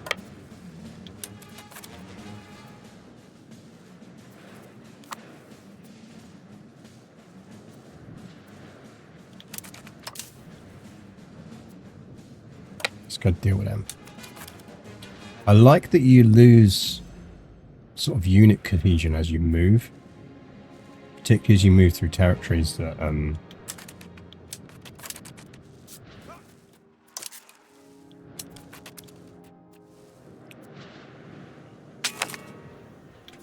this is nice as well. So the way supplies now work is that we absolutely have not decided to do that. Stop doing that. If anything, I want to give her I want to give her an administrative education. Is armies now require food when they're marching and serving? So if you don't make sure you have provided a food supply, you're screwed. Now what that means is that right now, Norway, because they're helping in my war, is saying, actually, can we get food from within your country? So the answer is yes.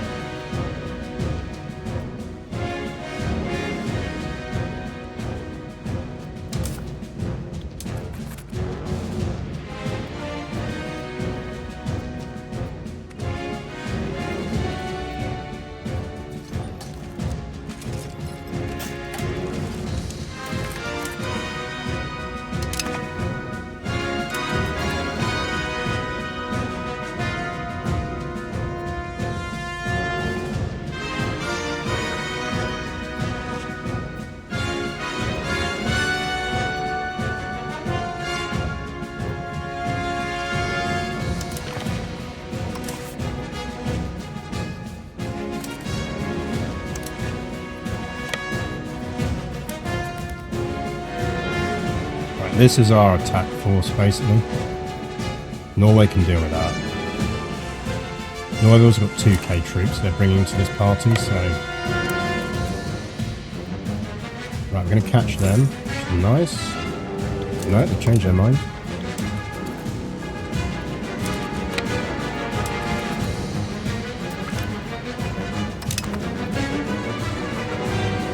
Let's mop up this territory down here.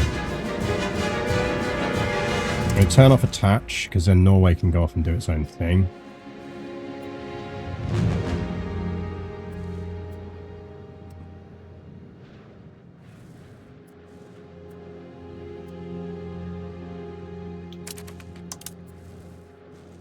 We could arguably just divide this.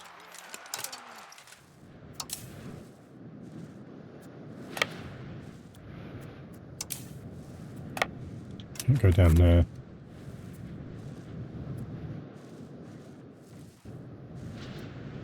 What I'd really like Norway to do is go and siege down all this shit over here. And I don't have to.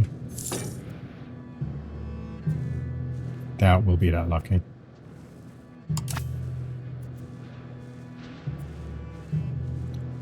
I presume there is a way to make the AI to tell it to target things.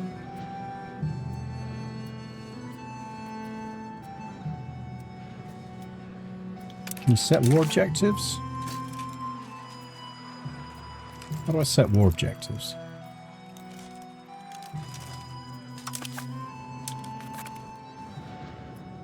And there's no guarantee that the AI would obey those war objectives.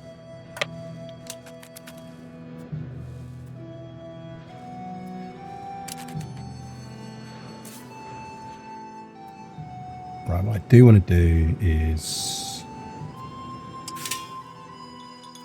go to sergeantry. So it's monthly manpower plus 5.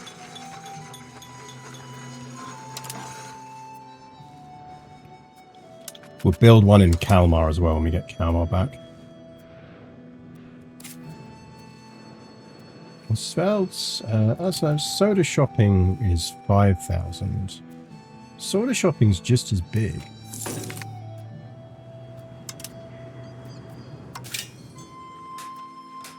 Ah, can you only do a thingy in places where you have a fort?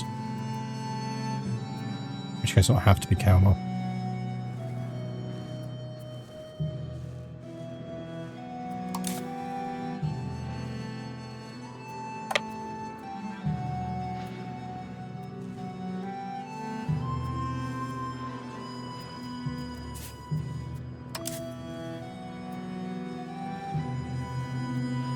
I think we're going to need to do this. Everyone likes us.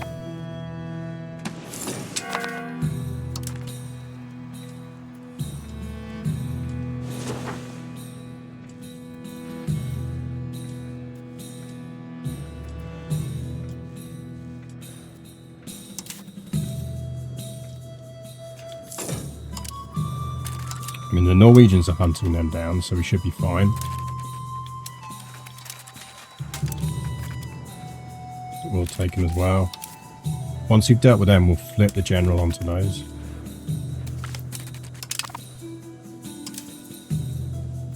I feel like we can actually disband that unit now.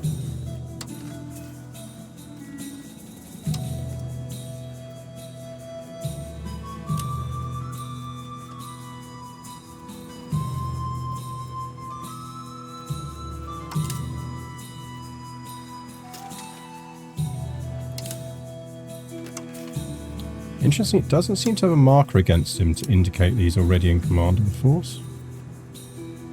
I suppose he's a slightly greyed out colour. Oh, do I have to deselect him first? So I remove him from there. And then I can reappoint him here. Yeah.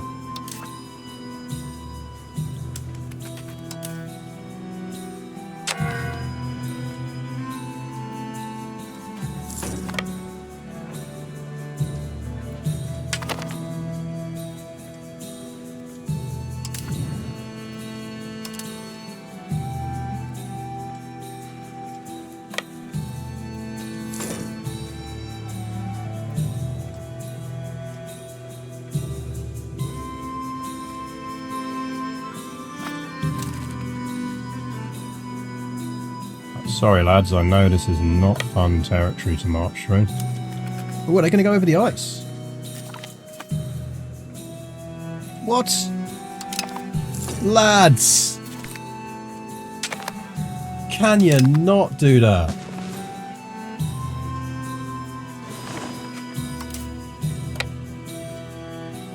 Game, can we not have an option that paths you over ice that's about to disappear? I'd quite like to not lose almost my entire army to that.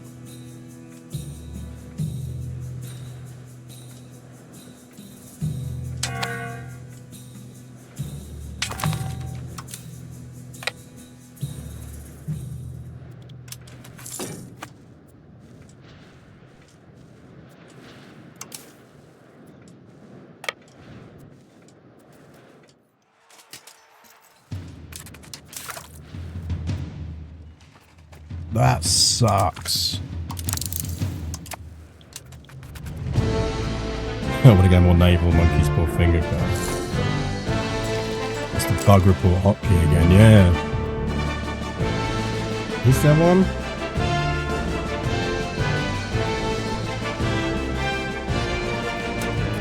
I feel like pathing over ice should be something you as a player have to specifically select.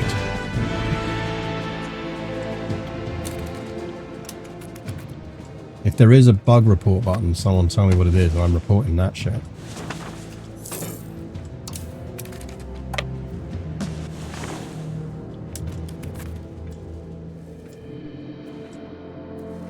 This does slightly annoy me that you can't just cross here anymore.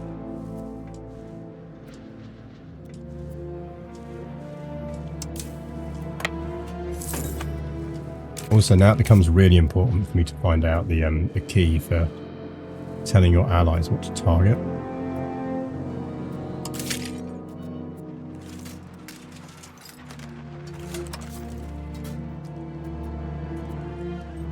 Like, I can tell my own units. Can I not tell my allies?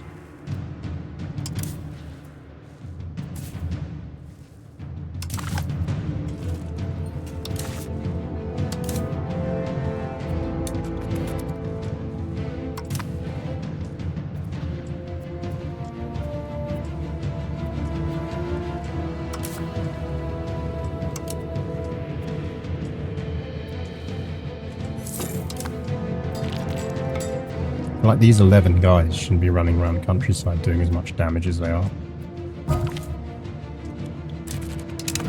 Rip our mother.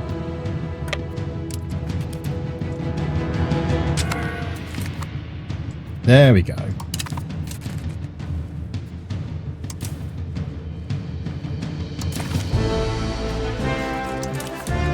Come on, everyone.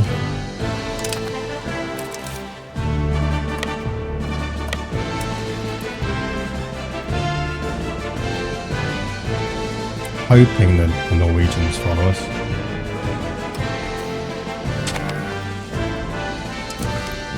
That's it. Let's employ the guy who took them out over the ice. Ooh, look! Now it takes time for a leader to reach a unit. That's nice. I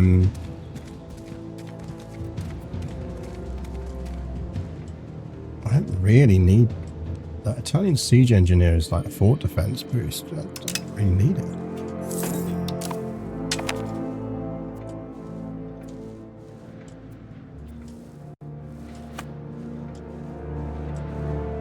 Oh, we were going to have a look to see if we could build a...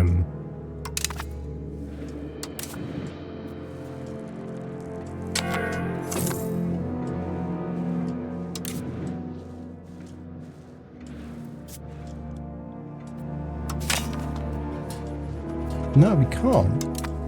So what do you need to be able to build one of them?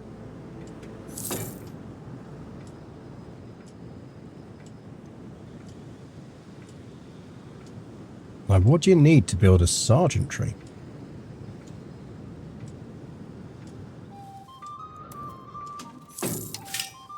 We've got wharves here. Can we build wharves? We should build some wharves.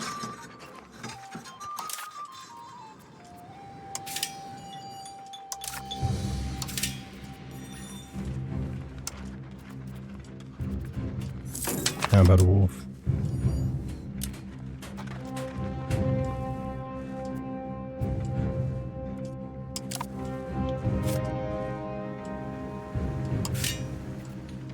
Right, get a settlement down.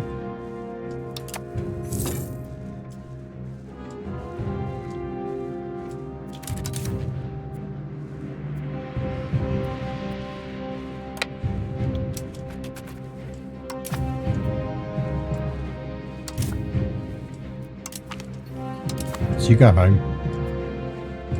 Call you up if we need you.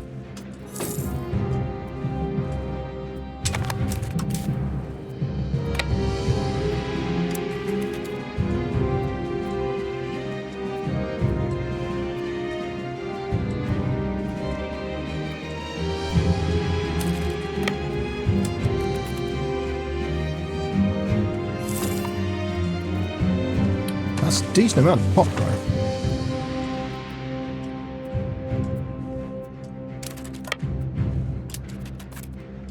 I do like this, that the more of a province you occupy, it starts spreading it to other ones in that province. Basically, once you take the capital of a province, it spreads it to the other province. So you don't have to sit there and besiege everything. It's not like before, it used to require a castle to do that. Now you can actually just do it based off of what you control. Could call a Richtstad.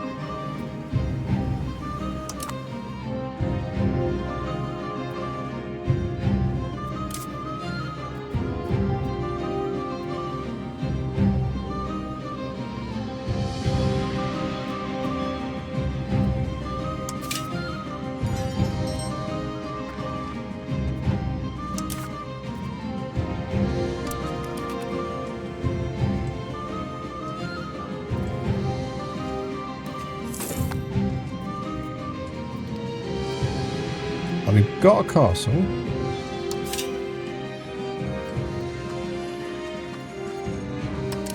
Why can't we build a sergeantry? Does it have to be a town over a certain size? Support button. Ah, report an issue.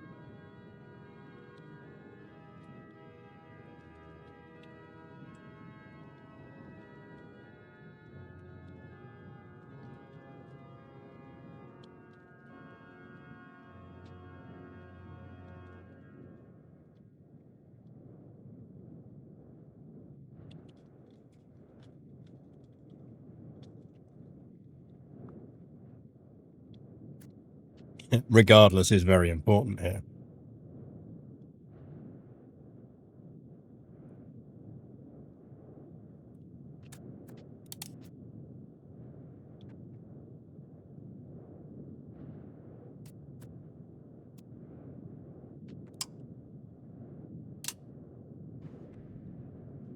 I mean, you don't need to send any of this shit, but sure.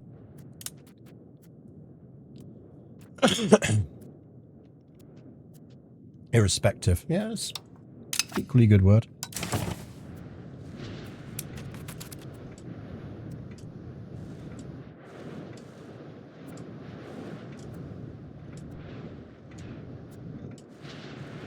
Right, they're taking that back. Ooh, they're building a bridge. Nice work, guys. Bridges are nice. Bridges boost control.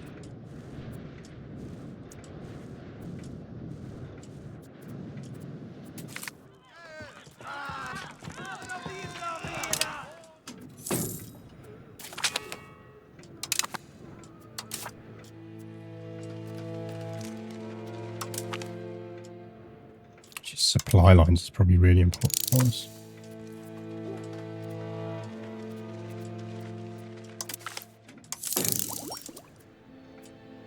Genuine laugh at Polonevsky. I mean, how else are you going to describe it? I was trying to think of a way to summarize it, and I was like, yeah, no, Polonevsky is exactly what it is.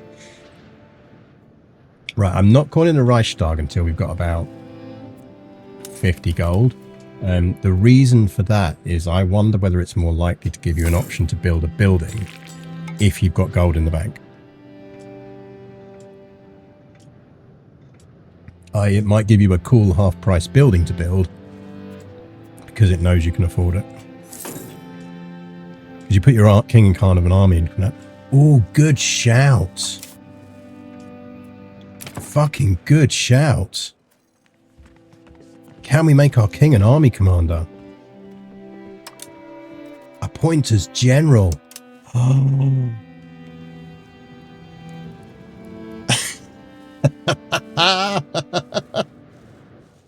Find me some troops to raise.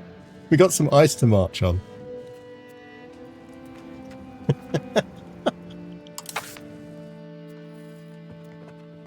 She's 13.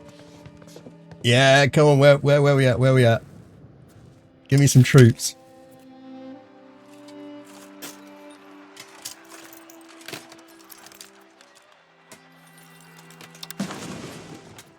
Where can I raise some troops near ice? Oh, we can. Can we raise them in time?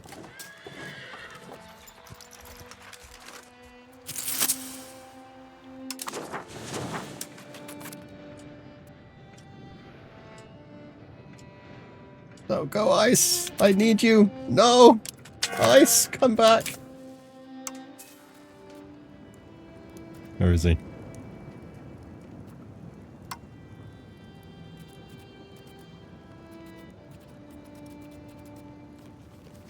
Where's the potato?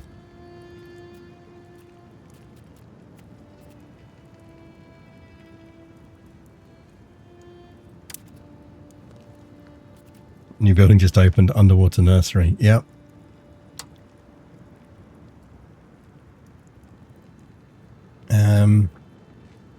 Where is he?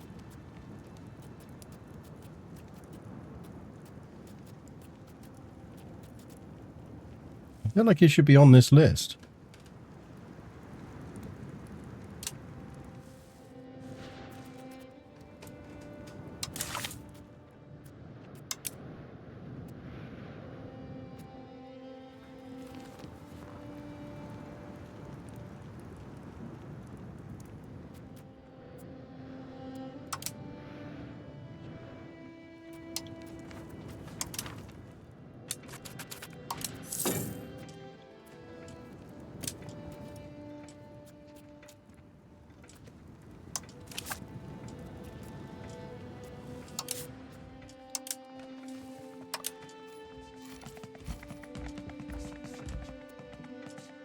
Oh, he's from... It says that. It says that appoint as general.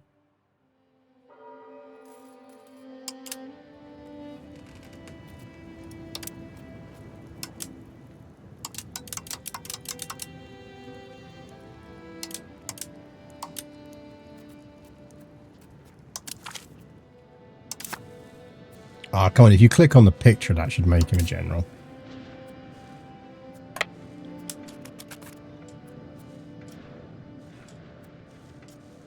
Dude, just chill there till ice season. Nope, apparently it's decided he's from Scania again. Oh, also, I don't think it would kill him. It might kill him, it might not.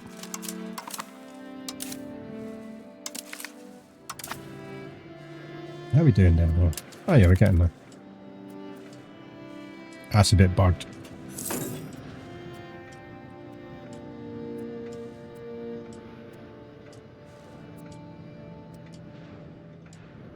Turnaround time from bug to useful is shortened. Yep.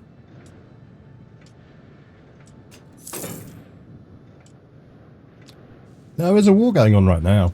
I think it's because it's bugging out slightly. So it's letting us see that. Do you see it's flipping between these two?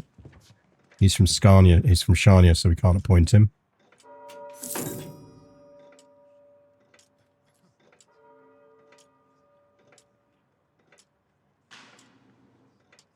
So it's basically just being weird.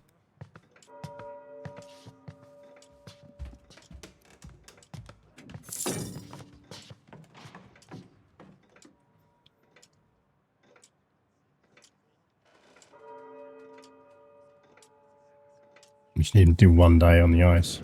True. Time it wrong now and everyone dies. Right. Let's call one in Kalmar. No, let's go Stockholm. We want to start building on centralization. Okay.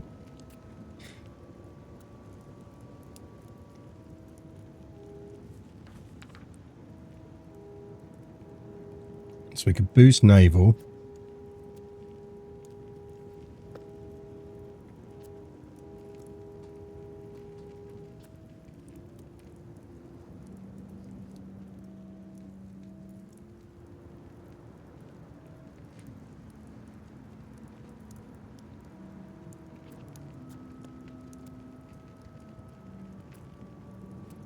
I think we go naval infrastructure.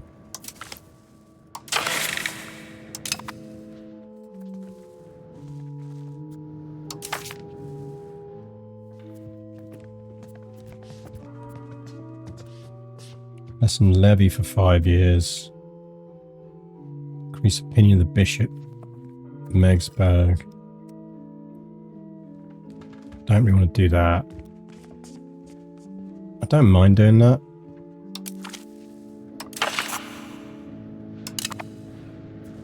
Absolutely not focusing on land. Apparently we just got 64.3% support for some reason. Is there anything else then we want to do? Don't think there's any law changes we want to do, are there? What about distribution of power?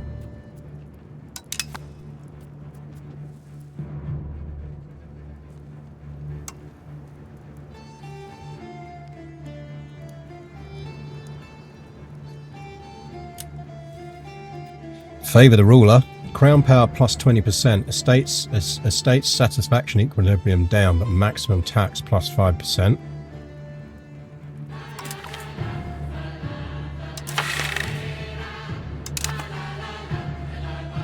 Quite happy for that to fail now, because it's just a stab hit. And our stab's decent at the moment.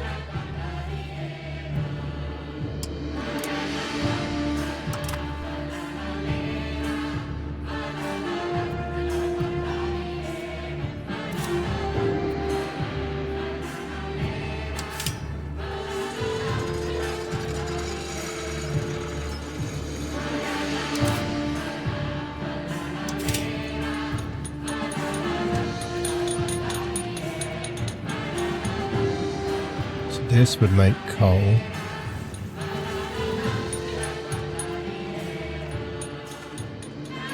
Boost the iron output.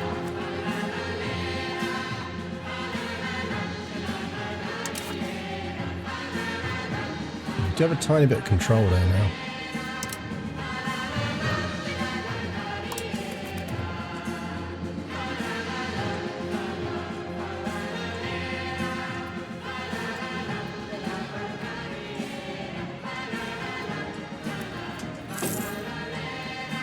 Like, we've got a real potential to have a strong industry around here.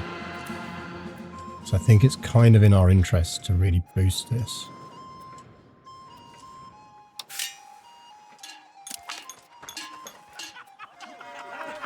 Ooh.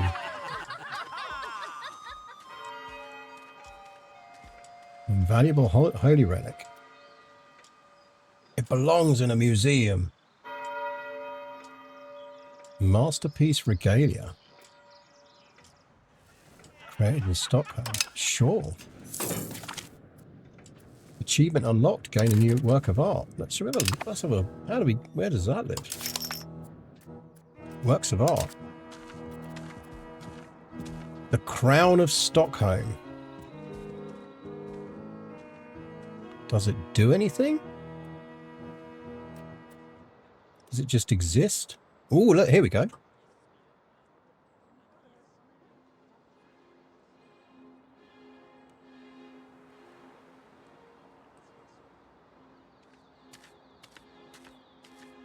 mean, that's quite nice.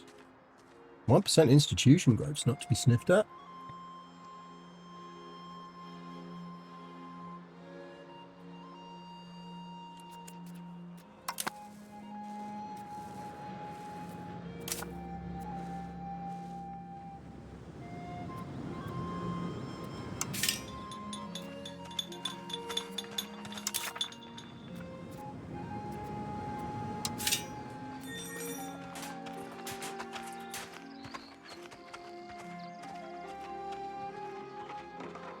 Like, I genuinely don't know how you get more of that.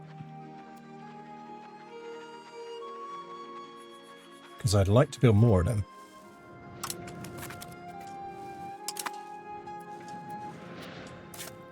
Because you get the Fallon ironworks is what we really want, isn't it?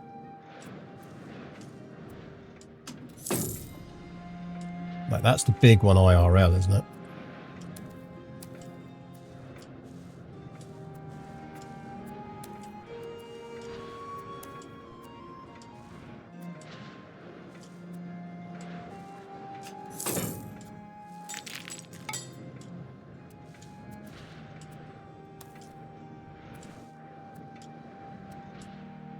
Some beeswax production there would be nice.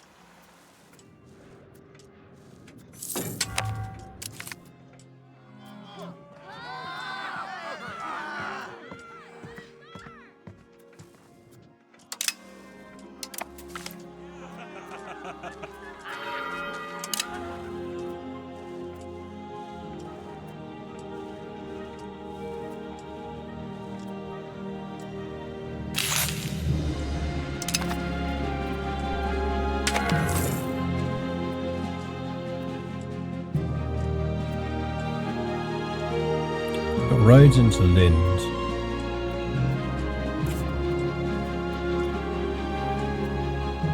Roads up to there, but they don't go further.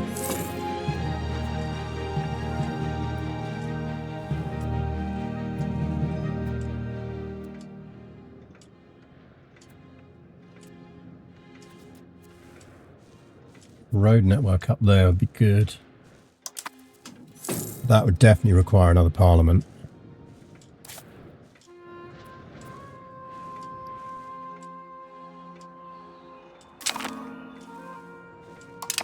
Oh, I forgot I was still at war with them.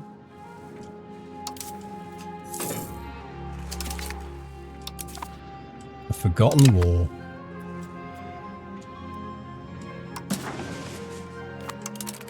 Economy of the Union.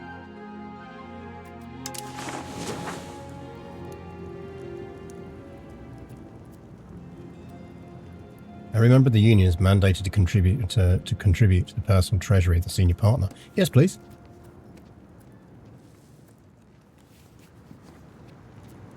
What do I need for that? I need the Unified Succession Law.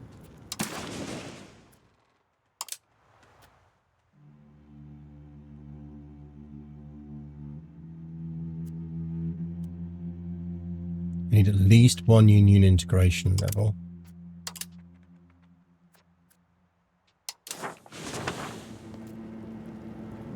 How do we get How do we get that then?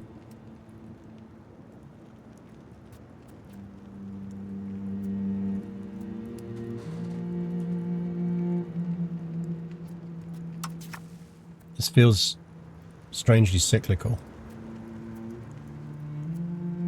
Oh no, here we go. Unified succession law.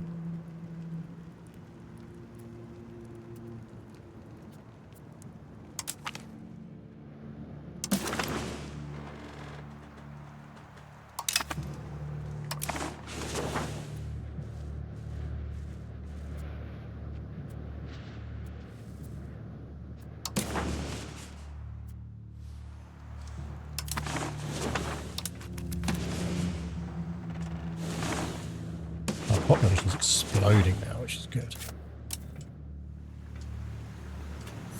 What I don't know is how we turn this into... Like, at what point does this become a town?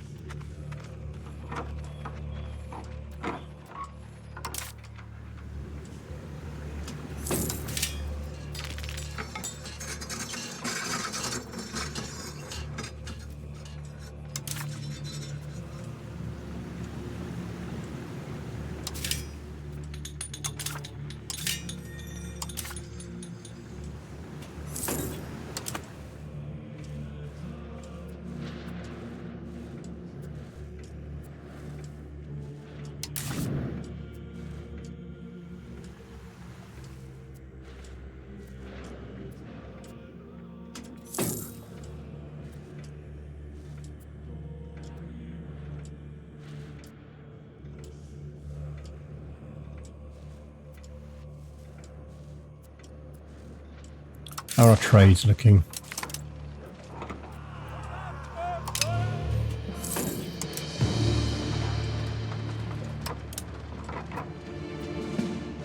We're down a trade again. Okay. Jewelry? Try our jewelry trade. We'll up that to 2. See if the market can hold 2 on that.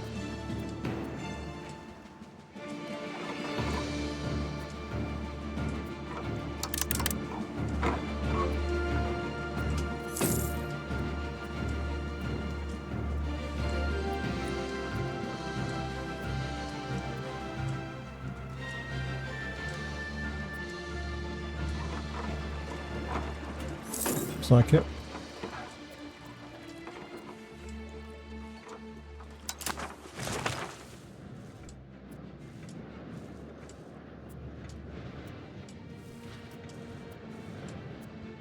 Oh shit, we'll be paying full fort maintenance. Stop doing that. Thank you very much.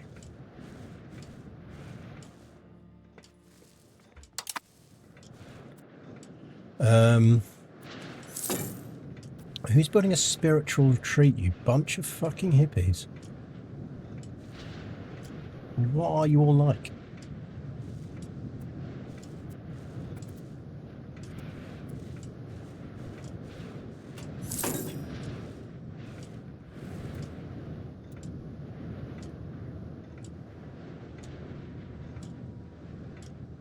Yaldom of Orkney has gone bankrupt.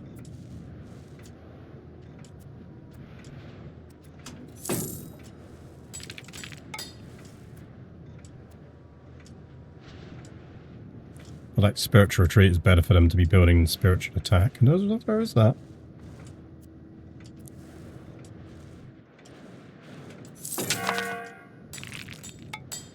Sweet.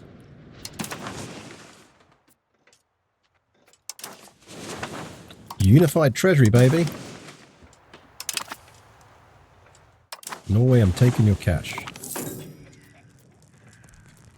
So we lost 279k people in total to the Black Death. So that was nice.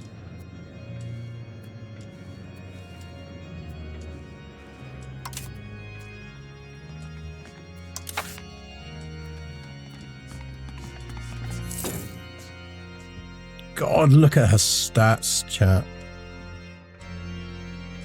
Yeah, should we see if Daddy can go for a walk on the ice?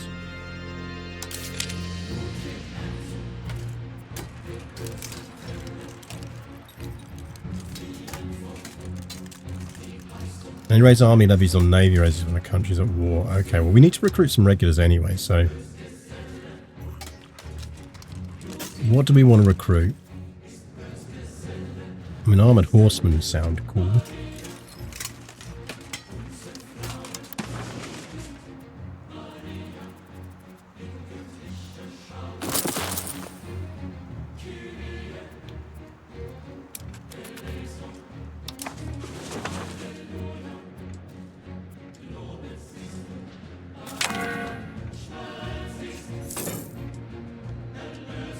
We're throwing her a party, then she can get to work. Seriously?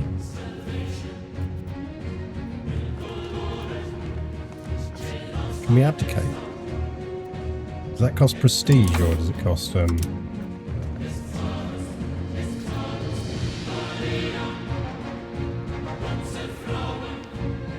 Ah, we need 100 prestige.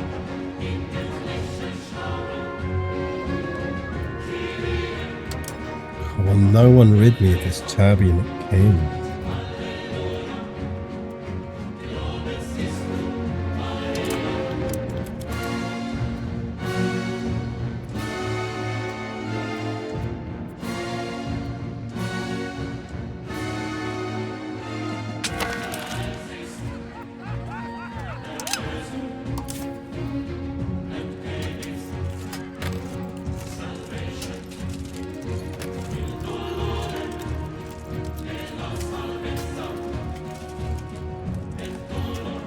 No, because the other general survived.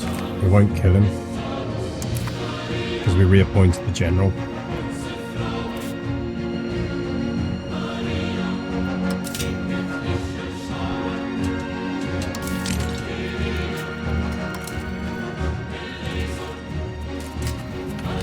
Wait, how does that work? So a regular's always raised? Because I thought we just hired someone.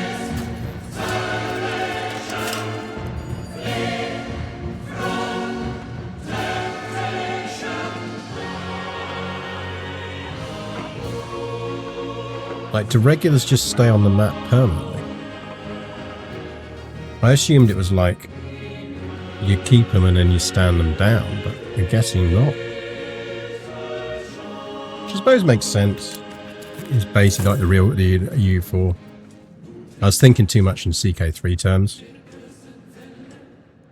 Do you recruit and then immediately disband a cavalry? Yeah, I was thinking too much like CK3. I think because we were talking about murdering our king on water, on the ice, so I was still very much in the CK3 mindset rather than the EU4 mindset. So that one's on me.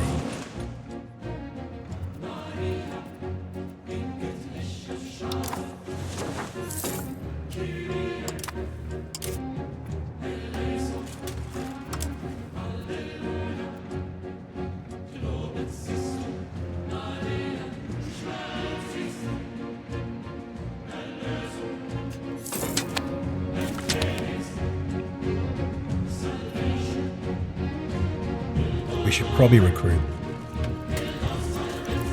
footmen, maybe.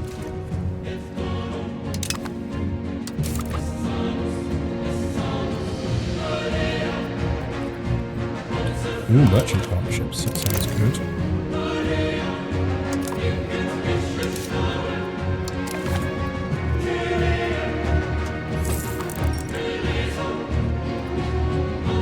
None of this is spread to us yet. I mean, that's fair enough. It's still very early in the game.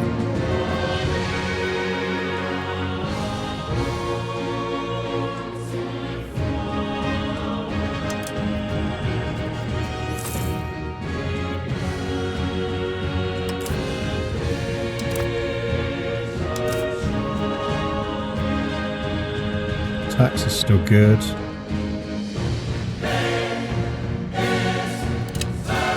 Not automated that, so that can be automated. Just a bit more money. Okay, what are we doing? Let's recruit some footmen.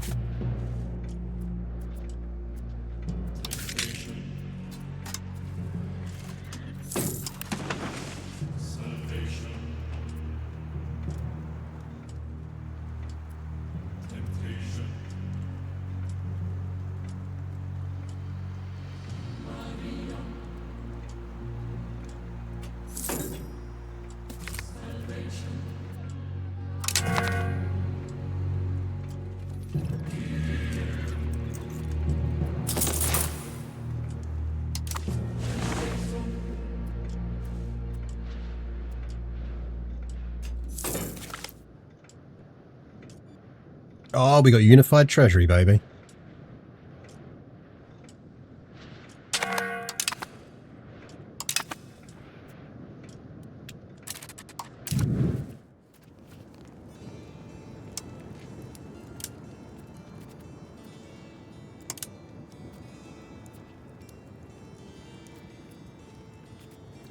Can't give him command.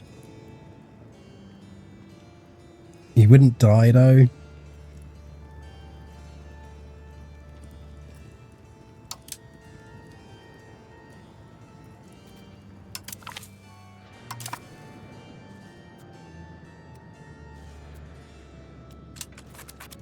We'd like him to die, but he wouldn't die. What's our army maintenance now? Minus 0.33. Okay, well, I'm guessing is drilling still a thing?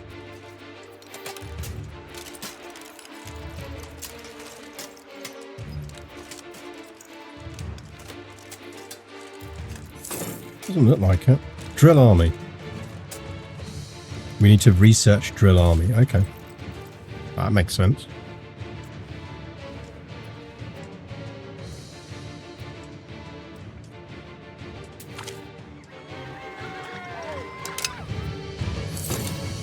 Free dev, not going to argue. Oh, why won't you die, you little old potato?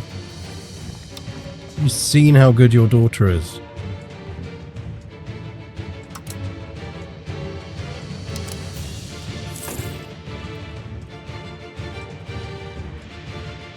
We could put her in cabinet.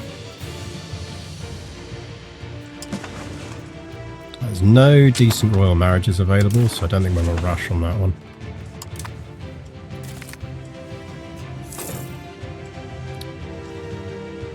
Oh, new market in Fars.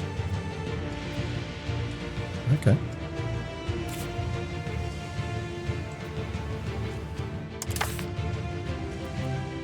What are our cabinet up to? Yes, they're still doing the stuff we wanted them to do. Is there anything else here we can do to boost growth? I don't think so.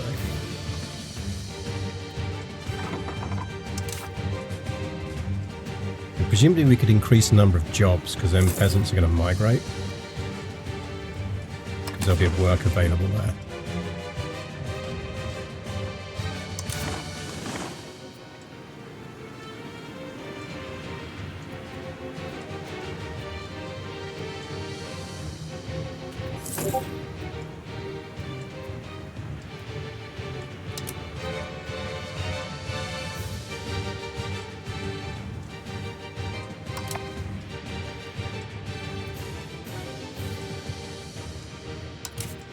There we are at maximum legitimacy, so really need to be paying that much for the court.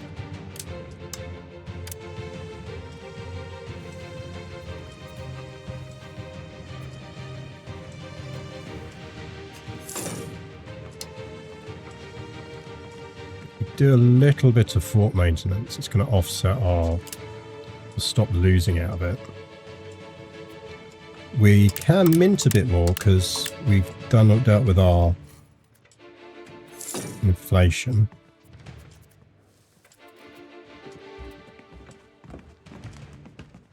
Trade's still doing okay.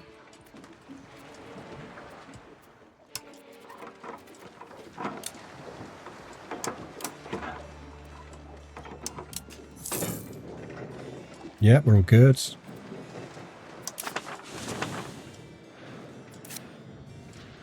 We could invest in Kalmar. Stone. What kind of fucking good is stone? How's that going to help anyone?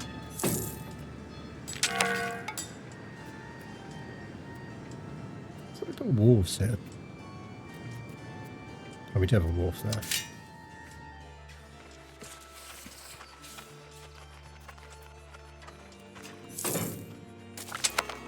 So that would increase our trade advantage. Which is no bad thing.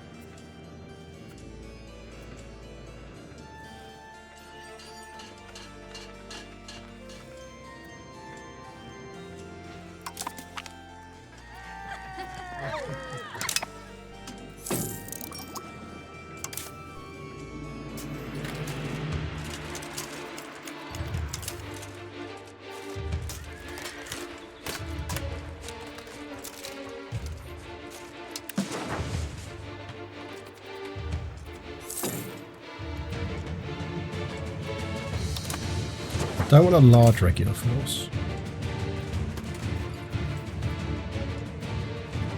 That pop-up needs work.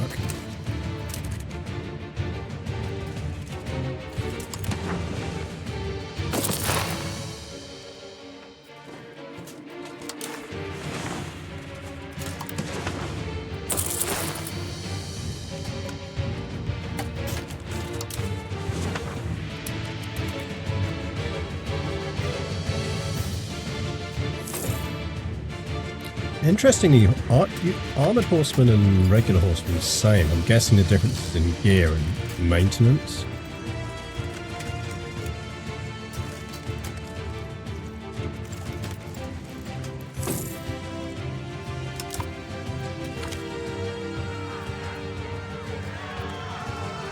Oh, he's probably a heretic.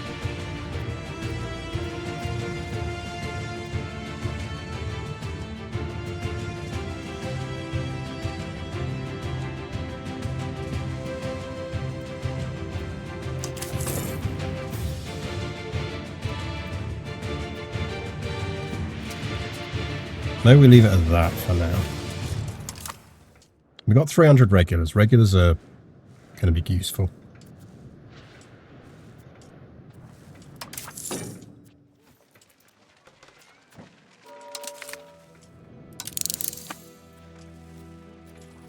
Ooh, formal city rights. Founding town cost. Okay, how do we found a town?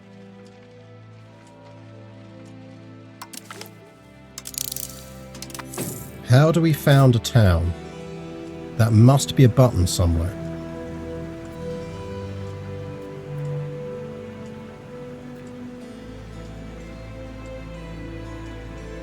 $100 gold.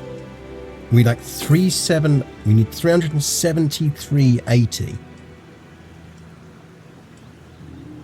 Okay.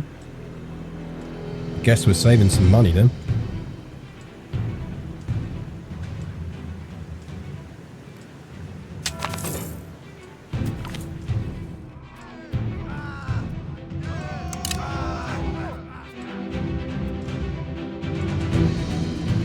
Oh, oh. Have we got an anti-pope? Who's anti-poping? The Western Schism.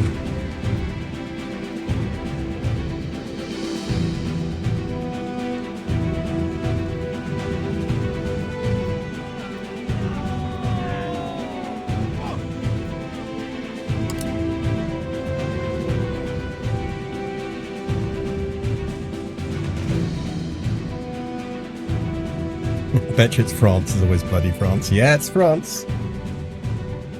Of course it's France. Oh, come on. Who amongst us hasn't schismed the Catholic Church?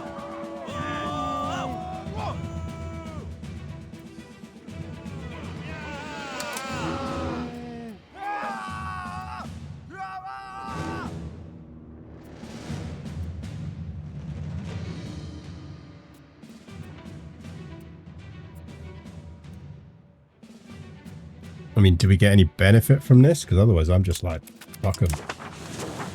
Let them have their little Pope wars.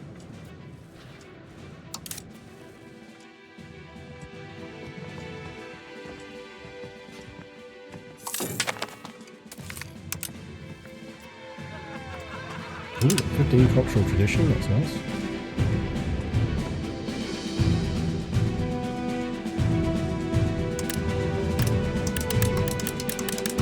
I don't think we can counter our drop now with port maintenance. So.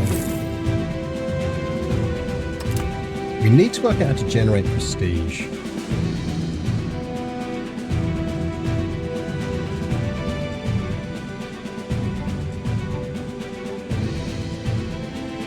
That's the schism that's doing it. Nickel Harper. Yep, we got the Nickel Harper. That seems like a warm weather European problem. Exactly.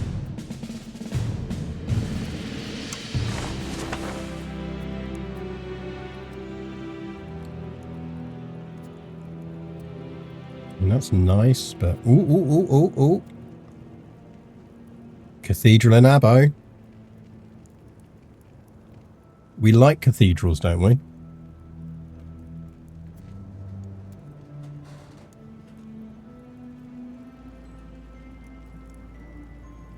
Can one ever really have too many cathedrals?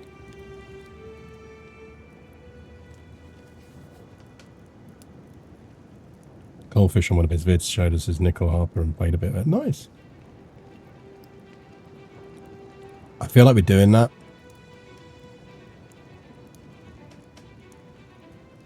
Like, that's a half-price cathedral.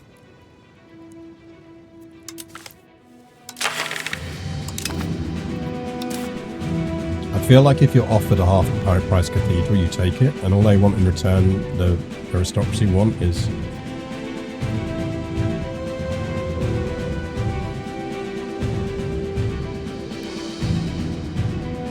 I mean, we want that anyway. What change of policy do you want? Balanced court with royal court customs. No.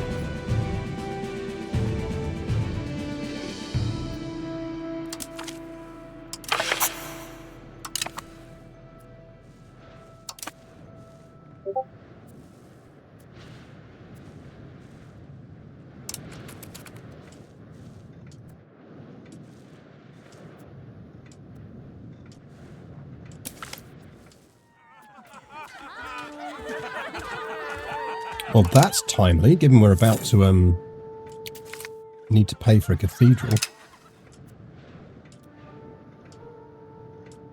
Right, this is the last cathedral we're building for a while. After this, we need to save up, because we need to found a town.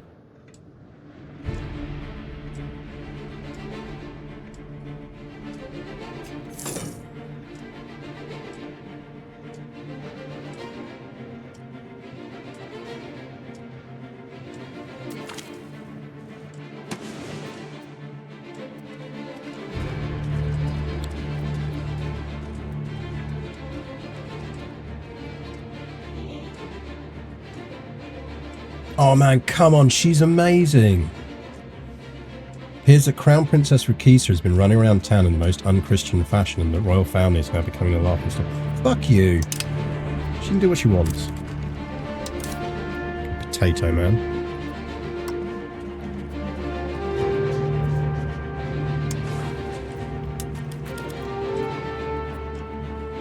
I kind of want an alert. I don't know if we'll get one. I want an alert when there is a potential royal marriage.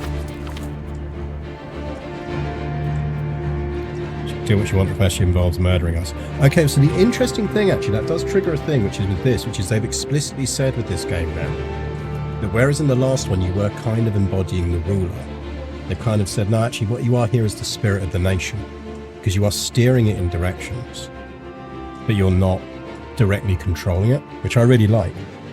So effectively, they've twisted the focus slightly as part of this tweet to making it so that, yeah, you're the spirit of the nation. Which I think is a good way of putting it. Spirit, yeah, not the spirit of the state. No, you are the spirit of the nation. The state might be a feudal one, it might be a Republican one, but you are the spirit of the state.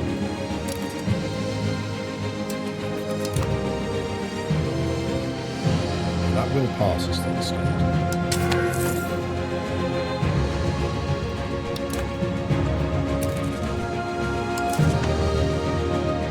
Mutual offense law.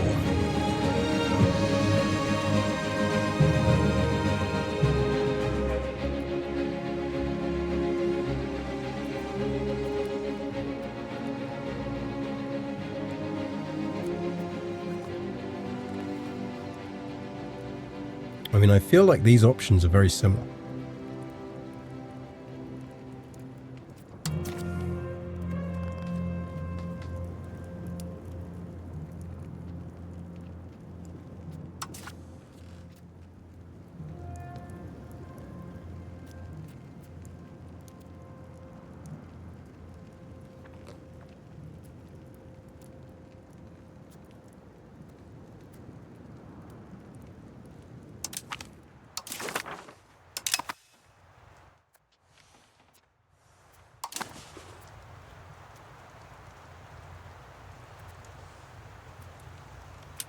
How's the people shit going on? I mean, I feel like the French are going to win this one.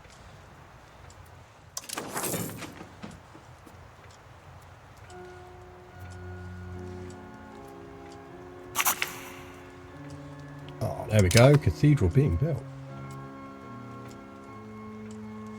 Right, now we just need to save up 300 odd ducats for a town. What if we kick the shit out of Belgium? Oh, we've got a holy site in Vadstena. Sure, yeah.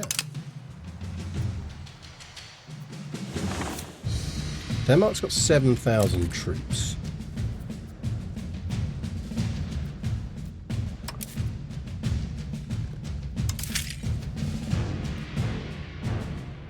We've got 4,000. We could get more regulars.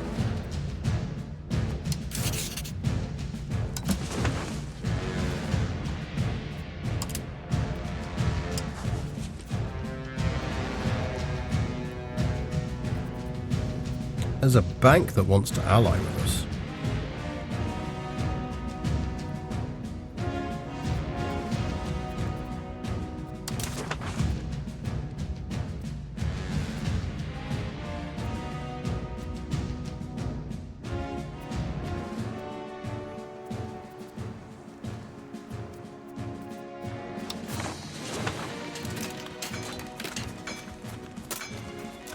But they don't have any regulars.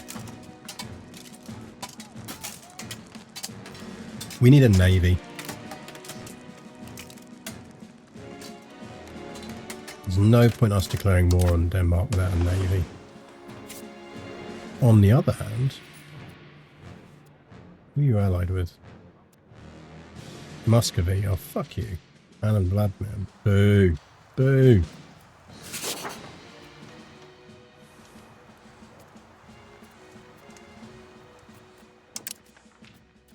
What are we looking at? 4,000 troops. How have you got 4,000 troops? Jesus. Well, I could take them.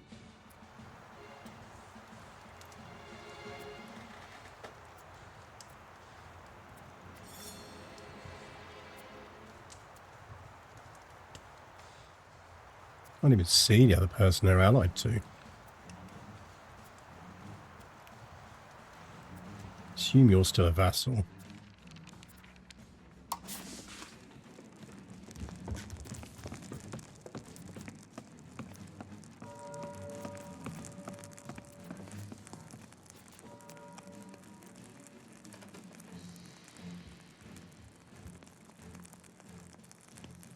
That's interesting. I mean, okay, that's a bug.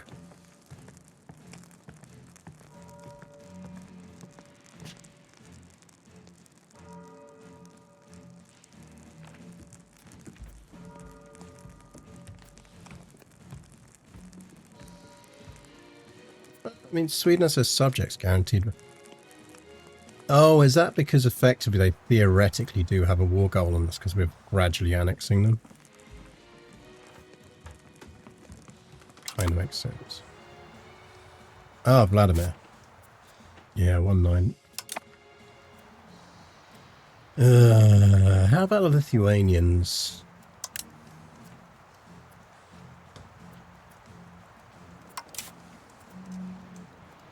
They're not badly off for troops. I mean, the Poles are doing nicely.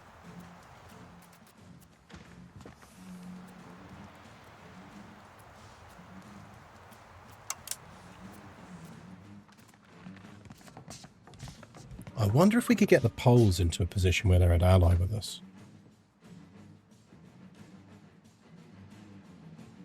I don't think that's a bug. I think it's saying that if you annex Norway, Denmark will guarantee their independence and gain a CB. Yeah, I think so.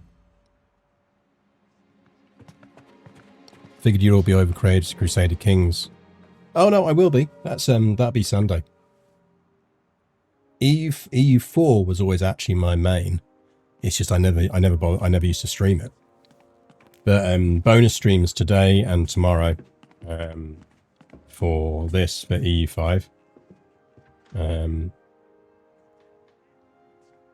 I wonder if we could get Poland to accept that. And welcome, I haven't seen you for a while.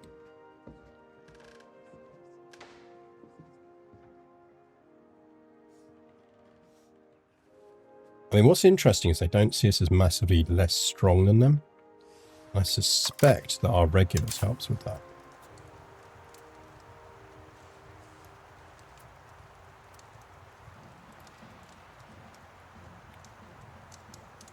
We need to generate more manpower. How do we build more sergeantries? Is it that we can only build that in Stockholm? Why can't we build a sergeantry here? It's got a castle.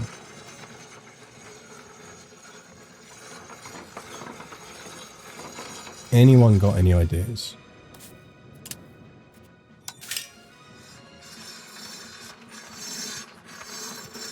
Oh, interesting. It's got a stockade.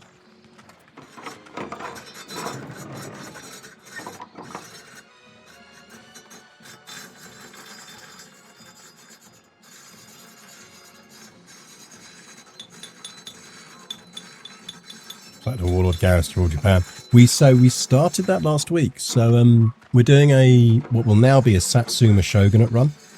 So yeah, that was last Sunday. So that is first episode of that. I think is up on the YouTube now. I think Zidane did that on Wednesday. I think.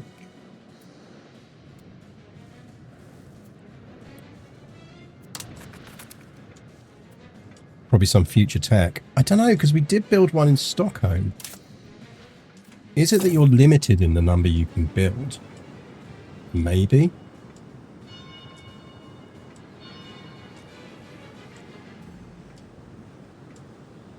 Researching I can have one sergeantry. Need to get armories to get more manpower. Okay, thank you very much for that, Man of Walks. That makes sense. So effectively, we're at the maximum number of regulars we could have now, until we get armories. So I'm guessing we need professional army. So until professional army in some way spreads to us, we're not going to get the research stuff that will give us options to get it. That makes total sense. Thank you very much.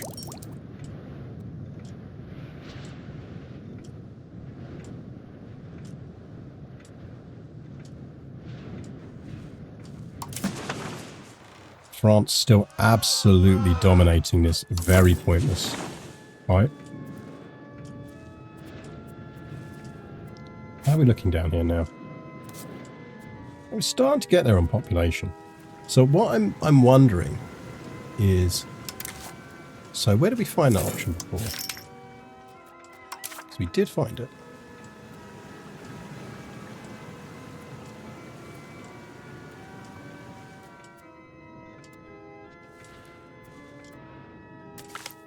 Uh-oh. No, we saw a comet. I love that the comet event's still in this.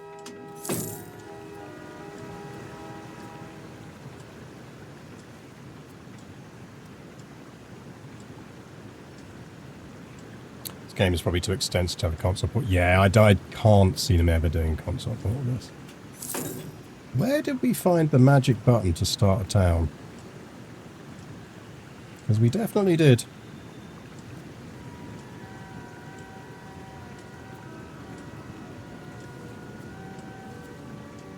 It told us a price and everything.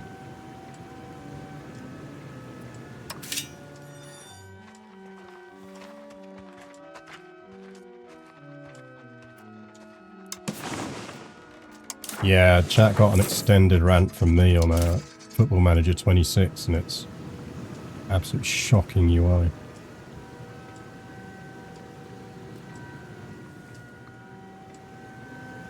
We found a button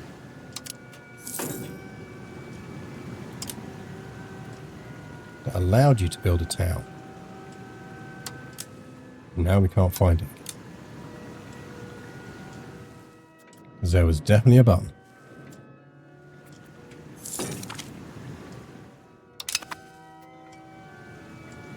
Shield? No.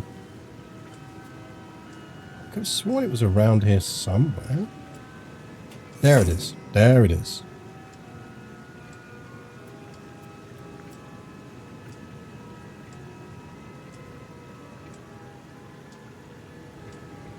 Interesting. So the cost of doing so is modified by what we have access to. Which makes sense.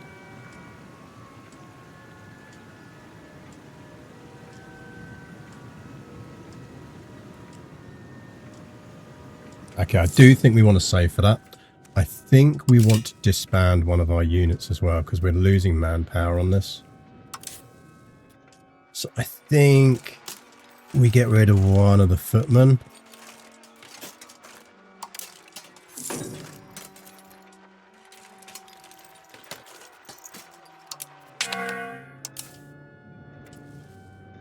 Shall we... here you go. Here's what we're going to do.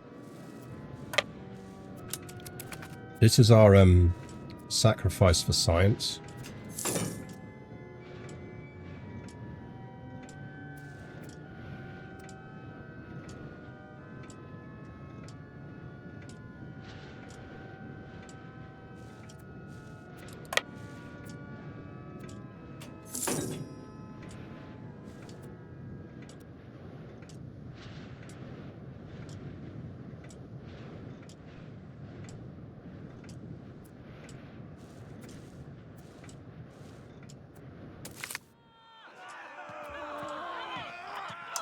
Our priests are very happy anyway. They can afford to lose a bit of happiness.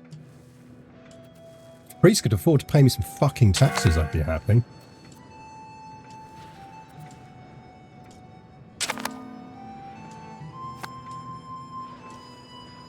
Don't worry, lads. You've got a noble duty you're about to try.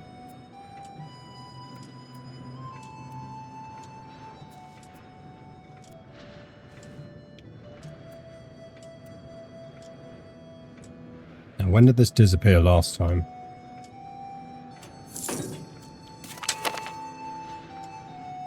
That reduces founding town cost as well. That's nice. Construction speed? Take Master Masons.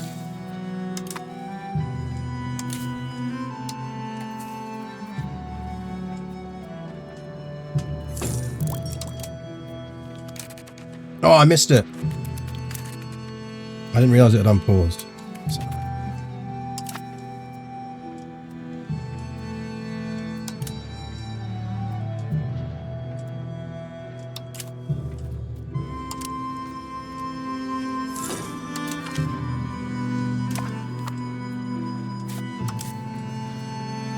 Fucking 1.5 star little potato bitch.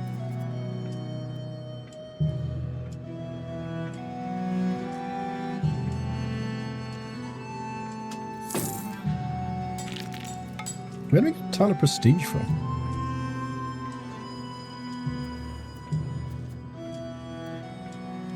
Right, well, it hasn't kicked him out of it yet.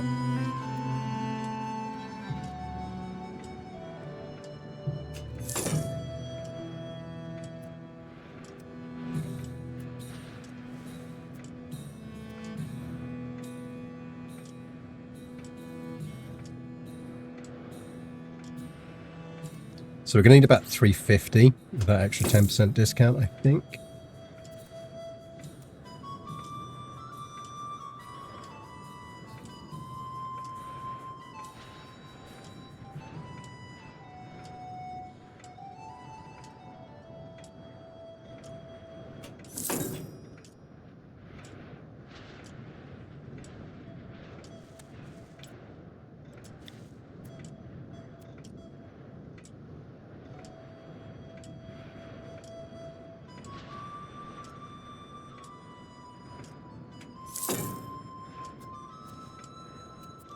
Now, those of you who have only just tuned in will have no idea what we're trying to do here.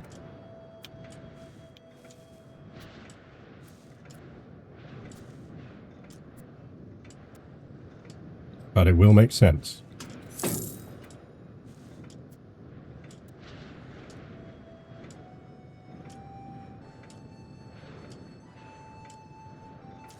Trust me.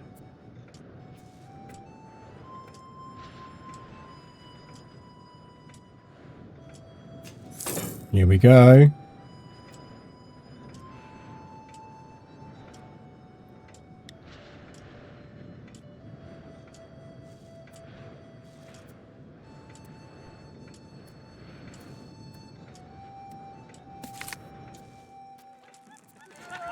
Oh, thanks, guys.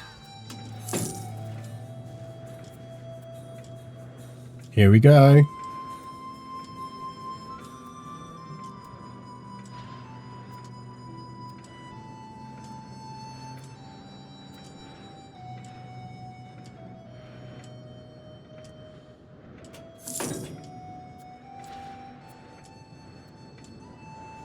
A freeze is coming.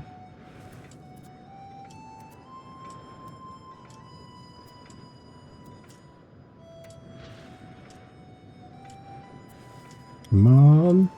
Here we go.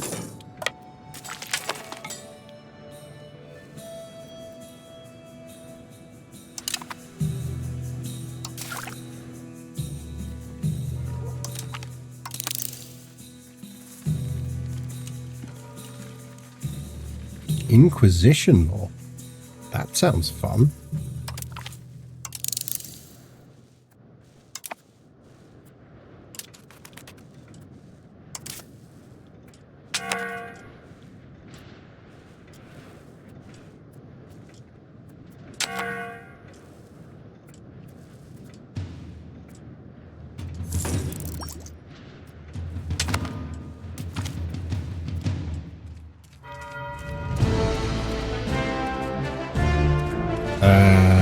No, we're not going Cathar.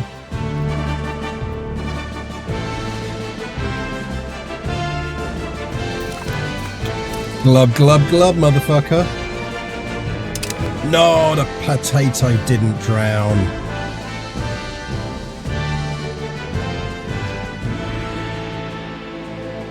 Boo. Boo. Well, look, we wanted to get rid of the unit anyway, so it was a good way to experiment.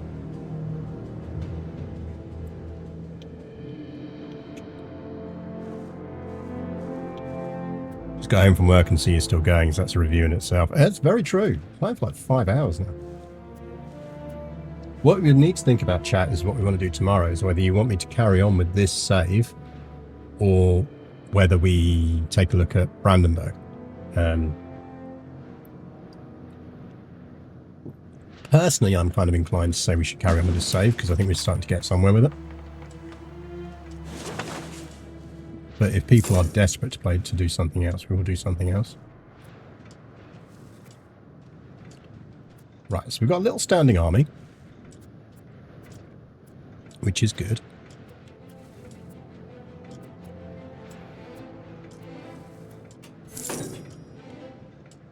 Let's see the save continue. I mean, I think we should. I think it's going well.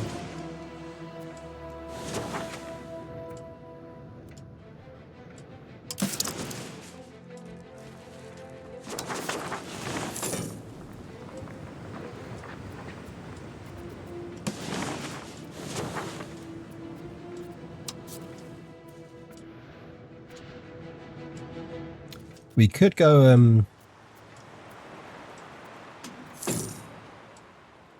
explore Zidam's homeland.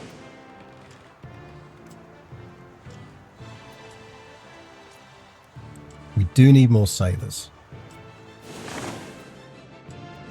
Is it fishing villages that do that? That fishing village is open now, which is good.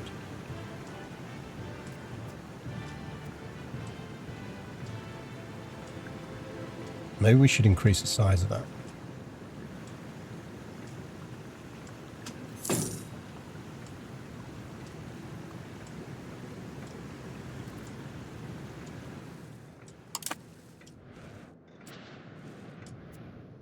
So we can't fight Denmark without a navy.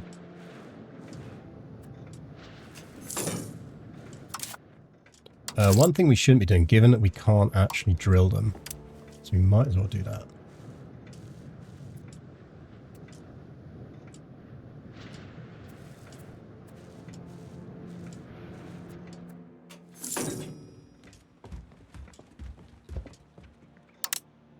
Mint a bit more.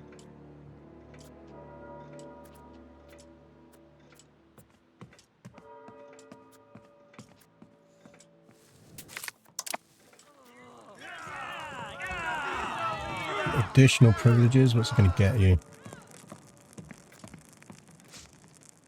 Annoys the peasants. That's actually fine. The peasants are really happy at the moment.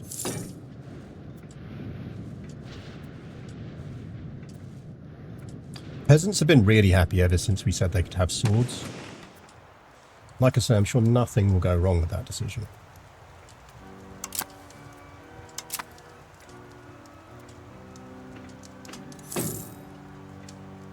How are our trades doing?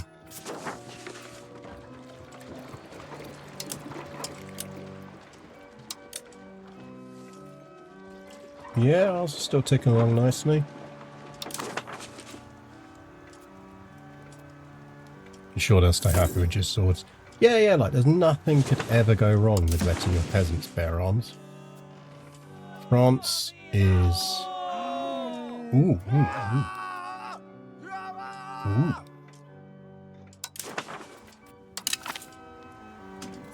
The faithful should be rewarded, but they need to ask for their rewards sometimes. Fuck you, France.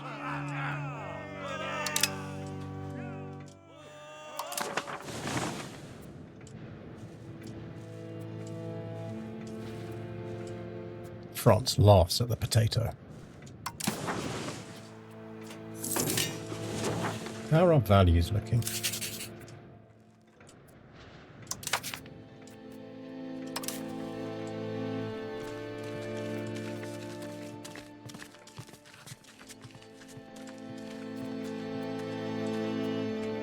Still, we do want to drift this to quality.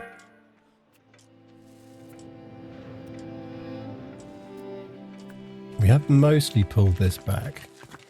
Wonder if there's another thing we could pick that would boost naval.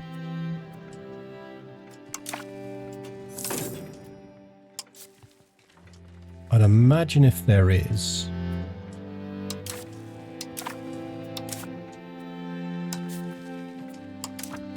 Might be a burgers one.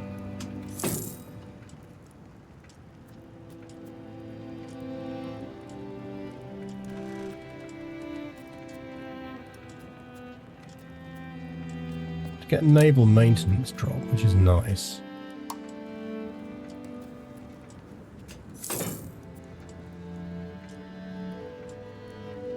No. Kind of surprised there isn't one.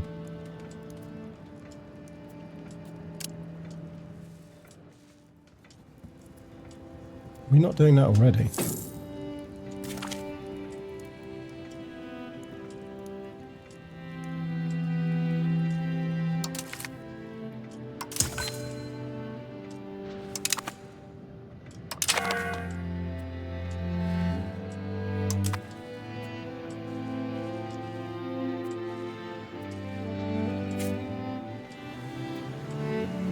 Yeah, 348. So we're getting there. Let's say going to be around the 350 mark because we need the glass. We get some glass in the market. In fact, what we might do just before we click the button is set up one of our trades for glass, because as you can see, it does give it quite a healthy discount. There is a Richtag possible, so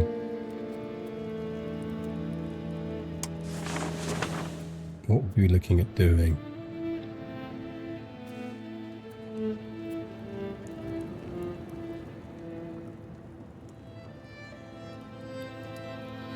I mean, increased naval infrastructure again, because it gives Stockholm and a whole bunch of places some dev, and it pushes us into being dev focused.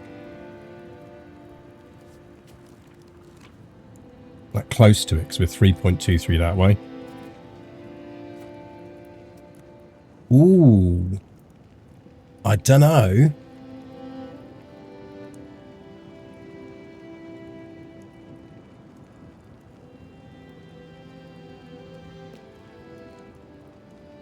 That might be good to do.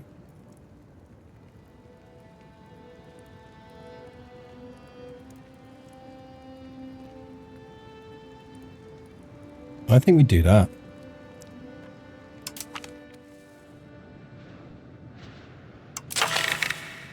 We don't have an artist at the moment.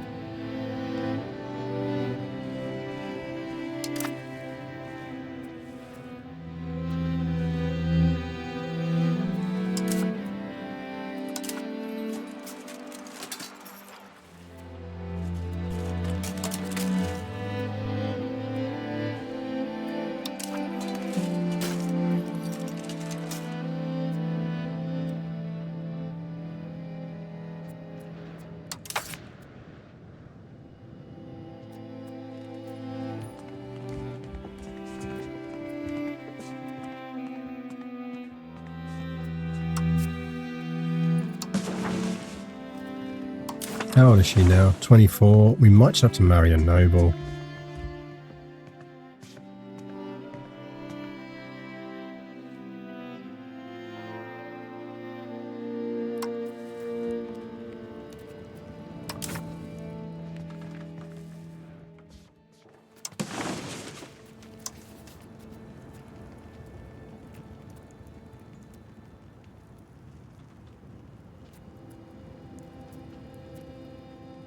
Why can't I sort this by willingness?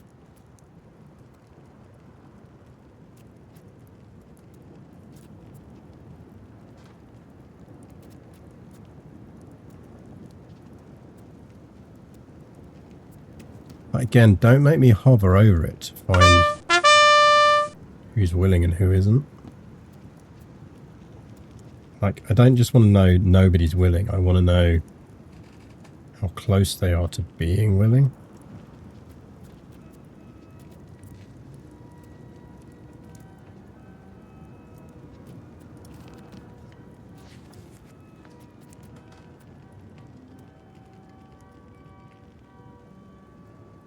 Like, that's arguably overcomeable.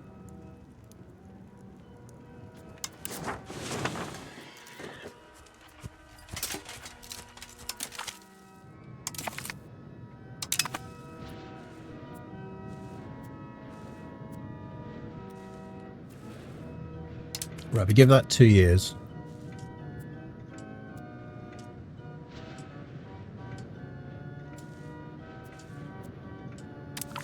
And we're marrying her anyway.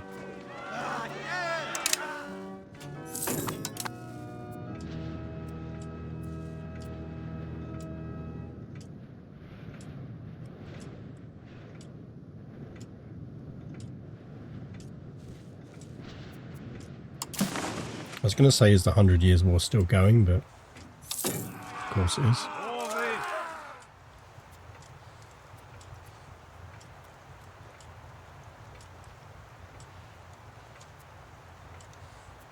Ruler and Admiral.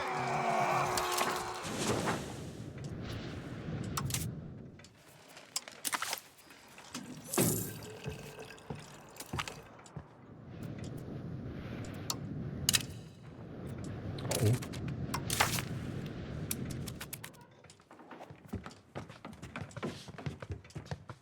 God, no.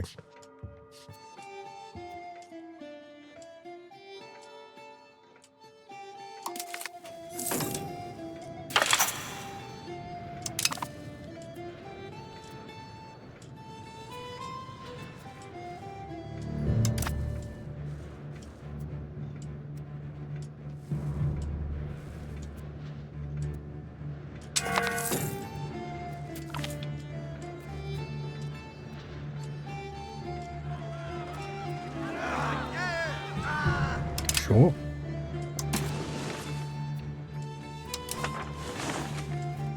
Right, unified external policy. Basically, Norway can't do shit unless we tell them they can do shit.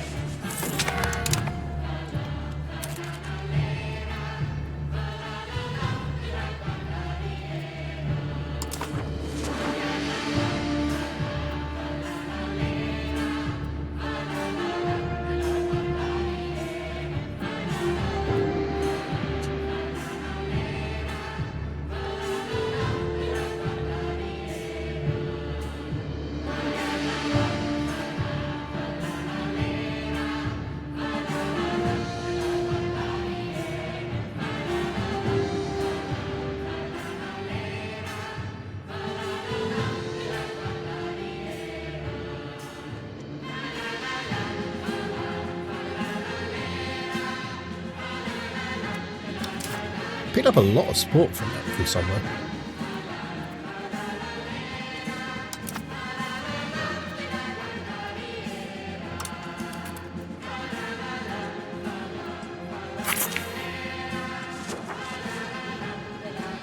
Ooh, that's nice. We got the good one.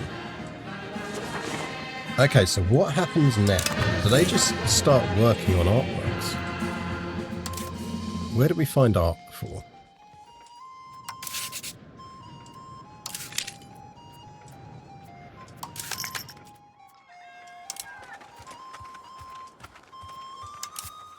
Works of art.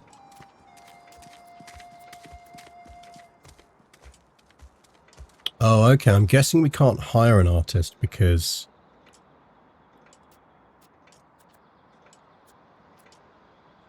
Do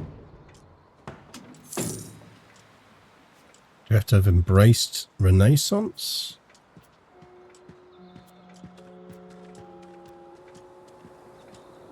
Ah, we need to have... We can invest in culture.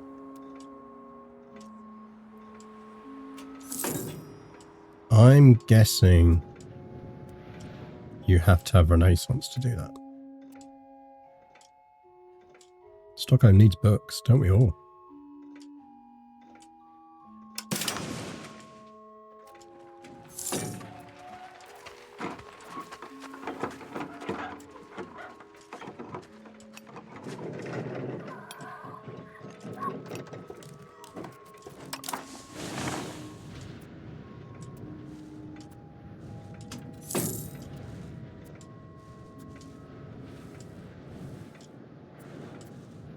Oh, they've just built a tailor's guild in Stockholm. That's nice.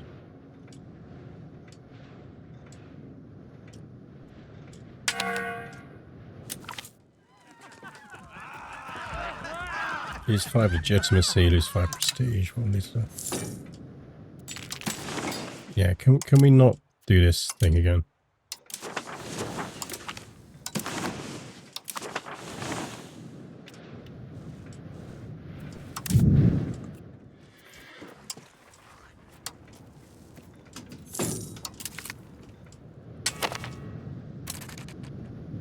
Ah, it's still at minus 30.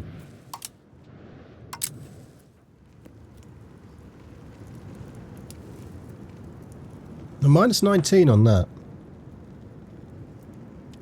First in line for the throne of Holland. Yeah, let's not do that.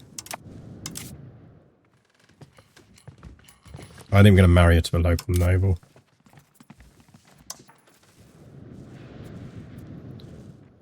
Right, who's good?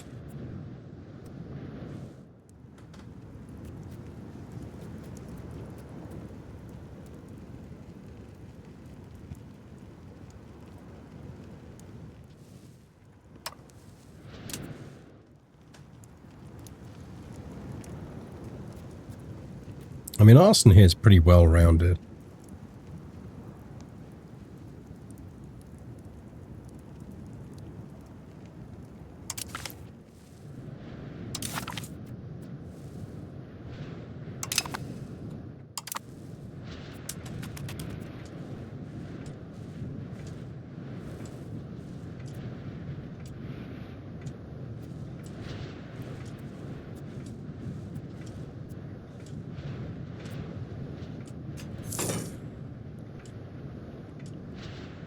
It's not a bad balance, really. Obviously, ideally, we want a stronger crown influence, but we'll get that over time.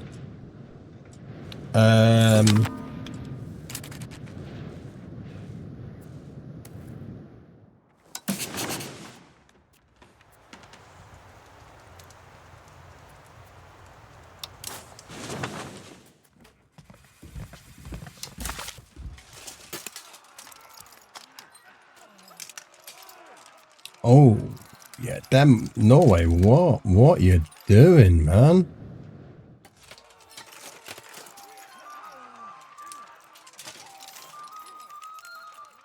What the hell are you doing, Norway?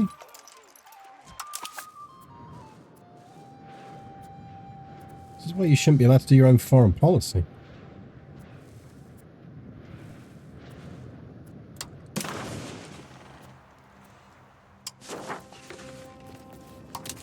Hansa will ally with us. Nice. Which means actually we don't need this.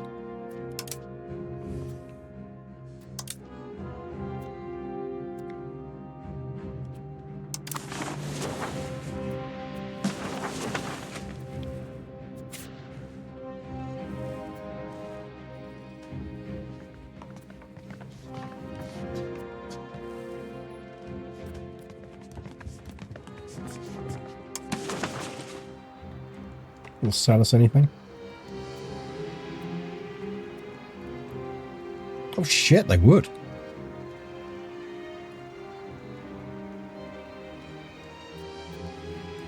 Oh no, they wouldn't. It's just how much it would cost.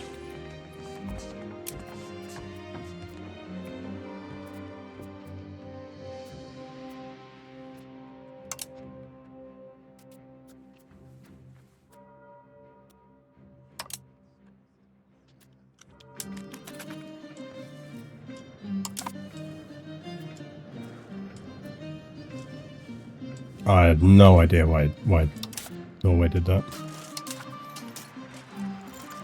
Yeah, pretty good point now in terms of all of that. What I get notices about Japan? Yeah, it's slightly odd. I think they're not doing the default messaging well enough at the moment. Like, I feel like the default messages should be a bit more about what's going on. I can do what I want to do. I'm not... Fuck off. Look, we offered France a chance to buy our support, and they didn't buy our support, so screw them.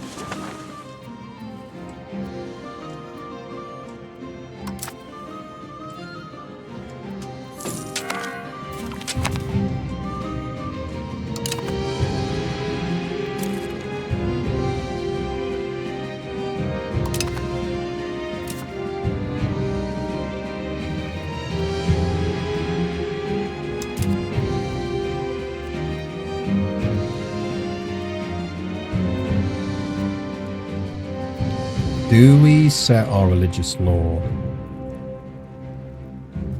I think that we're going to want that to be local courts.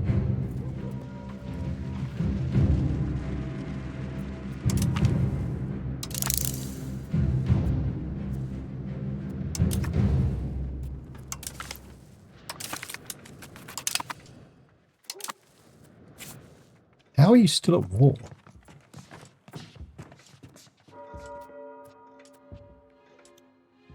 I feel like you shouldn't still be at war. You're not allowed to do diplomacy unless we say so.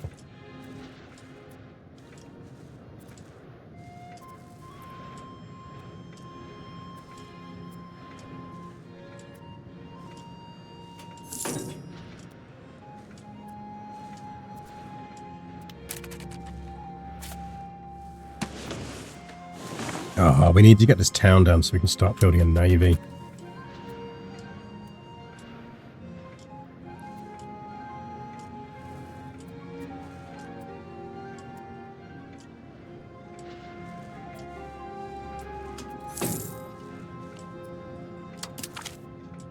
I'm not doing that anymore.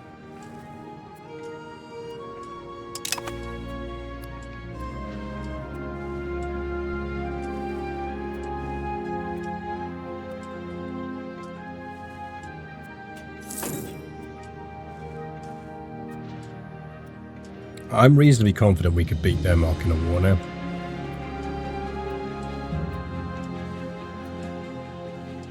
You need a navy though.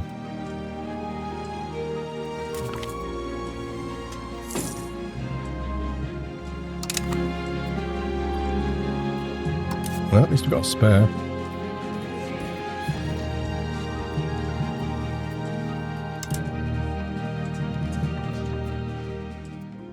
Popping out sprogs at 48, that's not bad.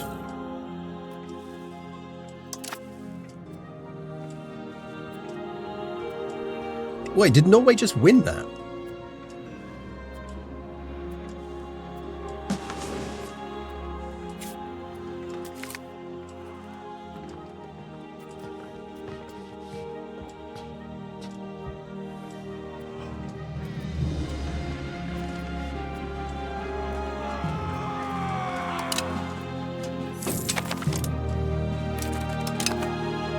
What just happened?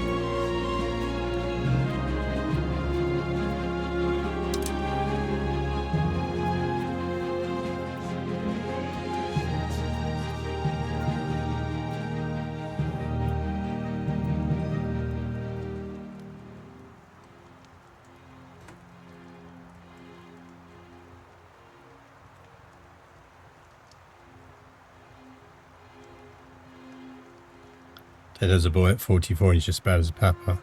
Oh, they go up. The skills go up.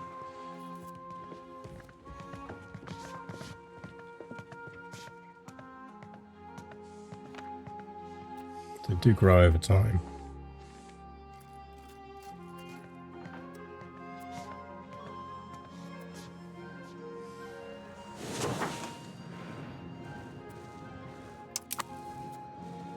No idea how Norway won that. I mean, I suppose actually, to be fair, they did get occupations on a whole bunch of stuff.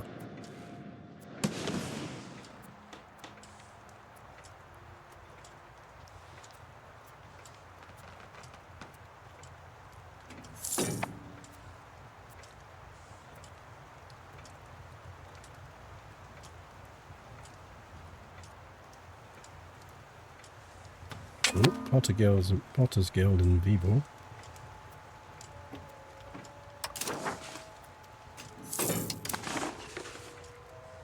Could intervene in a war against Muscovy. He's fighting. Okay.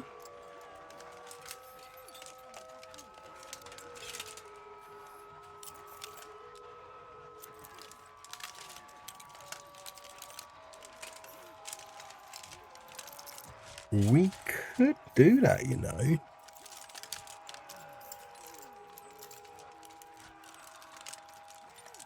It's Veliky Novgorod.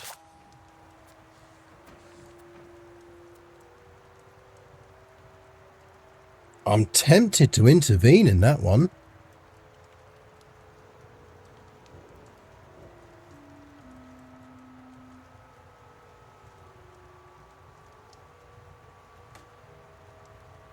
I know without a navy it's hard to get people over.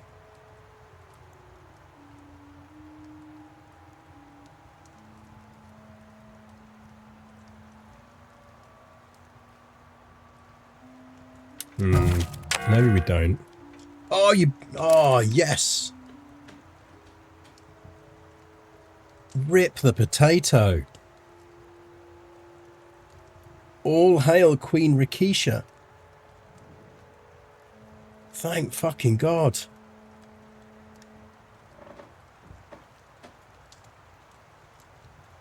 Our country is in mourning, no we're not. There she is, looking very Swedish.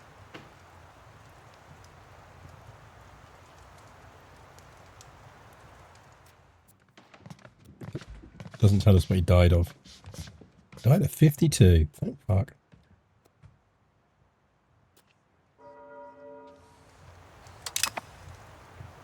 Died from a fever. Yes!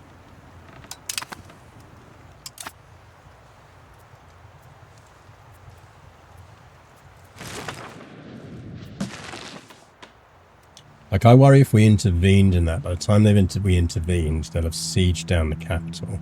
At which point the war will effectively be over.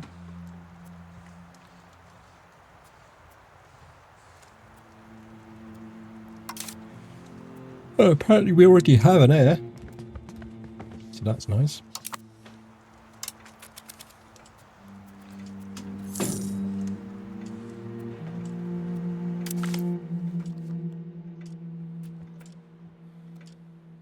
A regionally well-known statue was created in Stockholm. Good evening, Caesar. Catch me towards the end of this. In fact, more tomorrow, though.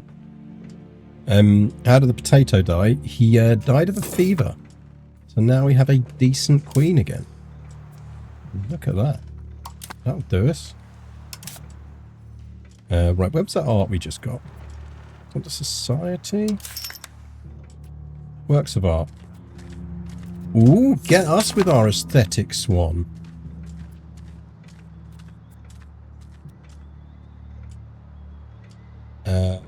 Pop promotion, pop assimilation, bit of institution growth. Very nice. When do we get Sword of Viborg as well? That's nice.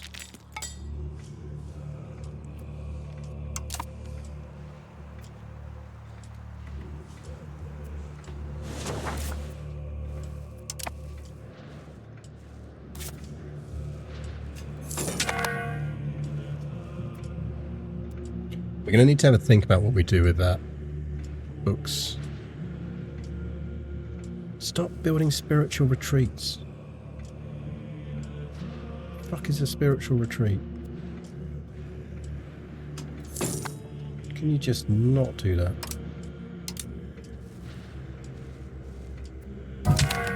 Is Sweden overpowered in this universe? I don't think so. Not yet. I've not noticed it anyway. Do we need new councils up? Every time we inch closer to getting this freaking town built. 86, 88, 43. Yes, please.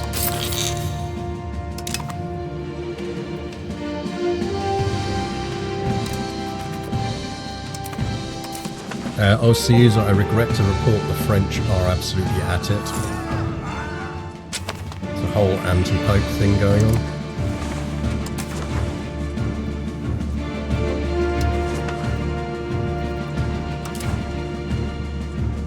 Ooh, we could send someone on crusade. Let's send someone on crusade.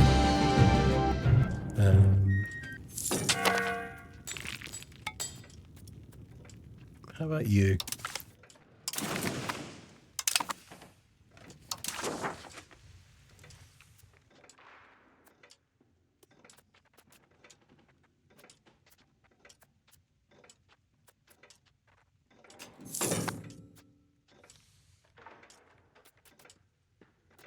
Offer market access. This will make it much easier for our markets to include their locations. Okay.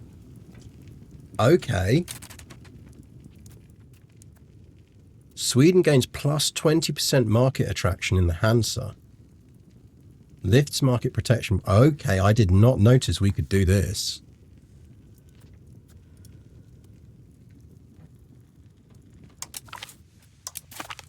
Okay, that absolutely makes it worthwhile allying with the Hansa.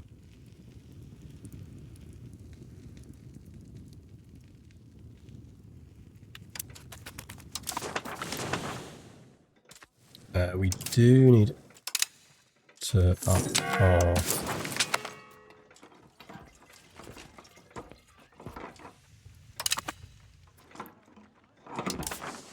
spending on Diplo.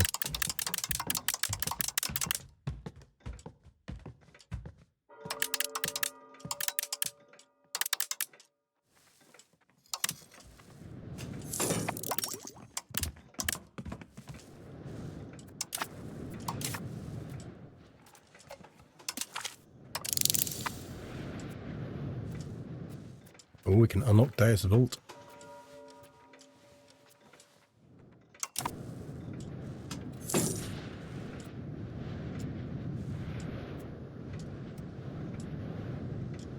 Don't be losing money. We need to make money. Is that because we just screwed our own trades? No, we're still doing okay.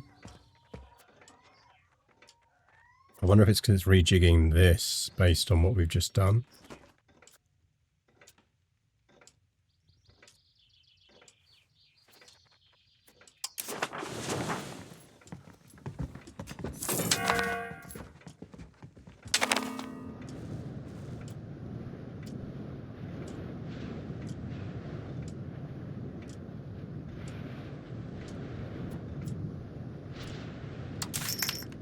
We can do some Placitium Regium.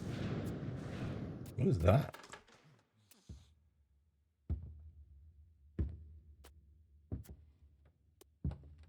Hello?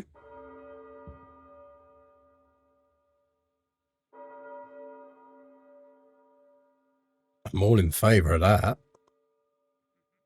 Especially as it's until her death. which is hopefully going to be at least 30 years.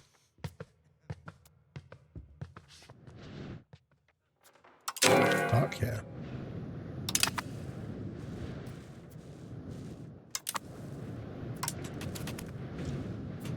More 20% more control is definitely not to be sniffed at.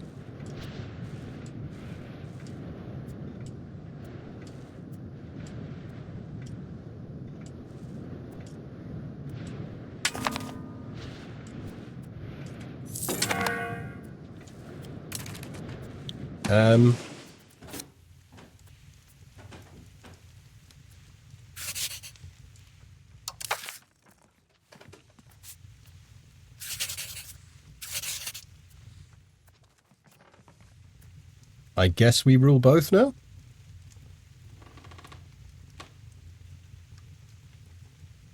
Oh, we did unify it, didn't we? We unified the crowns.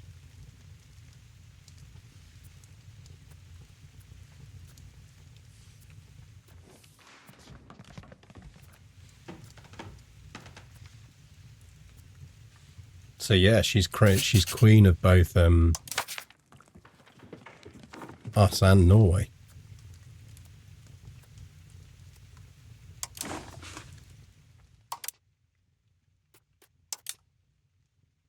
Because we've got the unified succession law.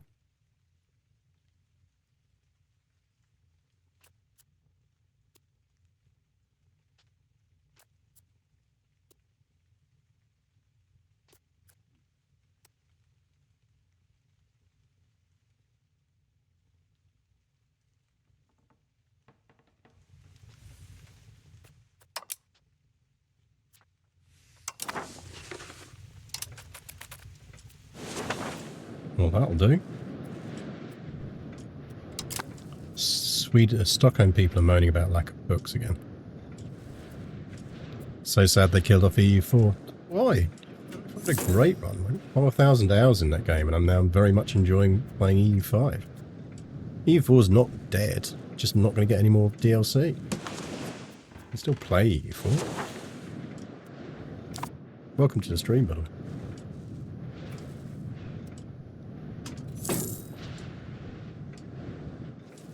I am very impressed with this so far. Obviously, there's a lot they're going to need to do to it, but like as a release game, great so far.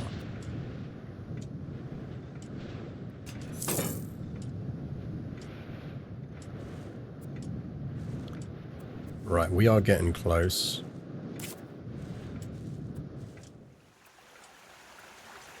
Yeah, 347-ish. If we imported glass, that would get cheaper. But I mean, we're generating cash enough that I think we don't screw with our trades. We just let that pick up.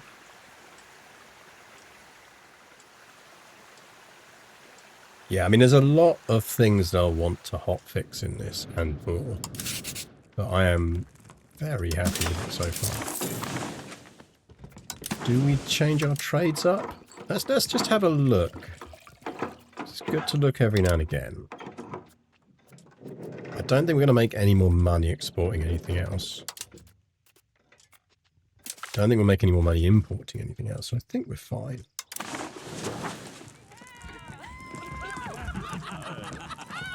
Towards defensive, towards offensive. Or we can just get some army tradition. We'll take the army tradition.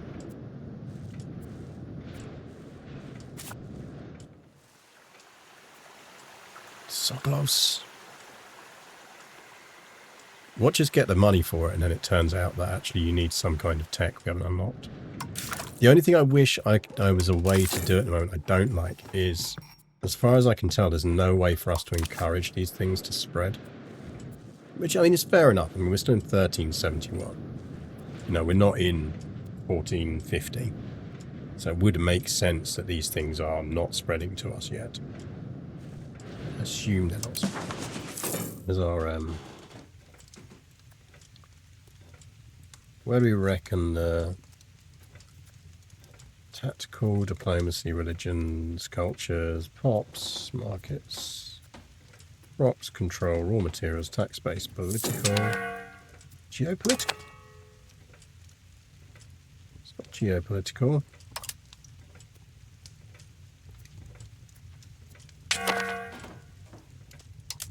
Demography.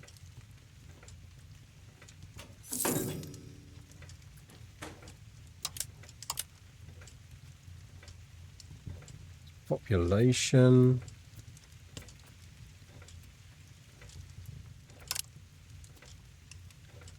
There's got to be one for institution. There you go.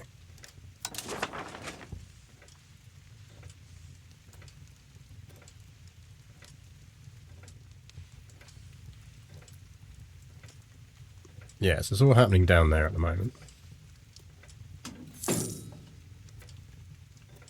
No spread up here. Or in Scotland. So you've got present institutions of professional armies is present there.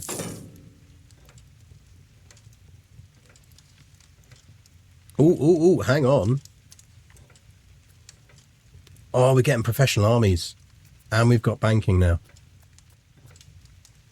Oh, that's nice. We want professional armies.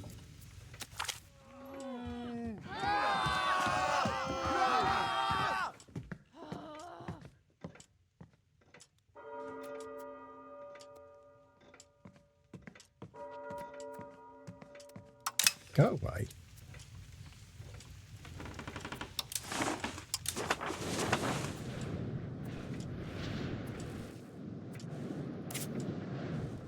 Can we?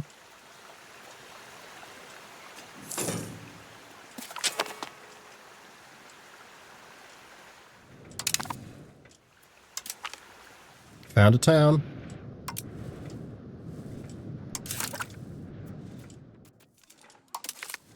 Let's vault some daises.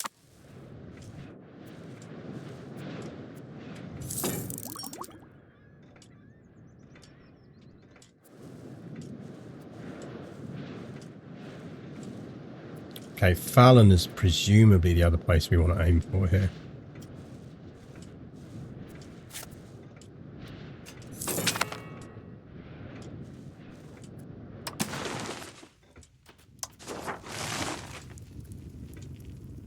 Span opposite this.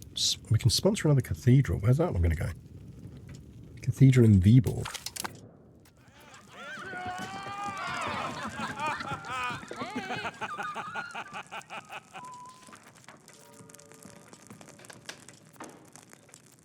I got loads of it. Fine.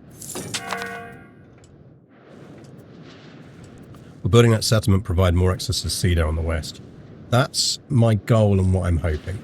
So what I'm hoping is that by building that over here, we can then gradually increase, like, connect that effectively navally around with the rest of, with the capital. So increase our control over the sea zones. And then actually what that will do is allow us to start projecting control better.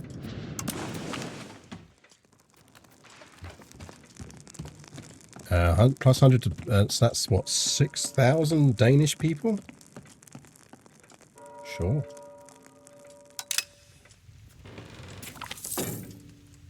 How is Norway free from Denmark?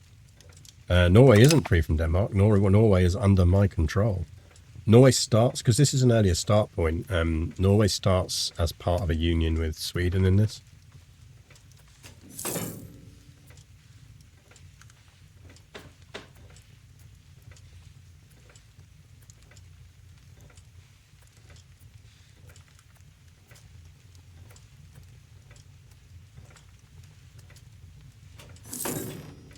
Fallon is where we'd want to go.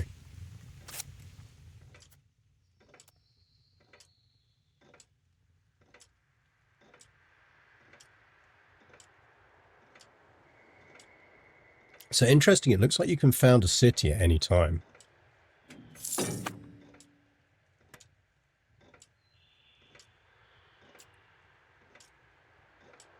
It does look like that's the only requirements. Oh, you need a population of 5,000 or greater. Okay, let's flip our councillors then. So I want you to encourage migration to Fallon.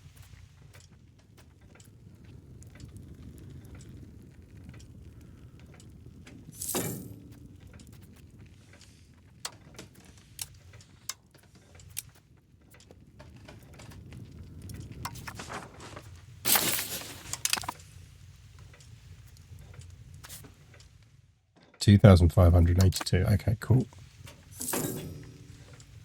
So you got to fight off the Danes, I assume. I mean, I assume we're going to have a proper war with the Danes at some point. We haven't yet.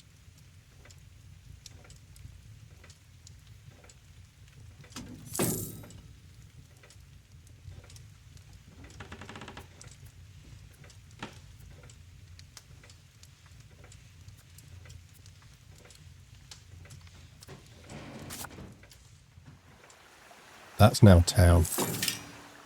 So we could build irrigation. Want a wharf. We not build a wharf yet? Why can't we build a wharf? Is that a burgers thing?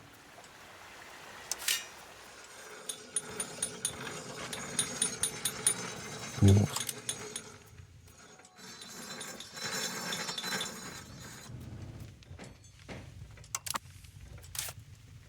Also, I feel like this shouldn't be called Icelandic.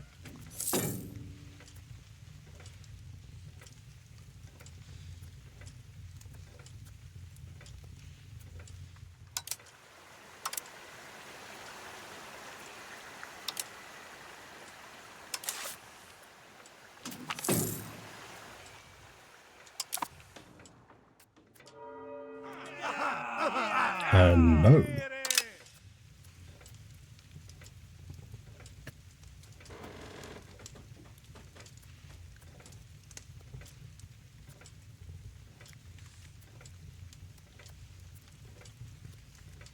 Like we should rename this Gothenburg. Why a town in Fallon? Town in Fallon because... What are you doing? That's not...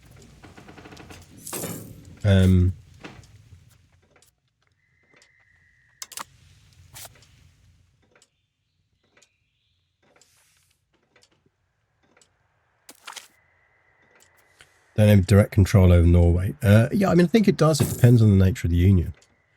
So town in Fallon because it's historically a big location of a strategic copper mine. I'm suspecting that we're going to get some events related to that later in the game. So I quite like the idea of just already having it as a quite well established place.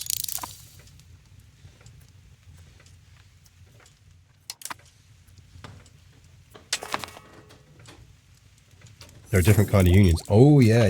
No, unions are everything now.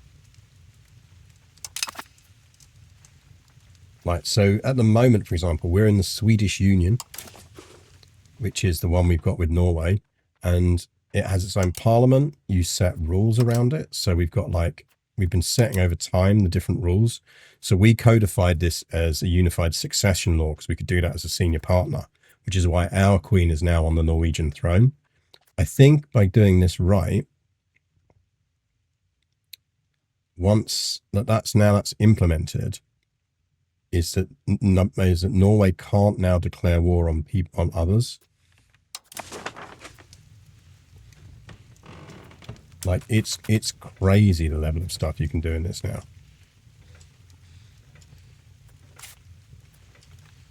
So that's building wharves.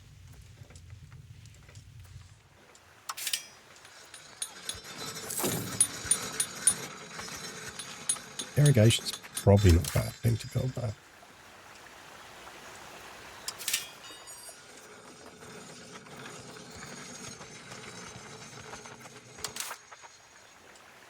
Wars contribute sailors. We need more sailors. How do we get more sailors?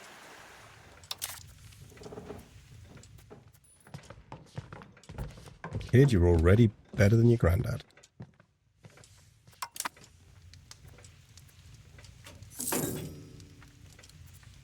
Who are we? We are Sweden. And it was good. So what I want to see before we finish for today is I just want to see what impact, if any,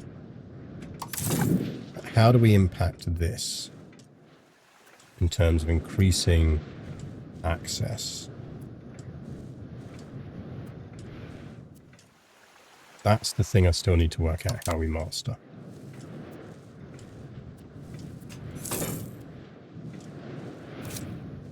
Also, we need to work out how we get more sailors.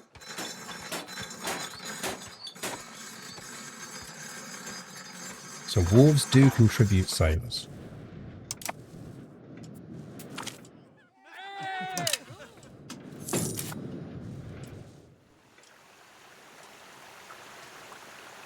You're playing Iron Man. I was tempted by achievements, one of the missions for my first run in Scotland. Yep, so this is an Iron Man run.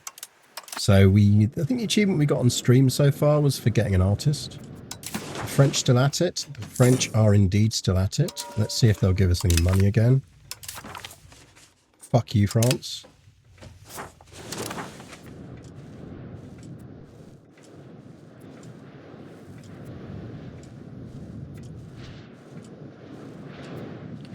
We're going to need over here.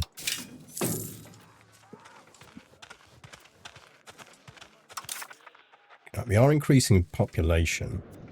We could probably do with building roads. That's where we need to get to. Have we got a parliament action at the moment that would do expand road network? No. Expand mining costs.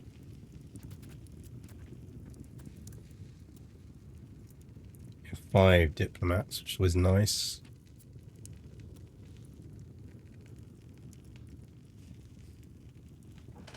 New character. Legitimacy we're fine on. Got some skills. If we ally with the hand sword, they help substantially in the war. In theory, they should do. I think we'll test that tomorrow.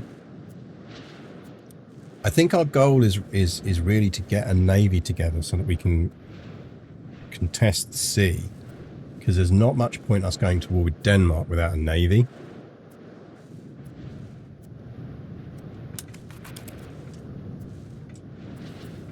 Like, we can afford to support a navy now.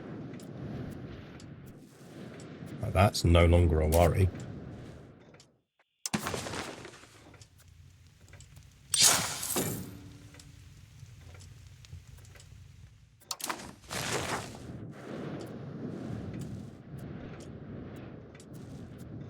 So we need more timber. That's a good shout. You're absolutely right. We should be expanding our timber industries.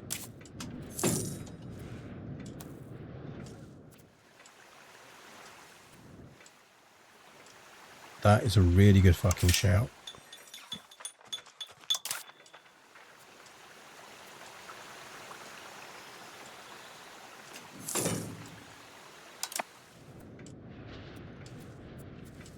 Do we have potential law for that? Yeah, we have a one that reduces the cost of building ships, so we're definitely going to want to do that.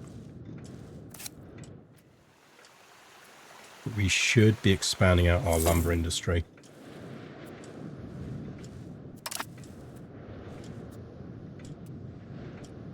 For timber encouragement? I don't think so.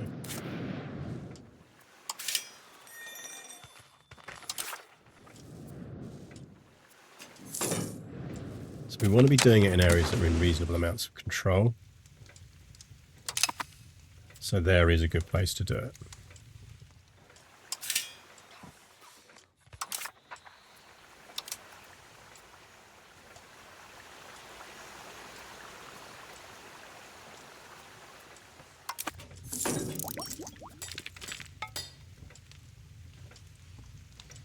Right, that's knocked that up to 24.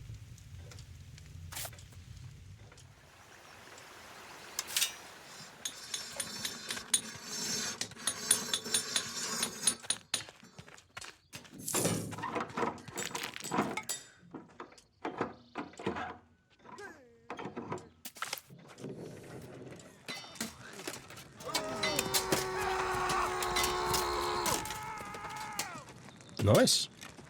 So we got him back and we got 10 army tradition.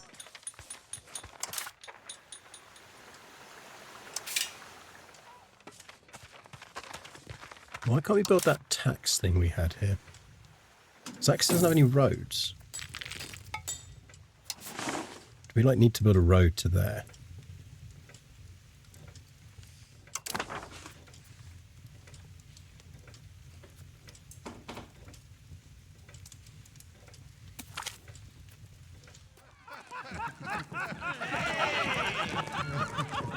Will take us that to drift us to Navy. Loyalty of subjects, fine. Someone died. Hello.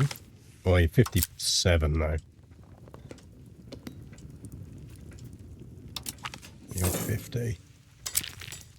Some young men floating around.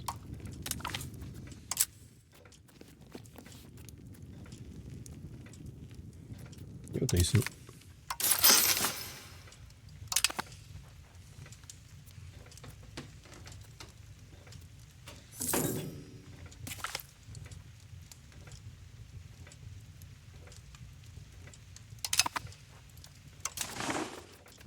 Interesting that we can't hold a parliament there.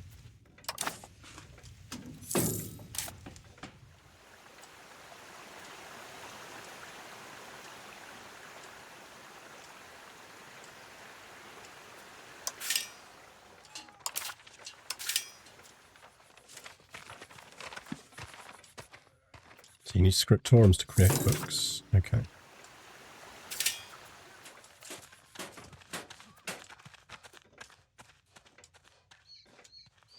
That would increase trade capacity. Libraries do institution growth. That's good to know.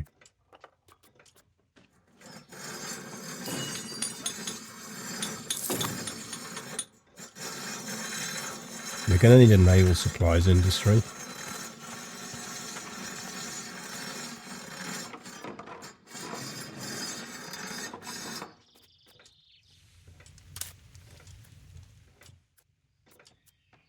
Marketplace, potters, weaponsmith, tools guild, and brewer. I wonder if we make this the heart of our navy industry.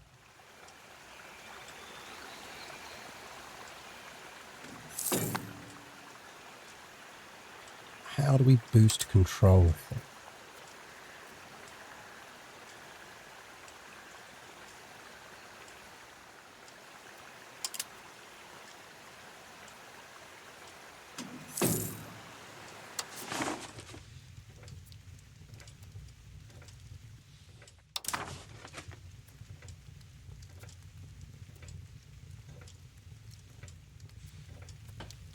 Like its maximum control is that.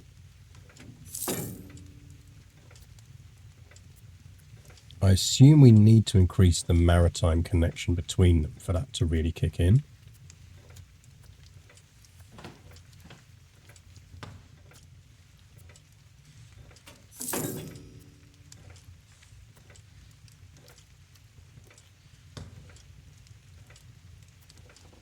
Build a road to our next town.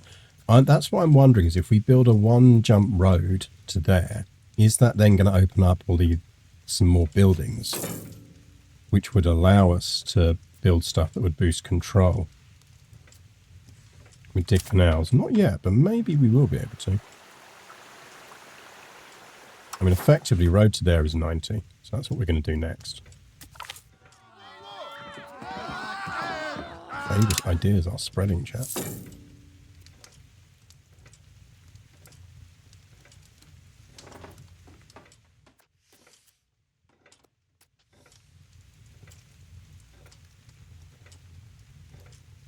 Proximity is a big part of control, so building a railroad will help.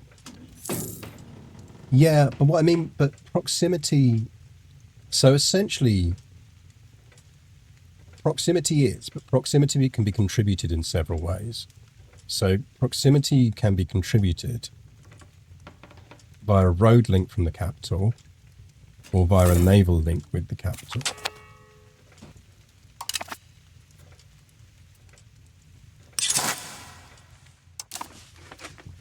So what I'm basically wondering is how we boost this naval connection so that it's stronger.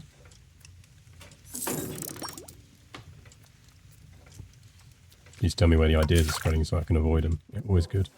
Ooh, army morale, please. The naval morale.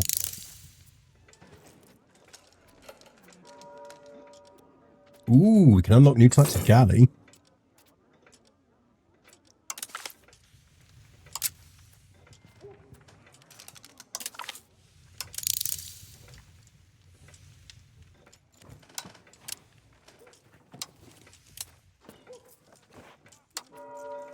Can I move this up the queue?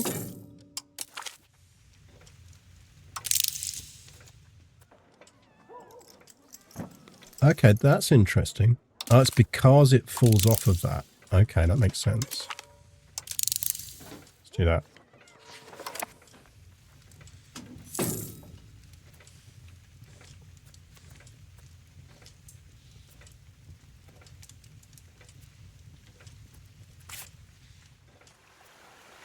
Also really need more sailors.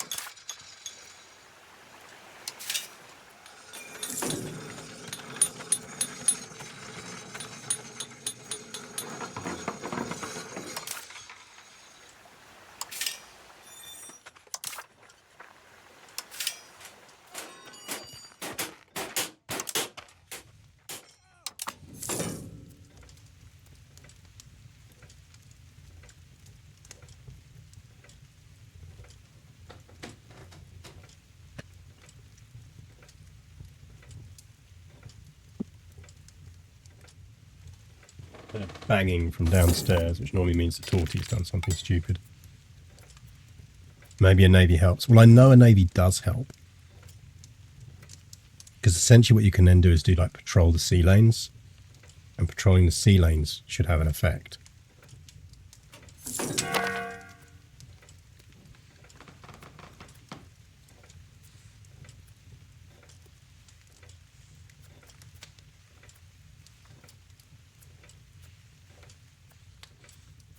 Right, so we now do have a road to there. The question for me is, has that unlocked?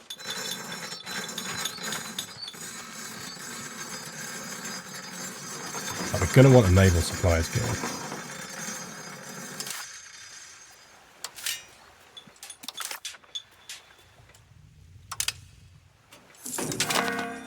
So it didn't unlock the building that allows us to do stuff. Okay, they want a Riksdag. Yeah. No, we'll call a parliament. We'll call a parliament. Don't worry. Chill out.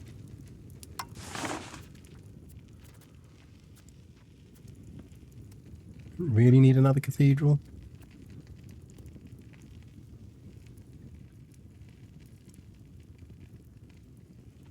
Promote castle works might not be a bad idea, because then we could build one there. How much is a castle? Yeah, I think we do that.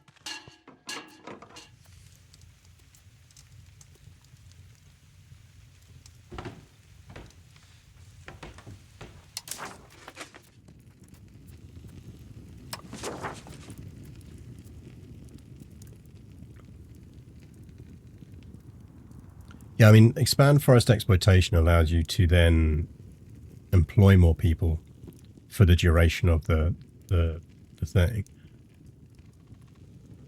I suppose it actually looks like it's permanent. So if you do that, it's permanently they can employ more people. That's quite nice.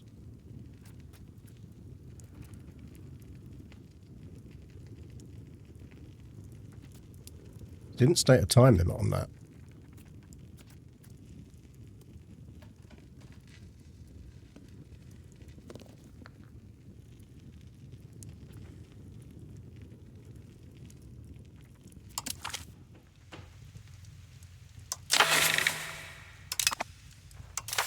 We're calling for a castle.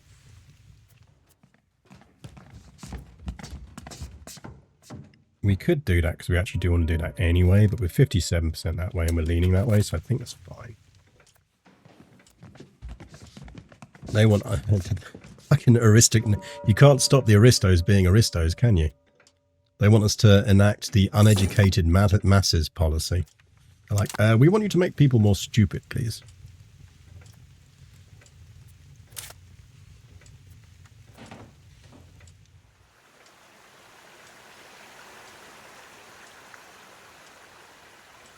Guillotines can stop aristos, yep.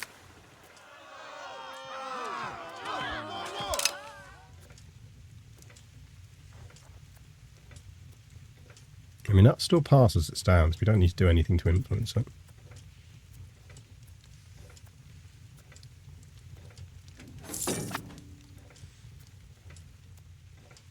'14th century homeschooling, yep.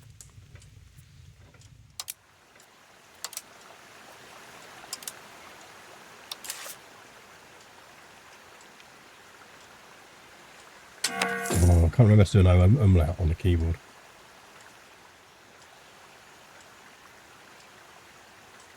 So I'm giving a keyboard shortcut for an O with an umlaut.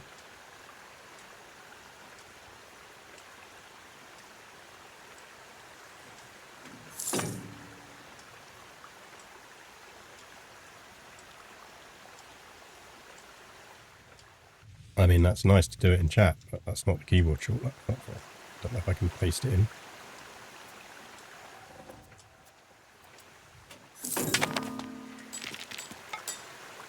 Can do. I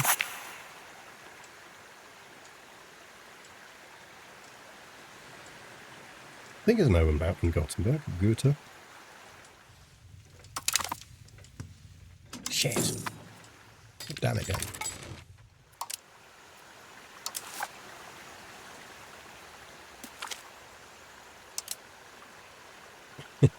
So renaming doesn't work then.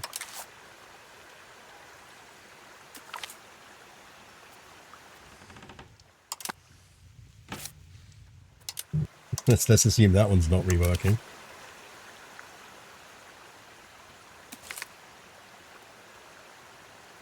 Maybe it's the umlaut. I doubt it.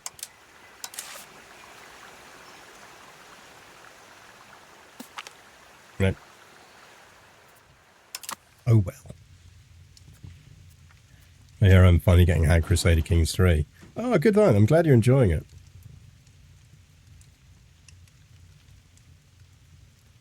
Yeah, Adventure is a fun career to do. It is legit good fun to just bum around. I like mercenary companies. Forming your own little mercenary company is a great way if you don't want to go off and get land. Right, we were going to build a castle, weren't we? Oi! Where's my fucking castle discount?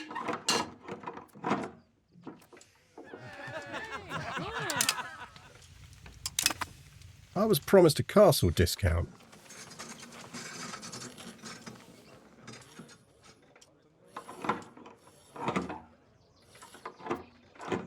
Screw you, game. Okay, we'll build something else then.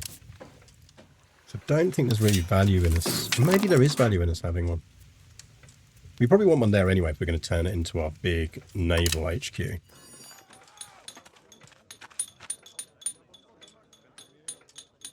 No, it said the discount was when it passes.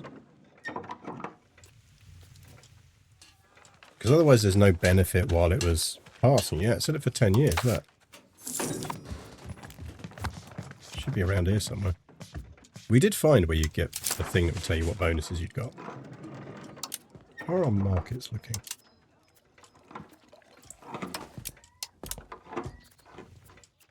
Yeah, our trade's still doing nicely.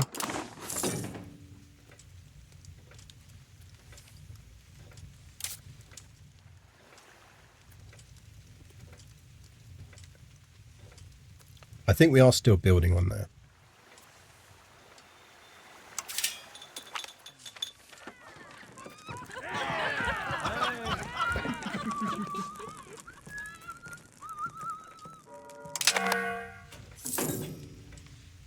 Oh, they're building irrigation in Stockholm.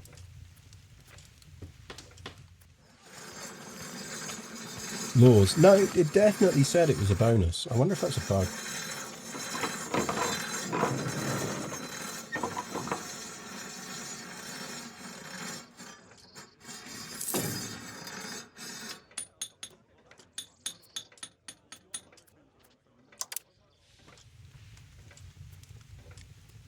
Damn, Castle Taste. No, see, look, no, see, look, Castle in Göteborg. There you go. Give me my omelette back.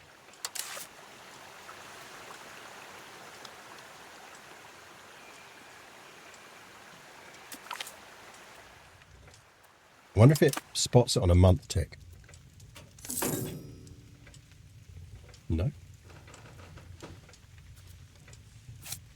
Yeah. Yeah, there you go. Isn't Stockholm heavily irrigated naturally? It is on a Friday night. Boom, boom.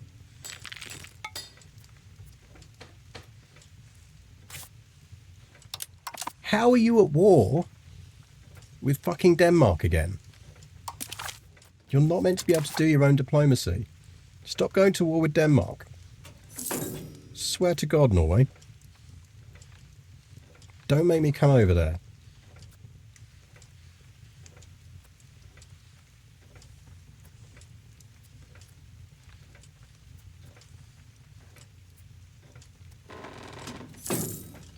Norway just wants to fight the Danes. Look, we all want to fight the Danes.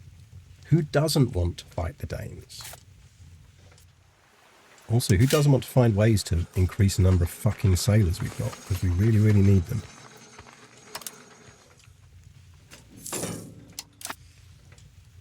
How do we get more sailors, chat? We need to build fishing villages.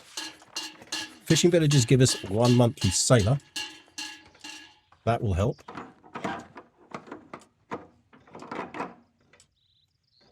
May the Danes win it all. Never.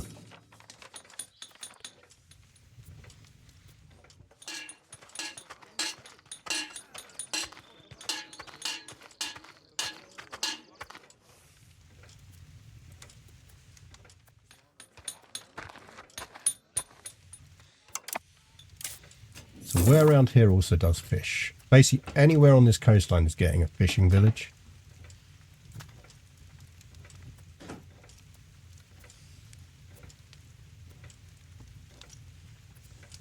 Denmark is just Schleswig-Holstein DLC. Swamp Germany.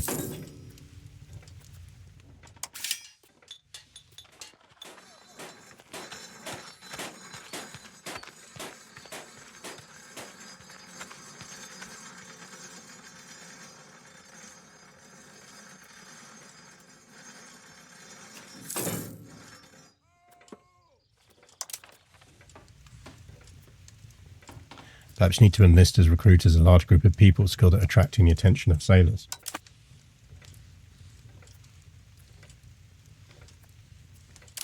You mean I need a seamstresses guild?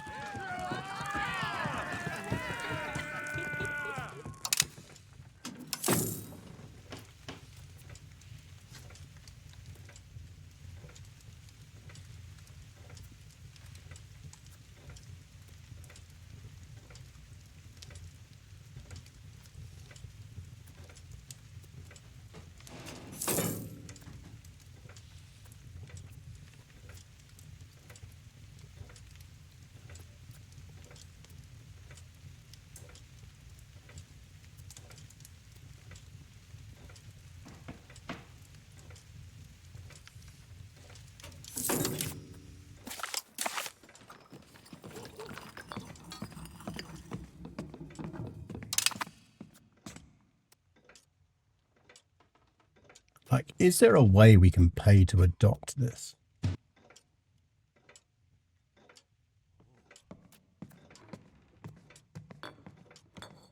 I presume it's because we haven't got it anywhere yet.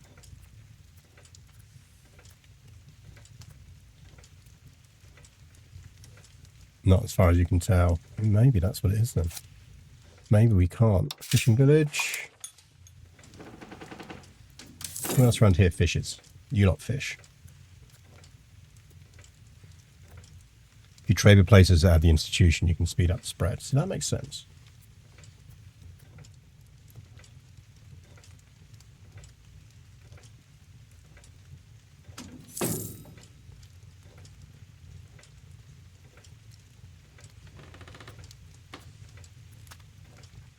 Fallon is almost big enough.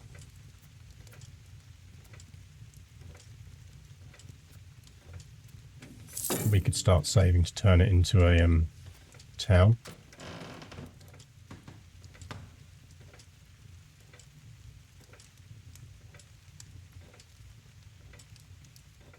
I'm not sure we want to, actually, thinking on it. Would that stop us using it as a mining location? I presume not. France is still winning out in their massive anti-popery dispute. Doesn't seem to be showing any time of ending soon.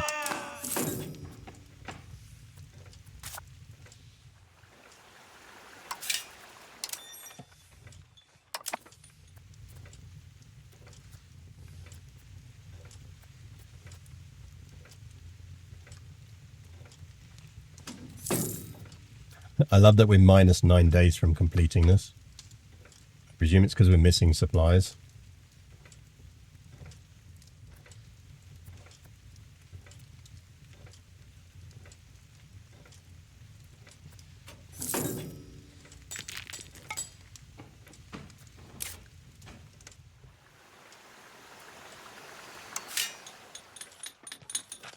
I guess I'm going to now hire a lot more soldiers in Yotoboy.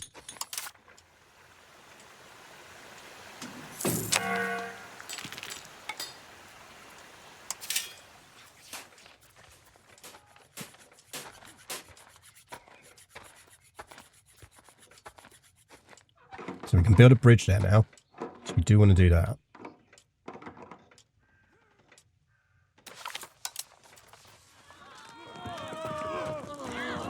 We'll execute someone. How long has the schism been going? A long time.